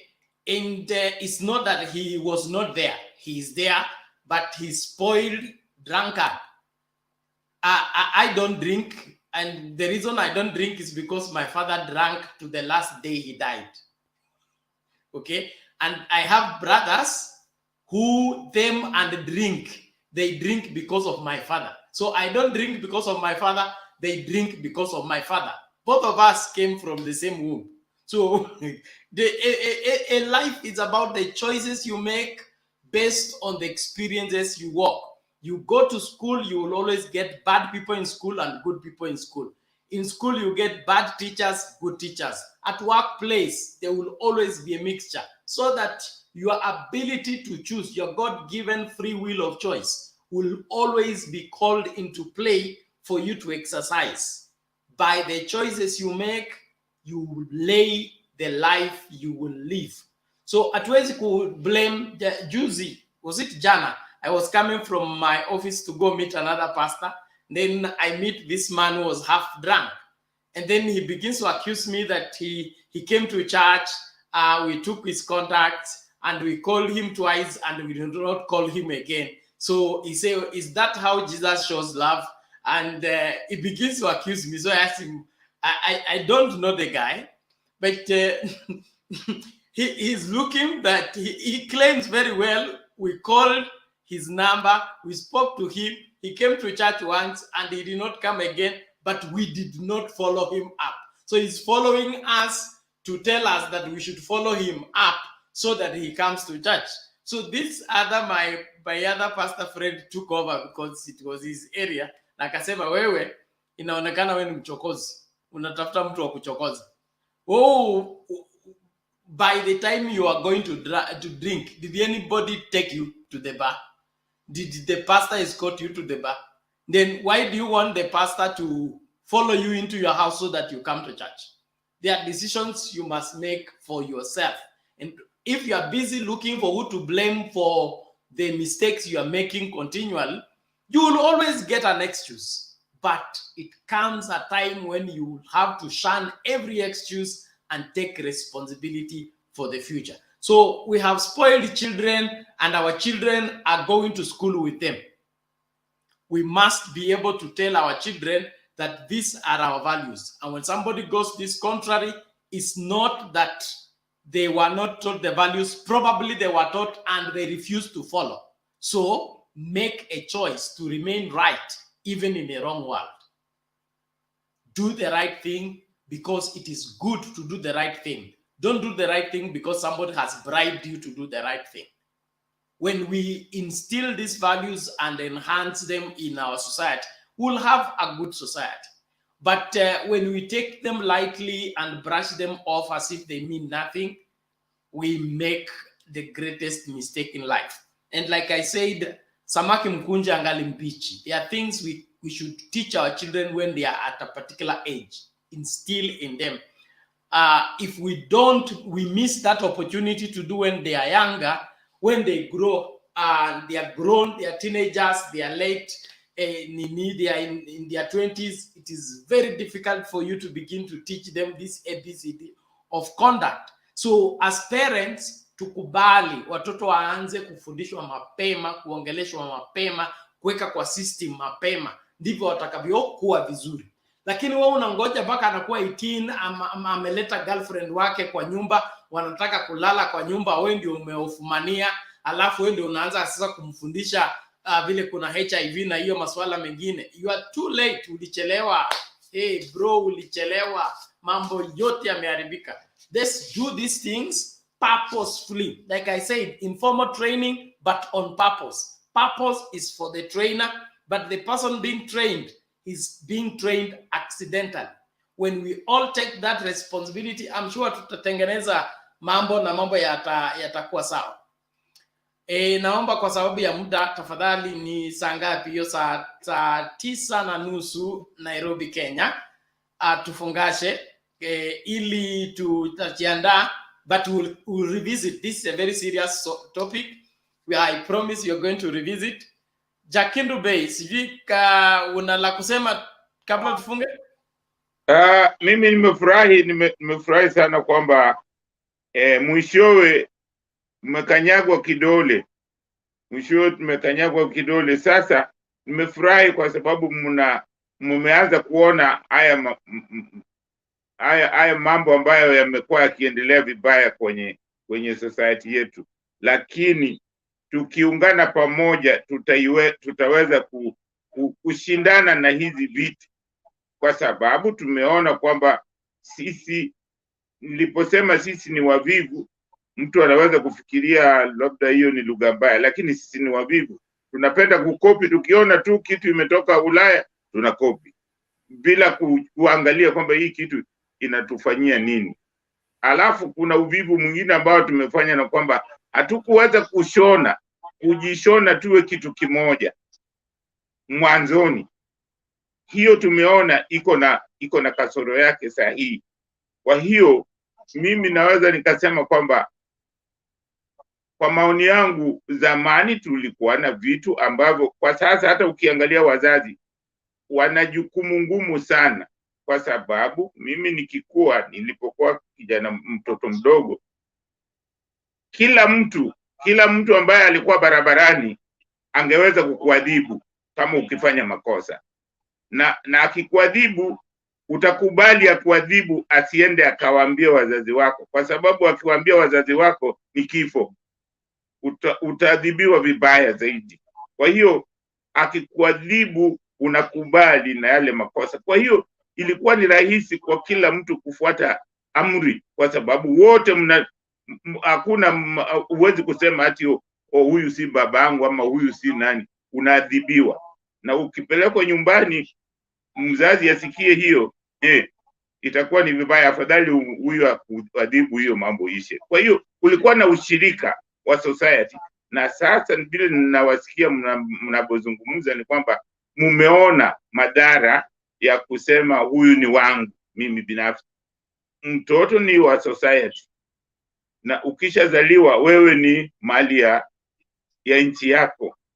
Hakuna vile hata ukisema sijui wewe ni nani, lakini unakuwa ni mali ya nchi yako. Kwa hiyo inatakiwa sisi wote wana Kenya tushirikiane kuhakikisha kwamba society yetu inafanya mambo yetu kulingana na mazingira yetu. Ndio maana mimi bado nasisitiza kabisa, tutilieni mkazo kabisa azimio la umoja. Mtu anaweza kuiona ni jambo labda la kisiasa, lakini si jambo la kisiasa. Mkikubaliana kama wananchi wa Kenya, mnazungumza, mnaweza kuwa mna lugha mbalimbali ama lakini mwishowe mkiketi chini mkizungumza, mwishowe mnatoka na jawabu. Ndio mtakuwa na opinion tofauti, lakini inafaa tuwe na kile kitu kinatuunga, kwamba baada ya kujadiliana tunatoka na jawabu kwamba hili jambo tutaifanya namna hii. Ndio maana mkiwa wamoja, mkiwa na umoja, itatusaidia kukabiliana na haya mambo kabisa. Kwa hiyo mimi nimefurahi kwamba at least sasa tunasikia hiyo kiatu kinatuuma. Tuacheni kufuata mambo ambayo hayatufai hata kidogo. wa Chinese au wote ambao mnazungumza wamekwamia kwa mambo yao, hawataki kufuata mambo ya mtu mwingine. Na hii kitu nimerudia mara nyingi kwamba nchi zote, China, Uingereza, Amerika, Japan, kila mmoja anafuata utaratibu wa serikali yake. Hasemi eti wanafuata sijui mtindo ya nani, wanafuata kile kinawafaa. Hata sisi kama wana Kenya inatakiwa tufuate kile inatufaa. Tukipata kile inatufaa, tutakuwa hizi problem zote ambazo tunazo za kusema tumekosa adabu, tutazitatua kabisa. Kwa hiyo nashukuru sana, muwe na usiku mwema. Asanteni sana. Okay, thank you Jack Ndube. Tuendelee. There is Asil 2 TV. You are requesting the discussion for yesterday. I've just shared the link. I've just shared the link for those of you who want to follow yesterday's discussion. Please get it there. The other things, just search Mutembei TV. You will be able to get the previous broadcast and follow whatever you would want to follow. In the meantime, we are closing, but Jonathan has come in. Jonathan, how are you?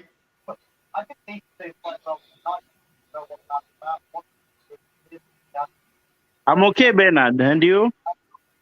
I'm all right. A long time. Long time. No, Long time no see you guys. How are you? We are glad you are here now. What are you discussing about today? That is the reason why we have closed. Thank you very much for showing up. Huh?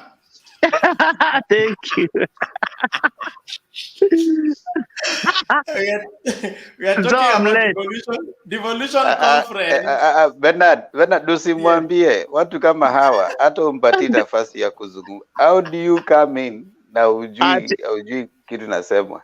Achemba, you know, we can join, we can speak. Si unaniambia tu unanipatia feedback, unaniambia ni hivi na hivi na hivi. Kwani kuna No, wewe unafaa kuangalia kwanza nini topic ya leo, alafu ndio ukuje uingie. naona devolution? Ukishaingia ndio unauliza ati tunazungumzia nini? Wewe hata naona huko kwa giza. Unajua kama nimeamka saa ama unajua kama nimetoka safari ndio nafika saa hii. Sasa mpaka nijue mada ni nini. Bernard, hata usimwambie, wacha huyo akuje kwa mada ya kesho. Sawa, haya. Kwaherini basi. Jonathan, wewe ulete madafu, acha mambo yako hiyo. Nakuletea madafu Disemba nikienda Kitale. Bas, na yasubiri. Nitakuwa coast bus ama modern coast? Itakuwa modern coast. Usipita hapa na SGR tafadhali. SGR ofisi iko mbali sana na kwangu.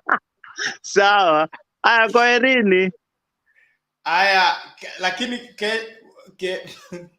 it is well, thank you. Kipindi cha kesho wai mapema. All the same, guys, I want to appreciate all of you for keeping it here and making your valuable contribution. I want to thank all that have followed us on the comment section, Asil2 TV, Daniel Ondiek, our usual committed, faithful followers. We have John Agutu. We tried to get in, and probably you couldn't succeed. Pen Nyagaka, we salute you. Martin Wilson, our faithful follower. Thank you so much. Let's keep at Mtembei TV. Please, if you have not subscribed, make sure you subscribe and invite somebody to join. Rotich Raphael, we salute you. Denny Lee, we appreciate you. Rwanda Junior, umeandika bonjour. Wazalendo. Hiyo sasa umeanza kutufundisha French. Asante sana kwa kutusaidia. Tunaomba lesson hiyo itaendelea baadaye. Good. Thank you. There is James Shaga, whichever. Thank you so much. Oliver Mwashi, we salute you for continuing. Gaddafi TV. Gaddafi TV alikuwa na kampeni ya watu kusubscribe. Kama huja subscribe Gaddafi TV, hakikisha umesubscribe ili tumpromote. He's watching from America. Thank you so much. Kwa sababu ya hii hata mimi niambia watu wote wa subscribe kwa channel yangu. Mike, subscribe kwa channel yangu. Temba Ondiege. Au na wakamata tuko unawaambia wa subscribe. Hata mimi sijawaambia wa subscribe kwa yangu. I will Temba. Yeah. I will. Yeah, subscribe and you share. I teach values through my daughter now that I'm trying to re-engineer the next generation. So I'm trying to use the current. You asked me about how do we do it in the current. So I'm doing it with the current medium that is YouTube. So we are talking with my daughter about issues of life skills and stuff like that. So you can learn. And you talked about African parents who are not probably dads who are not able to have opportunity to discuss with their girls. We talk about everything, issues with sexuality, finance, emotional intelligence, disappointment, how to deal with all those things. So if you can just go there, you learn and share. Probably you can get a tip or two that you can share with someone else who probably, maybe your kids are older, but someone else might gain from that. I will. Okay, thank you. You didn't give the name of your channel. Yeah, please, the name. The name is Temba Ondiege, THEMBA ONDIEGE. Bernard, you can just write it somewhere there so that they can check it out. Yeah, it's very interactive and very educative. Hopefully you learn. It answers some of the questions that you're asking us. How do we re-engineer the next generation? I'm doing it practically. Great. Bernard, you can send us the link. Let me see if I can find it, because we are winding up. No, it's now. As you wind up, as you're looking for the link, I'm not reopening the discussion. I'm not reopening the discussion. Bernard was closing this thing at midnight, about three hours ago. I'm not reopening the discussion. Azimio la Umoja. I want Azimio la Umoja. I think immediately after independence, we had Harambee. And thereafter, we had Nyayo. Nyayo was peace, love, and unity. And Harambee was Tuvute Pamoja. All those have been speaking about Kenyans getting together. Azimio la Umoja is about Kenyans thinking together. 50 plus years on, we are not getting it. How will Azimio la Umoja get it? I think that's a question for another day, but this is not a new idea. For your information, I'm a diehard supporter of Raila, but Azimio la Umoja will not address the hardcore challenges we have as a country. I can answer that. I can answer that right away. They say that changing a country should be thought of like the person who is going to plant a tree. If you plant a tree, you're not thinking about yourself.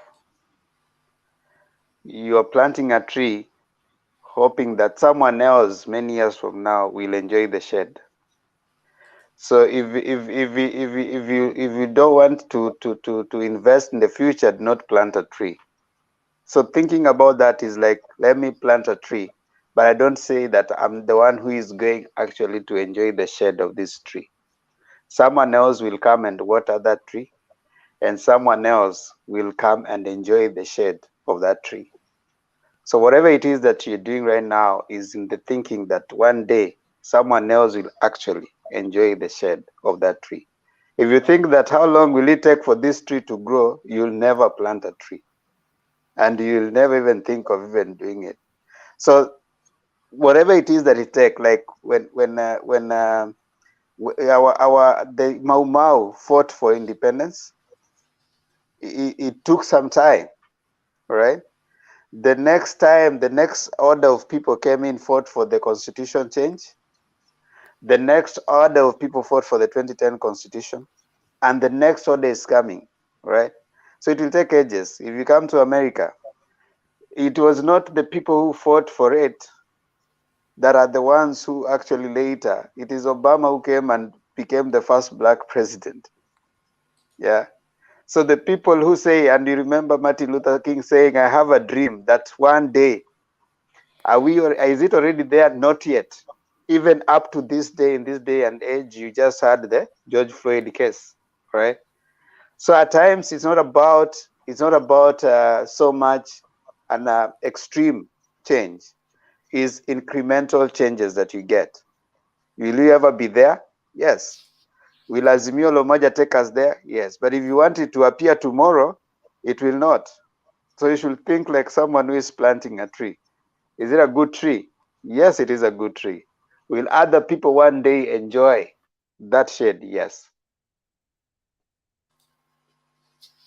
Like Mao Zedong. Mao Zedong. Mao Zedong started something that now is almost is on the top of the world. But when he started, everybody rubbished him and said he was a dictator, he was a backward, he's all sorts of. But today, see where China is. Anyway, thank you. I was looking at it from the cycle of other countries, and I keep using Rwanda. It's taken less than 10 years for a country that has come from genocide to a cohesive country. Why would it take 50 years for Kenya to turn around? Can I, If we get nijibu if hiyo? we get from a genocide, we will. our Nijibu hiyo. our fabric as a society, what has socialized us in the way that we understand. You see, like right now, Kagame has ruled for that time, and they changed even the constitution for him, I think, to be a life president, something like that. They have done that, I think, in Tanzania. So, I mean, in Uganda. So what we are saying is our socialization and our understanding of it is different. Our experience is different from the Rwandese experience. You know, here we can wake up and say that, you see, the kind of the multi-party democracy we are practicing here is not there in Rwanda, you know, and it's kind of like someone said, benevolent dictatorship. All right. So you can achieve certain things with certain kind of rulership. But let me tell you for a fact, if you just try and stretch their democratic space for a while, there are things that will start being exposed, and probably sometimes some of those things can always roll backward, right? So it's sometimes operating in a bubble.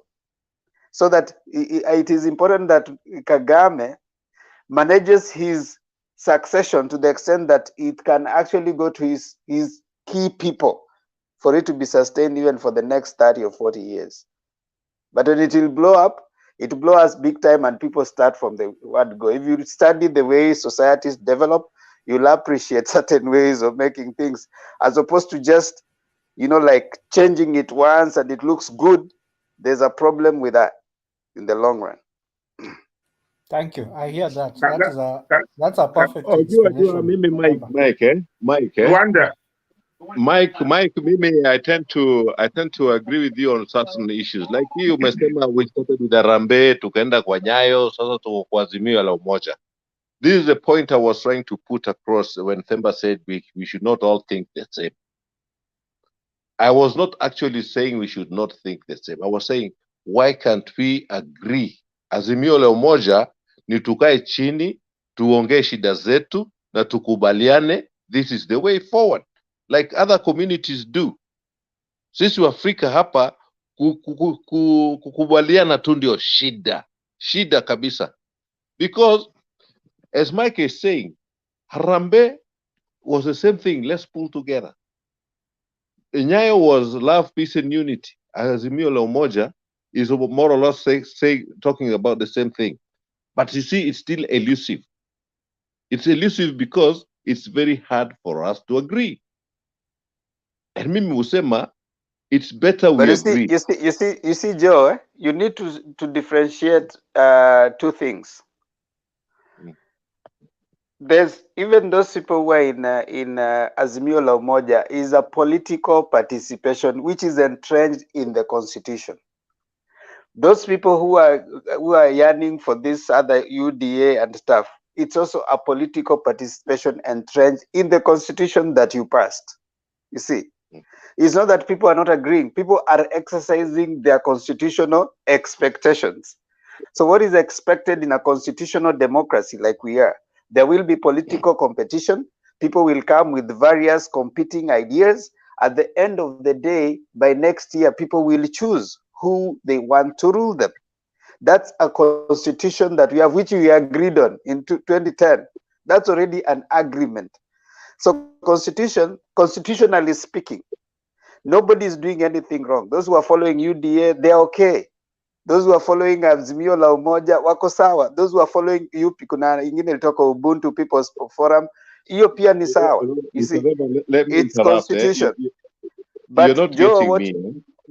What you're saying is, well, hold on, Joe. Let me interrupt because I think you're taking me the wrong way. Okay, order, both of you. Thank you. All of you, thank you. Mute your mics. Mute your mics. It is just like the Bible. The Bible is one. We have Christians, we have Catholics, we have AAC, but the Bible is one. That's okay. That's okay. I've got no issue with that. Si Bible ni moja tu, madhehebu ni nyingi. That's okay with me. The constitution is one. We have multi-parties, so many parties, but they are working within one constitution. That's okay. That's okay. I don't have an issue with that. So I'm getting you to that extent. I don't have an issue with that. The constitution ni moja, parties ni mingi. Just like the Bible is one, madhehebu ni nyingi. I agree with that. But what I'm saying, sisi wa Africa, our understanding na kukua pamoja na to go the same route as people, as one people, inakuanga ni shida. And that is what Mike is saying. We have been having this since independence. But still, we are not even cohesive as we should be. Why? Why is it elusive? Because kuna wale watu ambao walikuwa wanasema harambee and they didn't practice it. Wale walikuwa wanasema amani na umoja hawakuipractice. Unajua kwa hiyo tunataka kuona kama azimio kama itakuwa practice, kwa sababu ile kitu ambayo imetusumbua kwa hizo mbona harambee haikufanya kazi, mbona haikufanya kwa sababu kulikuwa na kitu kitu kwenye spana kwa nani, ukabila ndio inafanya hizo vitu zote hazijafanya kazi. Kama tunaweza, kama hiyo azimio la umoja, hata kama hiyo harambee ingeponyesha ukabila, tungekuwa tunaendelea na harambee, kwa sababu ndio tungekuwa tunajua hiyo ndio dawa ya ukabila. Zote ambazo tunazo, ukiangalia kitu gani imetufikisha mahali hapa ni ukabila. Hiyo ndio kitu saa zingine watu wanaogopa kusema, but ukabila ndio imetuletea hizi vitu zote unaona tunazo. Kwa hiyo kama hiyo azimio la umoja inaweza kuzima ama kuponyesha hiyo ukabila kama inaweza kuiponyesha maybe 70%, 80%, tutakwamia kwa hiyo azimio la umoja. Utaona Wakenya wengi hiyo ndio tutabaki nayo. Asante. Thank you everyone. This is what I will say to Mike on the issue of Harambee, Nyayo, peace, love and unity, and Azimio la Umoja. Every generation is presented by opportunity. After independence, the main thing was pull together so that we keep our freedom, because there was that tendency of the fear was losing that independence. And then due to that insecurity, there was that high-handedness in ensuring that we rally people together. So the reason for the unity at independence, okay, it was not the reason for the unity of Nyayo, and it is not the reason for the unity of Azimio la Umoja. But the generation that has suffered for the lack of unity is this one. So in my opinion, we are the best placed generation to cement this thing once and for all, because our past has shown us, if we don't pull together, if we don't believe in Kenya, we don't believe in Dream Kenya, we will suffer the same way we have suffered for 50 years, another 50 years. So it is our choice.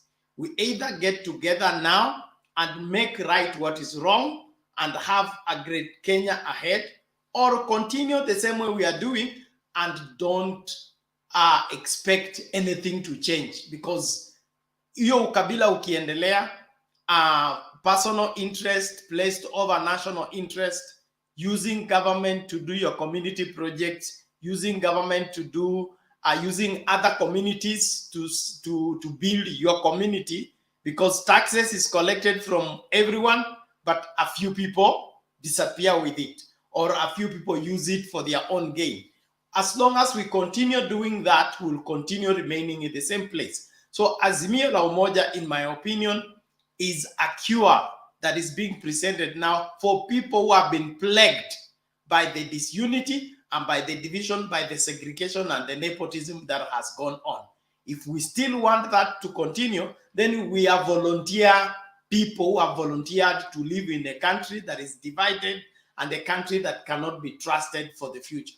But if we have suffered under this, we should be looking for a cure. And any suggested cure that can work should be supported. Tusiseme eti if it did not work at independence, it did not work at Nyayo, this one will also not work. And then, so what are we left with? The man-eat-man society, like Nyerere called us, and we let that, the rule of the jungle, to prevail. What will be left of us? Nothing. Because tukimaliza kula Kenya, the next thing ni sisi kuanza kukulana, and we get extinct. I mean, which other way? It is said that when the poor people have nothing else to eat, they'll begin to eat the rich. So we create a society that is an equal, imbalanced, segregative. The gap between the have and the have-nots continues to widen. It will not widen forever. It has a limit. When that limit has arrived, we all collapse in the same abyss and we all perish like fools. So it is about time we accepted the responsibility and corrected our wrongs for the better Kenya. And anybody who doesn't believe in Kenya, achane na kutafuta uongozi wa Kenya, kwa sababu kama Kenya haitasonga mbele, wa Kenya hawezi kuimprove. Nimesema hapo mwanzo, tuangalie Kenya kama ng'ombe. Ng'ombe usipoitunza, ukailisha vizuri, haikupatii maziwa. Hata kama wewe ni mkamuaji wa kimataifa, uwezi kamua ng'ombe ambaye ni gonjwa na imedhoofika, ina njaa, na wewe unaendelea kukamua, itaanguka, itakufa. Wewe ukamuaji wako utakamua nini? So we must reverse our thinking and go back to feeding Kenya, protect Kenya, build Kenya, let Kenya be enough for all Kenyans, and let all Kenyans have equal access to Kenya so that they enjoy the fruits of Kenya. That way, we have a country. But if we put Kenya there as wherever it's a cake that is in the market, mtu yeyote akisikia njaa kate na ende, na kuna mtu ana contribute kuibek, hiyo ni mchezo tunacheza. Otherwise, thank you. Please, all of you, let us call it a day. Let's meet later on in the day at around 9 o'clock. I'm out of my usual studio and I'm doing a certain meeting. So I will not be able to start the meeting immediately. My meeting ends at 8, so I can't begin a show at 8. I will need like an hour and a half to be set in this new environment. But I believe, let's keep talking. Jakindu Bay, kipindi chetu ile ya kuzungumza maneno ya wazee, tumejaribu leo, ukaniacha kwa mataa. Lakini beg your device to join tomorrow. I really felt sorry for you. Joe ilikuwa ukuje, utakuwa nini? I think Joe, I should book you for Sunday. I really felt sorry for you. Ukimtafuta, ukiriachua watu wapi? Wewe uliona ungenistua, ungekuja ukafill in the gap. Because device ilikuwa imekatika. Device yake I joined and I almost looked for you. But we'll do that. I think let's have Jakindu Bay kesho, and then kesho is Thursday. Okay. So Friday, I think we should have Joe, and then Saturday we'll have Mike. Tukae kwa hiyo order. Did I send you my WhatsApp number? I have your numbers. I will inbox you the link. Nataka kupanga hiyo mkororo wa hizo nini zote, ni watumie links mapema, mjoin mapema to test kabla show ianze. Msiniwache peke yangu. Yeah, that's the way it should be. That's okay. That's okay, sir. Okay, thank you. God bless you. See you then.